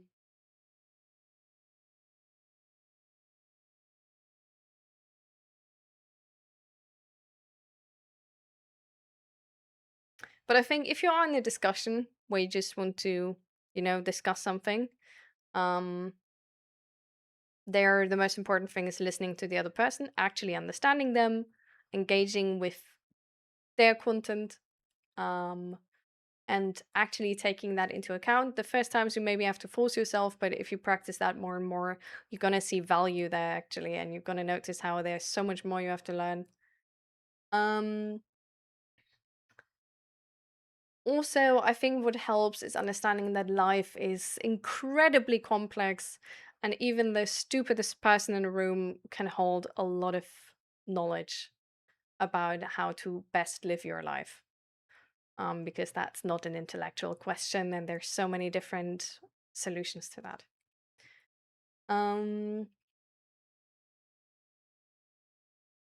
and I think if you then come into the situation where you do want to explain something to somebody, having like a very specific question is helpful because then you're not gonna go too much into other things, you know? Like you don't make it bigger than it needs to be. And going a little bit off of the engagement of the other person. If the other person is asking more questions, they're like really engaged. If the other person stops asking questions, you can probably like cut short your explanation because they don't care anyway anymore. Um, if a person only goes on about their own perception, you've hit a wall and it doesn't even matter what you say anymore, and then it's also wasted breath. Um, if So just like seeing how they react and not taking too much responsibility for the conversation and like having them like ask questions and leaving them space to talk is usually like a really good indicator of where they are and what they still want to hear from you.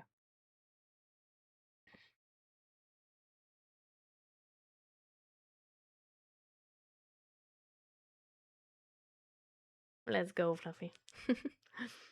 Fluffy, have you played the League Classic mode, by the way? I played it like for 2 games yesterday. It's like so weird.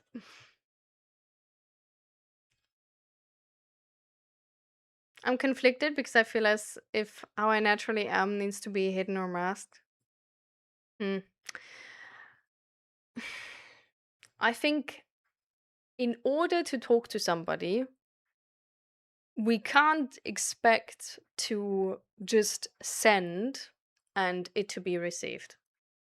Communication is difficult. If we don't put any effort, like, it doesn't matter, like, if you talk to a stupid person or to a smart person, but if that person is putting zero effort in the message actually being received, you notice that it's way harder to talk to them as with a person who puts effort into the message being received.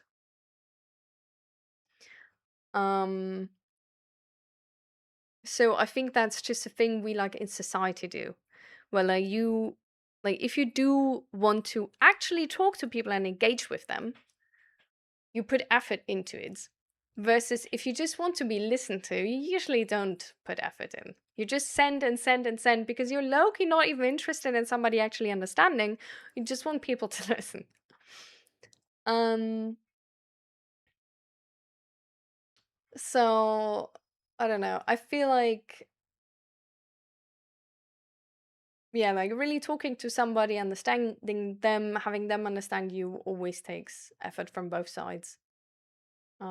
Because we have like vastly different perceptions and we somehow need to make it work together. I mean, even language is like so ambiguous and like not precise.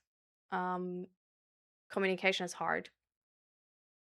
Um,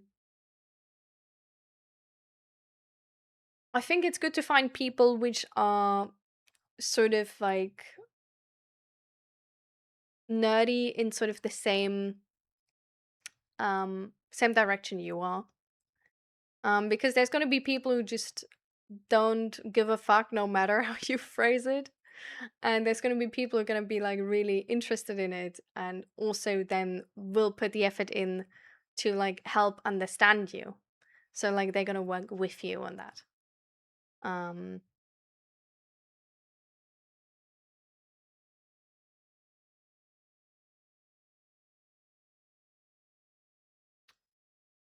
but the other people are different from us.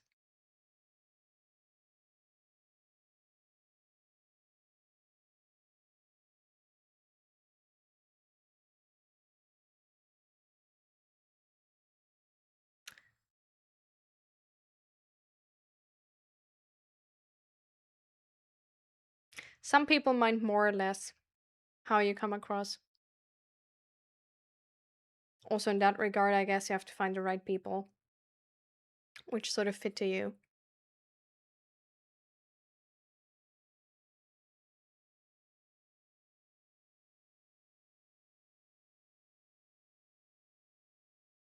Hmm. Thank you so much, Lisa. I'm glad you say that. I'm gonna I'm gonna put that in my little corner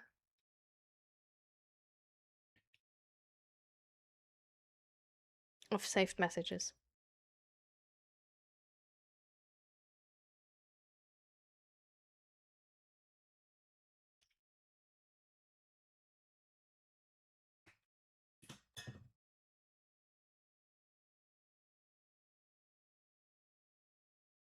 I'm glad I was able to help you. I'm glad you feel supported here, Lisa.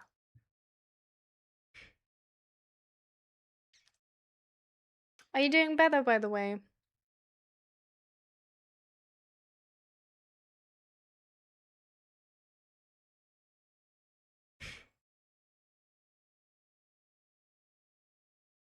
Much love.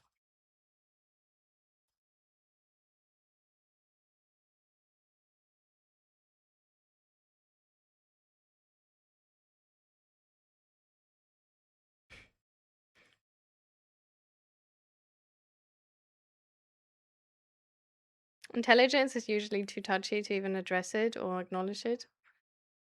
So nice to hear you talk about it. Yeah. I mean, intelligence is just honestly like a really complicated topic because it's valued so much in our society, like by capitalism essentially, right? Like we behave like emotions are like holding us back, and that therefore like people who are more intelligent would be like worth more than other people. And that there's sort of like this like hierarchy where like one person is worth more than another, and that's just that of course like makes it like way harder, because then when a person says like, oh, I'm gifted, like I'm more intelligent than you are, essentially like it seems like they're bragging about themselves and at the same time like trying to put us down and put themselves over us in the hierarchy. So it's just like also this like how it's called, right? Like you're gifted. It's like it's completely ignoring the fact that it's essentially like a neurodivergency, like autism. And you have a lot of struggles because of that too. Like it's not just great. And it's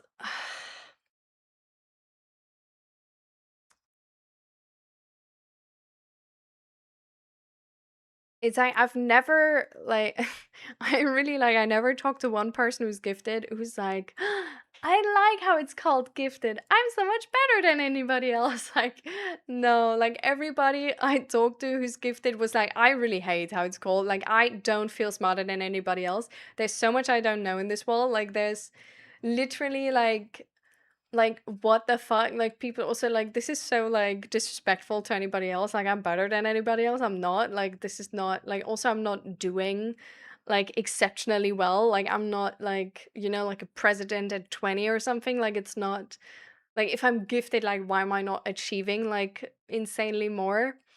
And yeah, it comes with a lot of problems.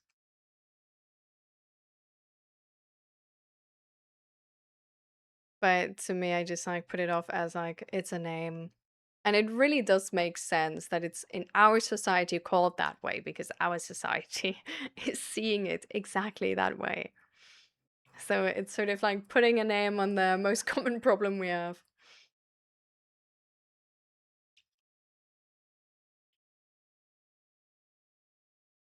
I'm glad you're better now, Lisa.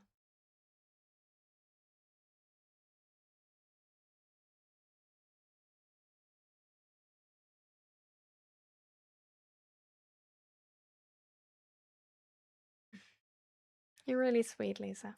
Thank you.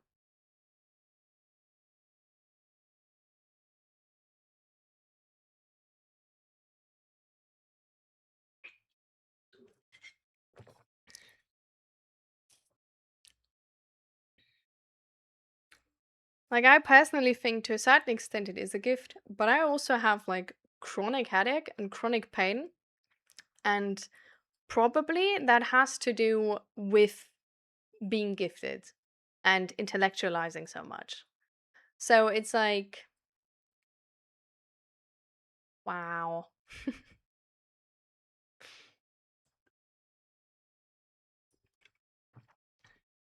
And there's so many moments where I feel like I'm like this, like Socrates who's like looking at the pigs who are like rolling in the mud. And I'm just like, I wish I were this happy.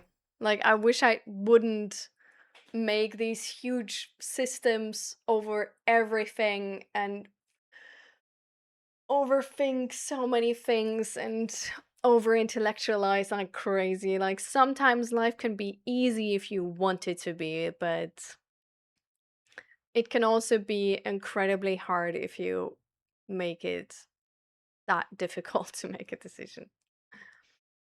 And then again, in other situations, I'm like not faced, like this situation is so easy for me because I'm gifted, like because I built the skills I have. So I don't know. It's a give and take, like everything in life.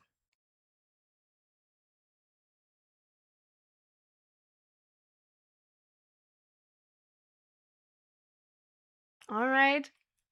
Bye, Lisa. I'm interested to hear how the talk's gonna go. I hope it's gonna go well.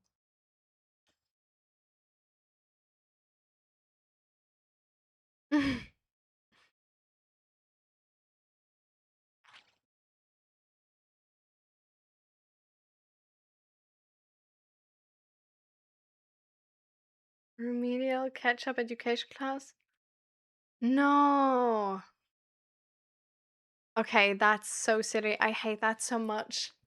When people are like, you're gifted for like you're actually like, like you're behind.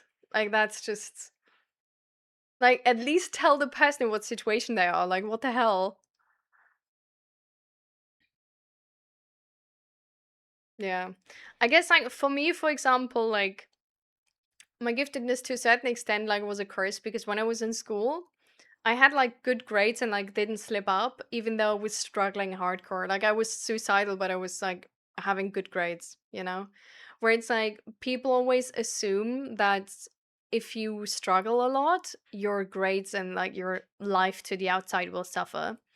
But I think at least because I was gifted, I was able to like hold it together and like suppress my emotions that well because I already like wasn't like that close to my emotions, and like on top of that even like write good grades and stuff, even though I didn't learn anything like that.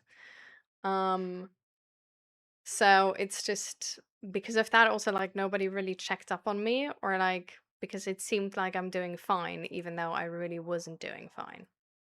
So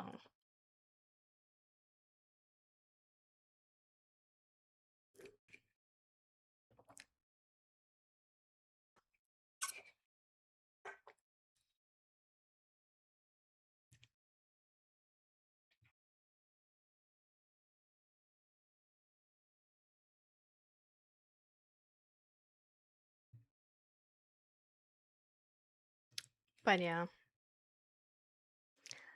life. I'm quickly gonna get myself some new water, but then I'm gonna have my like announcement type situation.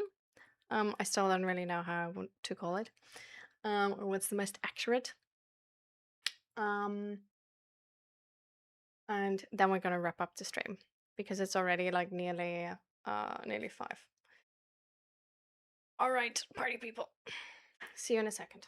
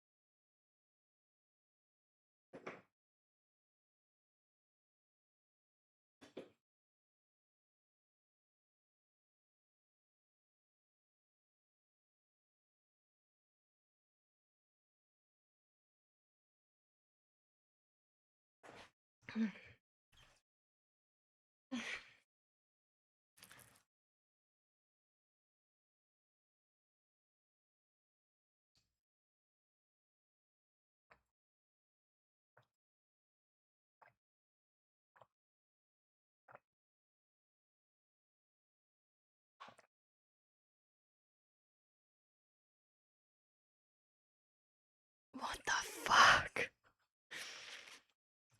Giving a child leaves your class and you give them dead flowers.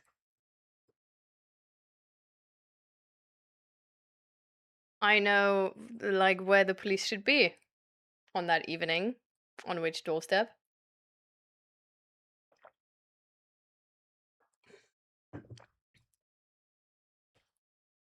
Our world is ridiculous. Our world really is. Jesus Christ, that's that's so unheard of. Like, what the fuck, actually?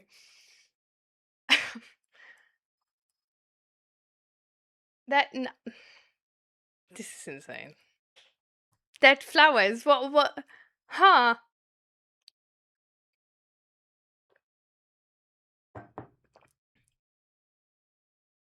And I thought it was nice at the time. I'm so glad your like childlike naivety. How's it called? I don't know. Well, but you thought it's nice. I'm so glad you didn't get worried about it. So glad. Actually, jokes on that teacher. Jokes on him.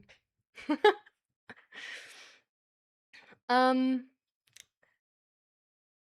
So, okay. It's let's. There was one thing I wanted to say, but now I forgot. But I think that we just gotta go to the announcement part anyhow. Um. Okay. So, thing is, I really hate that part, but I don't think I can do the mental health streams twice a week in this like for like 5 hours straight. I have so like with the business now starting, I have to figure out so many things about like the taxes and like the business itself and like with the business address and like all of these things about like also like how like safety sort of like for me since I'm a streamer and stuff like this. So there are so many things I have to figure out apart from the fact that like I need to finish one of the what like I have so many things I need to finish where it's like the people don't necessarily say they want it ASAP, but they of course they do want it ASAP. Every person thinks like nothing takes time and they want it ASAP. So it's just like I know already that I have enough work for the next 2 months minimum, like straight. And I know that the people would essentially be happy if I finish it tomorrow, which I won't. But I want at least to not have to, like drag it out further than I need to. Um, so I wanted to just like bring this up to like see if we can like find some better solutions or alternatives or something like this. Without just being like, okay, like I'm just gonna like cancel one of the streams or something like this. Because what I noticed is that today with the stream, I had sort of like a lot of resistance to show up because I was still like so exhausted from everything because last week with the renovation and all, and then knowing like for a week now I haven't worked on the jobs I should work. And then just being like, okay, and on Monday when I start working again, I also won't actually work, but do the volunteer stream essentially, which is just these streams with them taking 5 hours and with them being like this type of topic, they just, even though they're only 5 hours, that's like an entire workday. Because like afterwards I still upload it beforehand, I get ready for it and all of these things, or I still like research some stuff, answer to people and stuff like this. So I usually do that after stream. And I'm like I'm done after streams like these because they take a lot, right? Um And having out of 5 work days a week, just 3 is too little if I have to catch up on work. Because setting up the business is just took way longer than anticipated. I was supposed to have it set up I don't know, 2 or 3 weeks ago. But then when we were at the appointment, some of the information didn't work out. And now we have the other appointment tomorrow. Um, but there's just so much going on. And this place is not even done yet. So I need to be able to work more without spending my free time on working. Because in the weeks before I renovated this, I foolishly worked on every evening because I wanted to get the work done, which is not sustainable.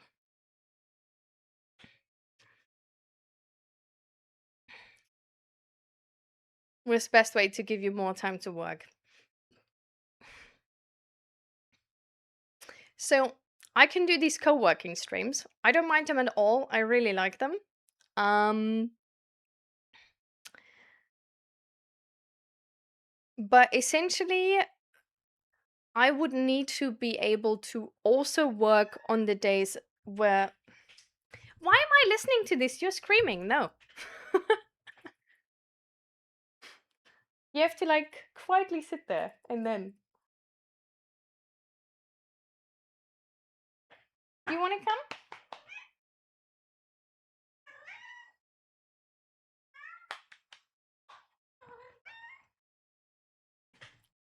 Okay. Um. And I was just leaving. This is exactly why you don't listen to your cat if he's only attention screaming. Because he's like, I got my attention, I can go again, then I'm gonna come back in 2 minutes' time.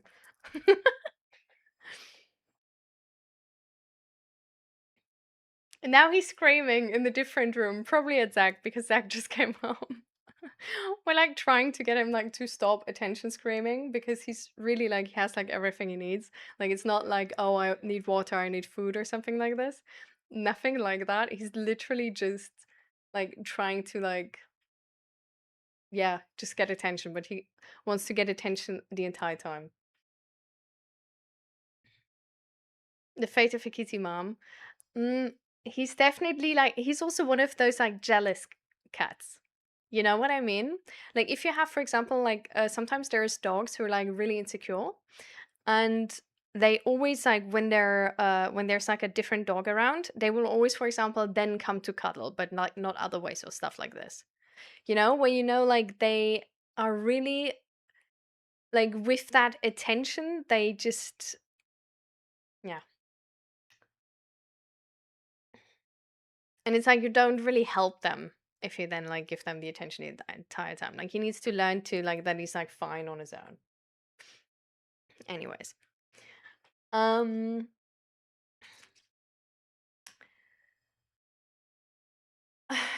yeah, but it's a struggle to learn it because you sort of you have to anticipate the needs apart from the yelling, and then make sure every need is fulfilled.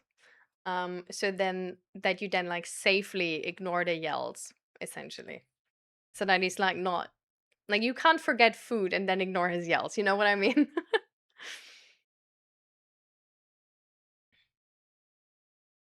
Have you tried playing kitty noise and see if it comes to investigate? Um, I did long time ago. I did, but he didn't. But he was also under the bed where he shouldn't be and where he can't really get out alone. So I don't know if he would come. Um, anyways, so the best way to give me more time to work is if we would be able to make these streams. So if I can also like I need to also work on the days with the mental health stream, essentially. We can either do okay, we just cut one of the streams and then we still have one of them, and then the other days I can just work, and we can try to see if that works.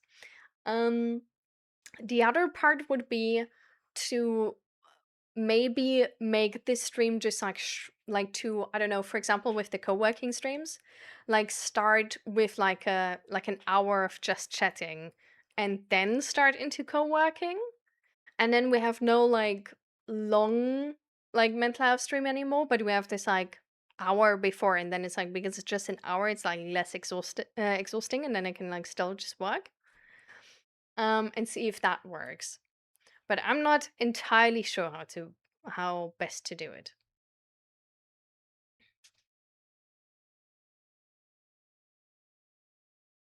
Like we can also try to just make both streams like just shorter for like, I don't know, like maybe try to have them like at 3.5 hours,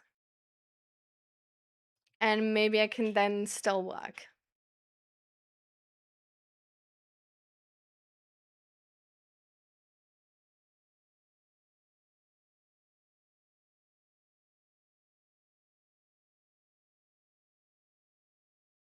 But I wonder, like, so I don't like, yeah. So I think, like, I don't know yet what works best for me, right? So it's definitely like a trial and error thing. But I feel like I would like to try first with the thing which would work best for the stream. So it sort of depends on like how, like, what do you guys feel like is best? Like, is it like one of these streams a week, or rather than like the beginning of each stream or something like this? So like multiple days availability, or one day but then for a longer period of time?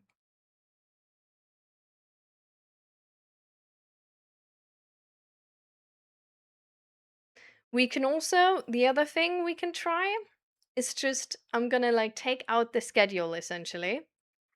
So we're just like going without any schedule the next time. And then when I'm there, you will see what's up essentially.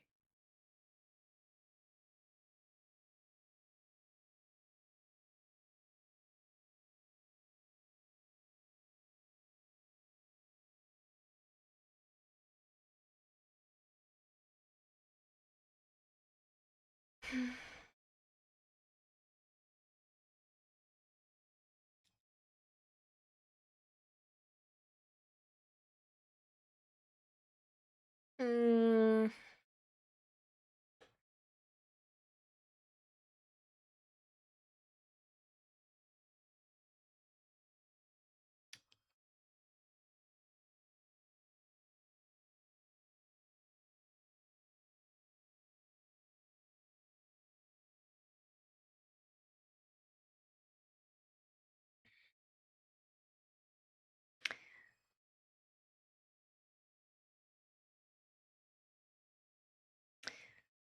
I think the ultimate goal for this stream is,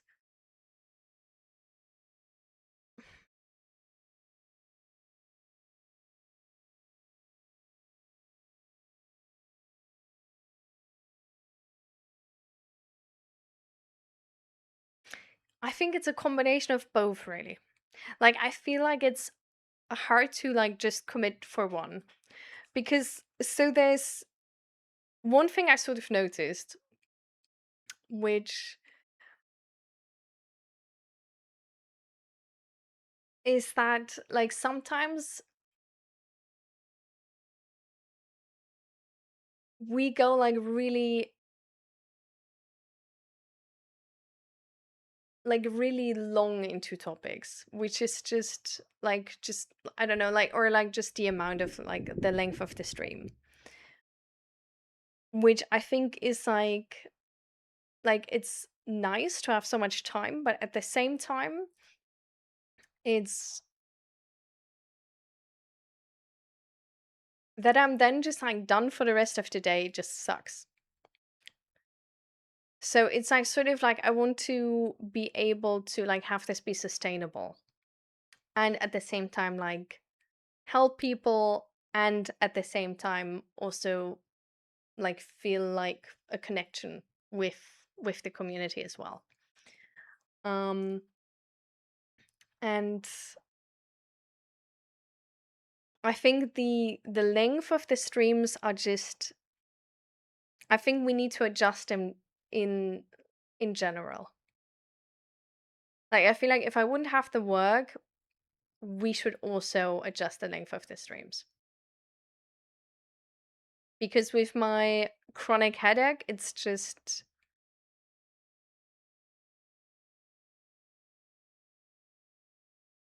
it's hard for me to put so much energy into one thing per day.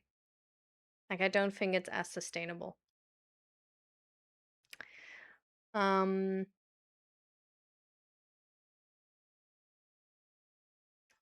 I would really like to go a bit more in depth sometimes into actually giving advice, if that makes sense. So like having like a very specific situation and help with that. And I thought that like in sort of like if I were to do that on YouTube, the format would essentially be that I have like a Reddit post or something like that, where a person asks for help and then I react to that and give my advice. Because I feel like sometimes I don't know, it's like not that useful that this is live because the topics can go quite in depth and then my answers are really long and then people are already answering, but I can't sort of get back to them because my answers are like long because the topic is like needs a certain amount of detail. And I feel like in that regards, maybe like YouTube videos would be better. But at the same time, of course, it's like nice that people can like ask questions back on the topic like in the moment.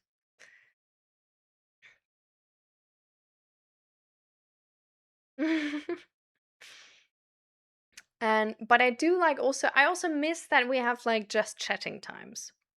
So I feel like this is also why the stream gets like sometimes kind of long because at the beginning we're like sort of just chatting, you know? Oh my god. Why is that, by the way? There was no alert sound. Huh? But thank you so much for the raid and welcome everybody. Oh my god, so many people. We're just about to go offline though. The timing. Ah. But welcome, welcome, welcome. How you doing? Let me give you a shout out.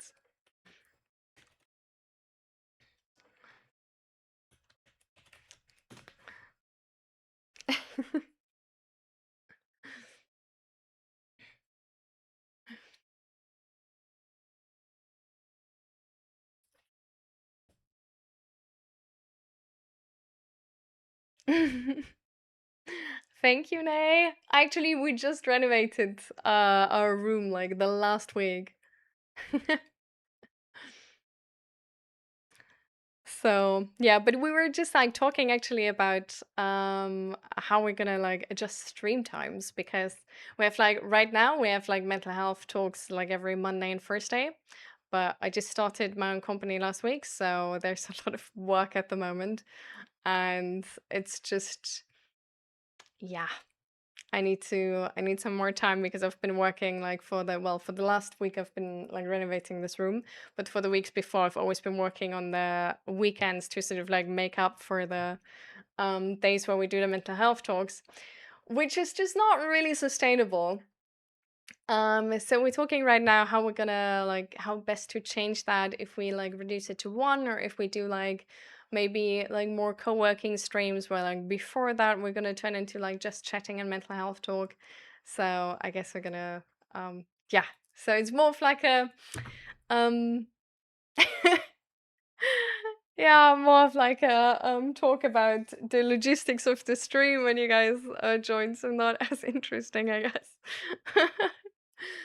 But I really wanted to yeah, get some feedback what seems best and yeah. You're gonna add it to your Pinterest board as if, oh my god. I appreciate the compliment. Yeah, sometimes Mookie pops by.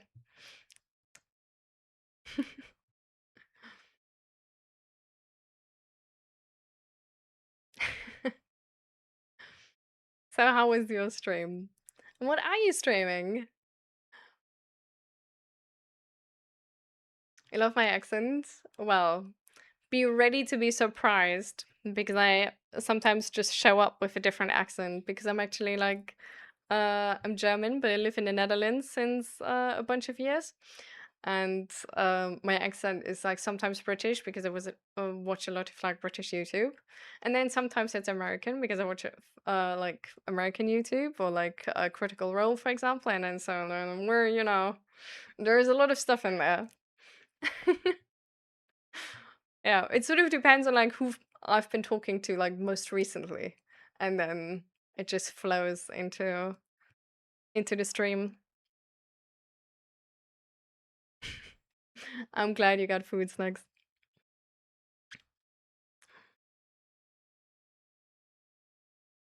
Trades education and just catch-ups. Oh, that sounds amazing. Nice. We've been talking about geez. We've been what did we start with, guys? So I mean we always start with a little bit of just chatting, obviously. Um we had a whole like philosophical discussion about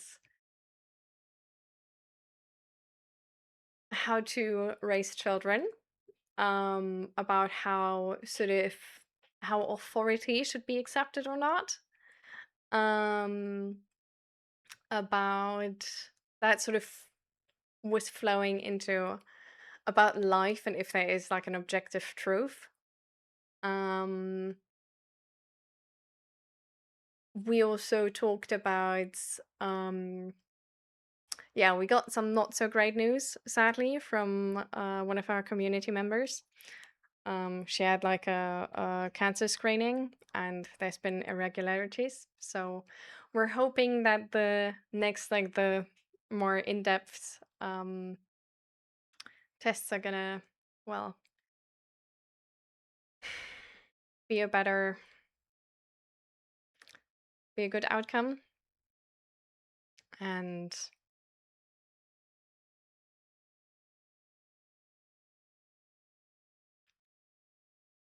oh, we talked about kink too, actually, and how to well engage in kink in a healthy and like ethically ethically sound way.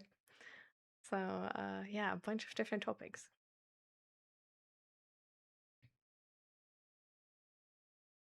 Polish rather than German. All right, interesting. I've never had that one before.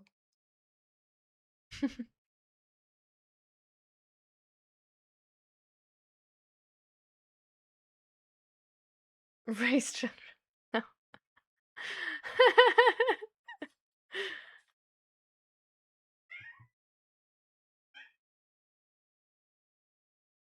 Do you hear that? I told you guys he's gonna come back like 50 minutes, like 5 minutes later.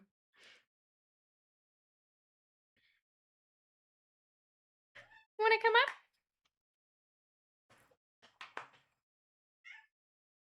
No?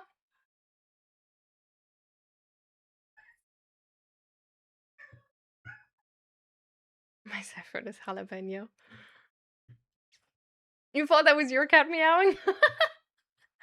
No, I just him. Oh, okay. He's a bit lazy today. He's not jumping as high as he usually does. And Bito, thank you for the tier 1 sub. Thank you so much for the support.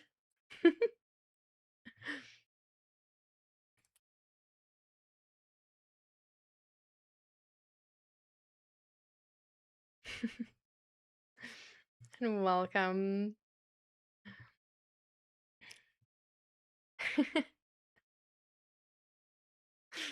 Welcome, Manhands, as well.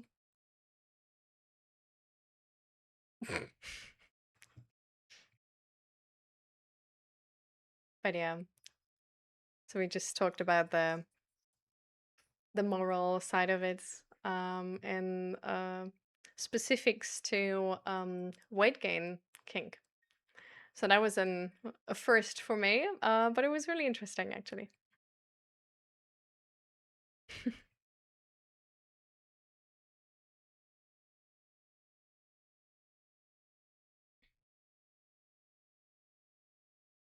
What? What is that?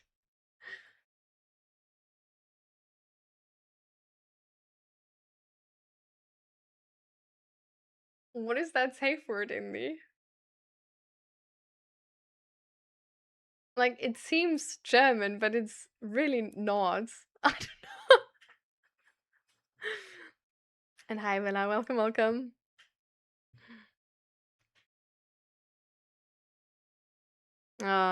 I can imagine. The last week was also like rough for us with like, I don't know, like renovating everything here. That was we still have to like clean the floor because like all over there's like tiny spots of like paint of like white and terracotta and then more white and more terracotta. Yeah. Welcome, Matt. Thank you. He is a cutie. But he knows it too. So, you know.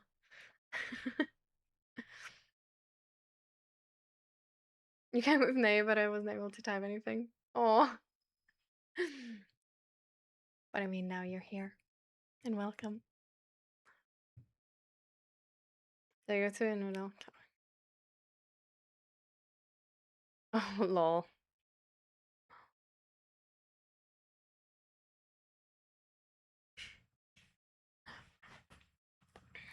You're already inspiring people to clean up their bedroom as well. I really appreciate the raid, by the way, and I appreciate everybody who's here and, well, taking part in this stream and talking to me a little bit, getting to know me a little bit. We usually talk about mental health and really anything surrounding the topic. So this is sort of like like I'm the bartender, and it's sort of like a walk in, walk out type of situation where if somebody just needs to talk, is going through something and doesn't know really like how to, like what to do with that whole situation, they can just come in here and ask for advice. And well, in a lot of situations, that advice might be to seek out more professional help and try to find a therapist who's suited for the job. But we also have a lot of talks where it's just about how to deal with grief or how to find friends, how to navigate life, how to be a grown up, and how to be easy on yourself with not fulfilling your own expectations, how to take care of yourself and know what your needs are and learn a little bit every day how you can make your life a little bit easier by learning like how you best emotionally regulate yourself. So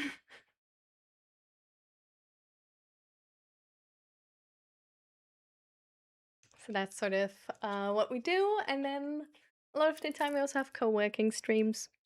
Yeah, where we just co-work. Oh, Indy! We really don't have sound, do we? I'm so confused.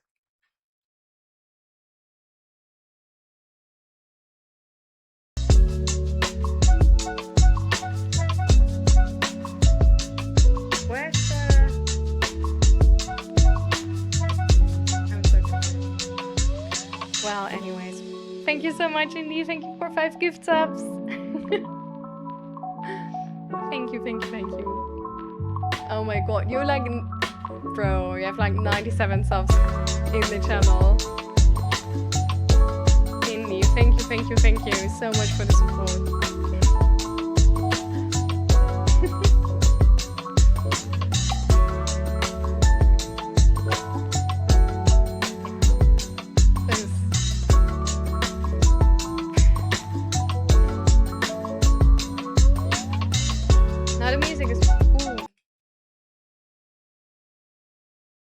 Thank you.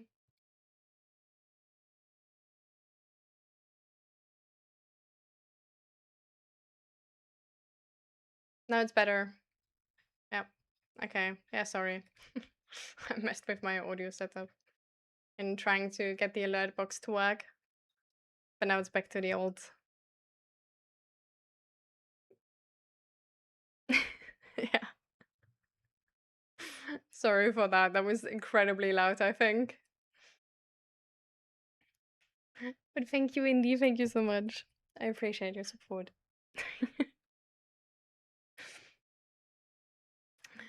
But yeah, that's really what we do here in the stream.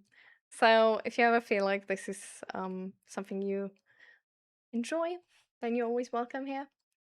Um, but I do have to go now. And I hate to do this because I would love to get to know you all a little bit better.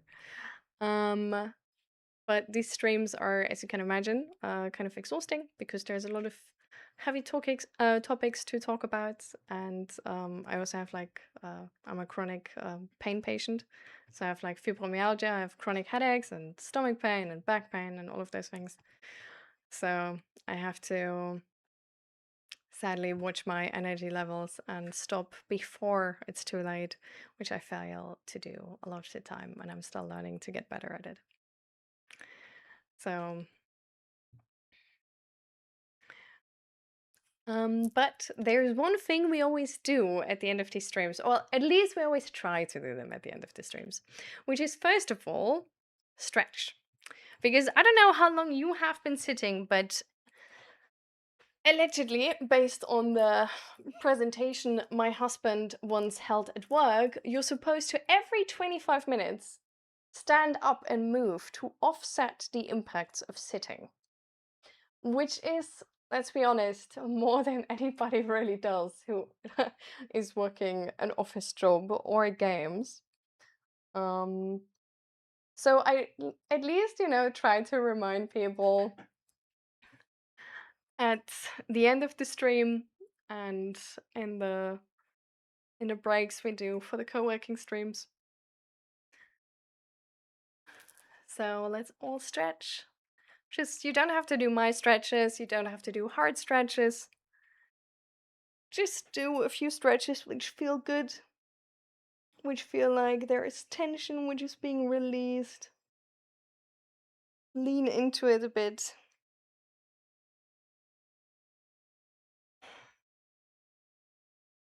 If you want to know a good exercise to mobilize the lower part of your spine, like the lower back, it's like sitting on the front of your chair. It's like one my chiropractor told me. And sit on the front of your chair. Did I say on the back of my chair? Well, you sit on the front of your chair, like on the front edge. And then you just like sit up straight, have your hands dangle toward the floor, and go in the direction of the floor. And this is so you sort of like stand up like well straight, but you just move to the side. You don't try to like go to the front or to the back. And you don't reach down far because this will probably like very early on already like stretch your sides. And it won't feel like one of those classic stretches where you're like, oh, this stretches. You should, with this one, you should stop earlier. But it will just mobilize the lower part of your spine again.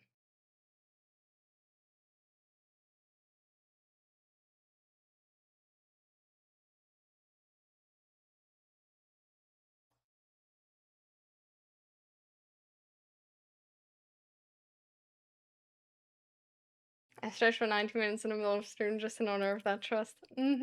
Sure. Surely not your dance practices.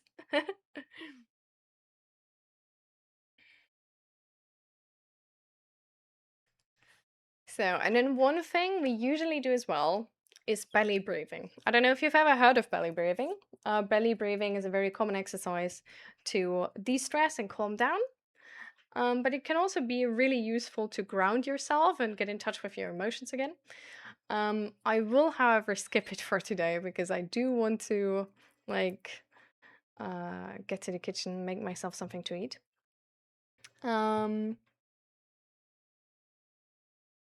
but I bet you guys are going to be able to do it if I explain it shortly to you. Which is that, sorry, I'm like on the side, like trying to like pull up Twitch to see who we might rate after this.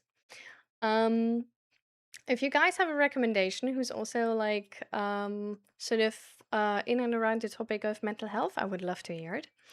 But yeah, belly breathing works the following. You put one hand on your belly, you put one hand on your chest.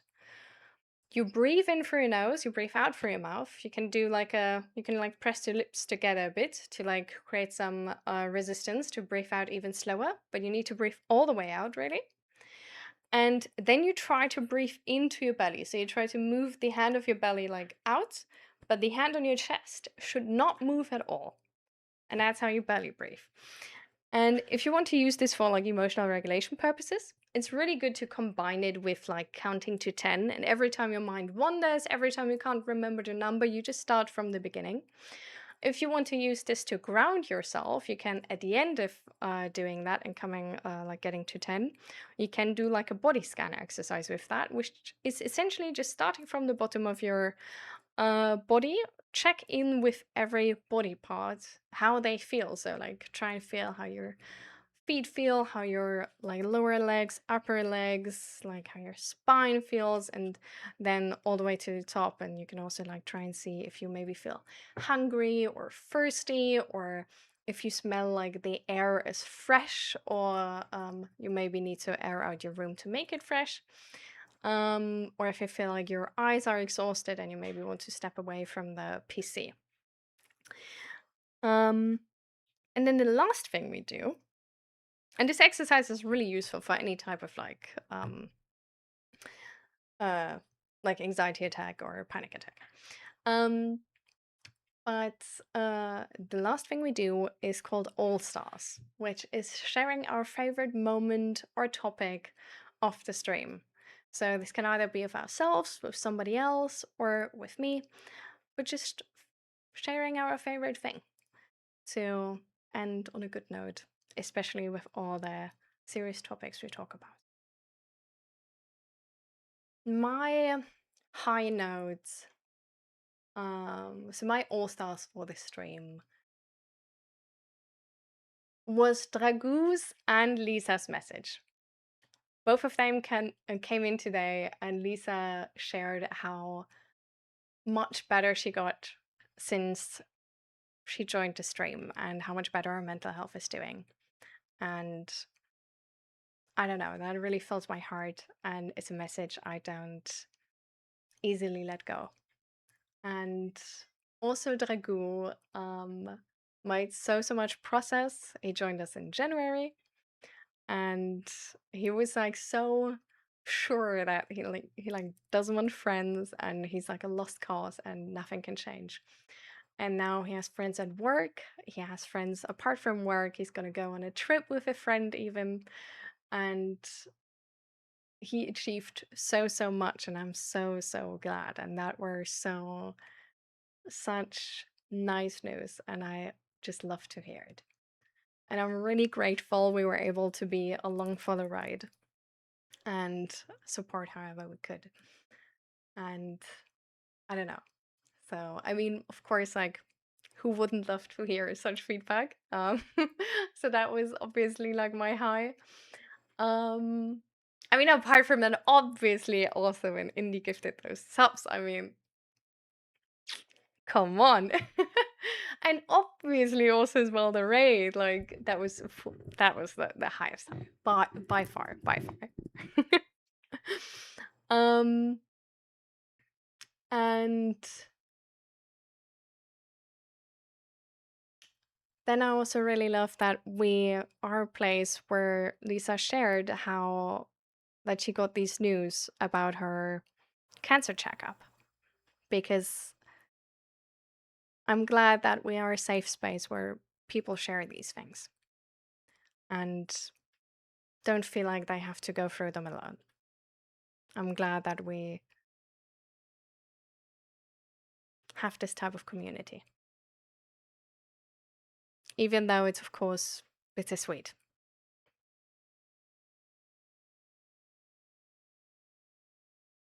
Ah, true. We talked about giftedness as well. True. Forgot that part already.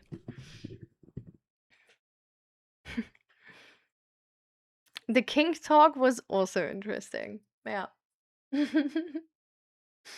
It was, I don't know. Like that was the first. But I did like it as well. Yeah. Mm, I also like the metaphor about shame I made with the like if you're like if you put yourself like if you feel like if you ignore that you feel ashamed about something and you just feel like okay like you're gonna push yourself through it, it's essentially like stepping on the market plane like naked. um and that the sort of golden area is like sort of between that and always having all the lights out when you ever get naked or like never going on the beach. But that, yeah, the golden part is like really, like pushing yourself to be able to do the things you do want to do, but also not throwing yourself in the cold water.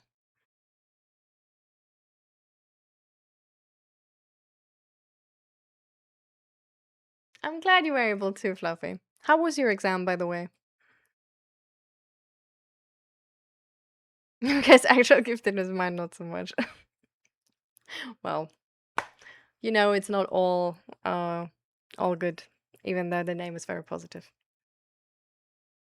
It was hard as fuck. Oh, but do you think it's gonna be alright? And hi, beholder. I came in with the raid from the stream and starting looking around. I found your resource list, and I wanted to say that is a very nice list on a variety of topics. Thank you so much. That's actually my new highlight. Um, I I cannot get started today anymore about how much I love that list. But I am so glad that you like it too. I am weirdly, oddly, wait, I don't really care, but I'm obsessed with that type of list. And I think, like, since I started it, I love it so, so much. Because every time I'm now using the internet, I can't find something, I'm like, that that list, it would fix everything. And then once I find something good, I can just put it on the list and I can find all of these things back. And I love it so, so much. Genuinely. So I'm really glad that you like it too. Like, I know this is something which is like just, I don't know.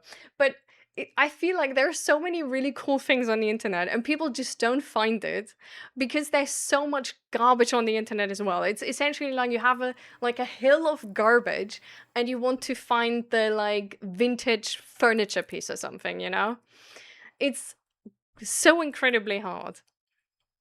But yeah, I just love that list. I love it so much. And I love all the things that are on there. Like sometimes I don't even like I forget like what like things I have on there and then I just scroll through and I'm like, damn, true. There's a website with that. That's so cool. It's like I just genuinely love it so much. Um it's yeah, there's so many cool resources out there from people like which literally like who put them up for free because they're just like I just want I just wanted it to be out there. Like I looked for it myself, didn't exist, I made it here. And that's just I don't know. It really like in a weird sense. It makes me really hopeful for humanity. Because it's just I don't know, there's so much good. There's so much good. And thank you for the follows, guys. I really appreciate you being here and liking the stream. So where do we wanna go to?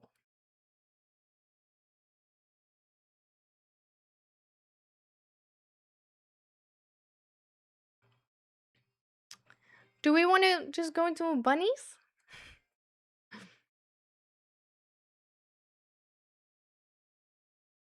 Have you ever like do you guys know about all the like animal like farm streams on Twitch? Have you guys ever come in contact with them? Because I love them.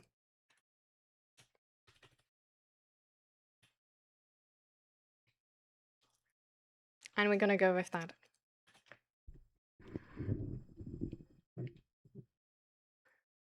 So, by the way, like any useful links of mine are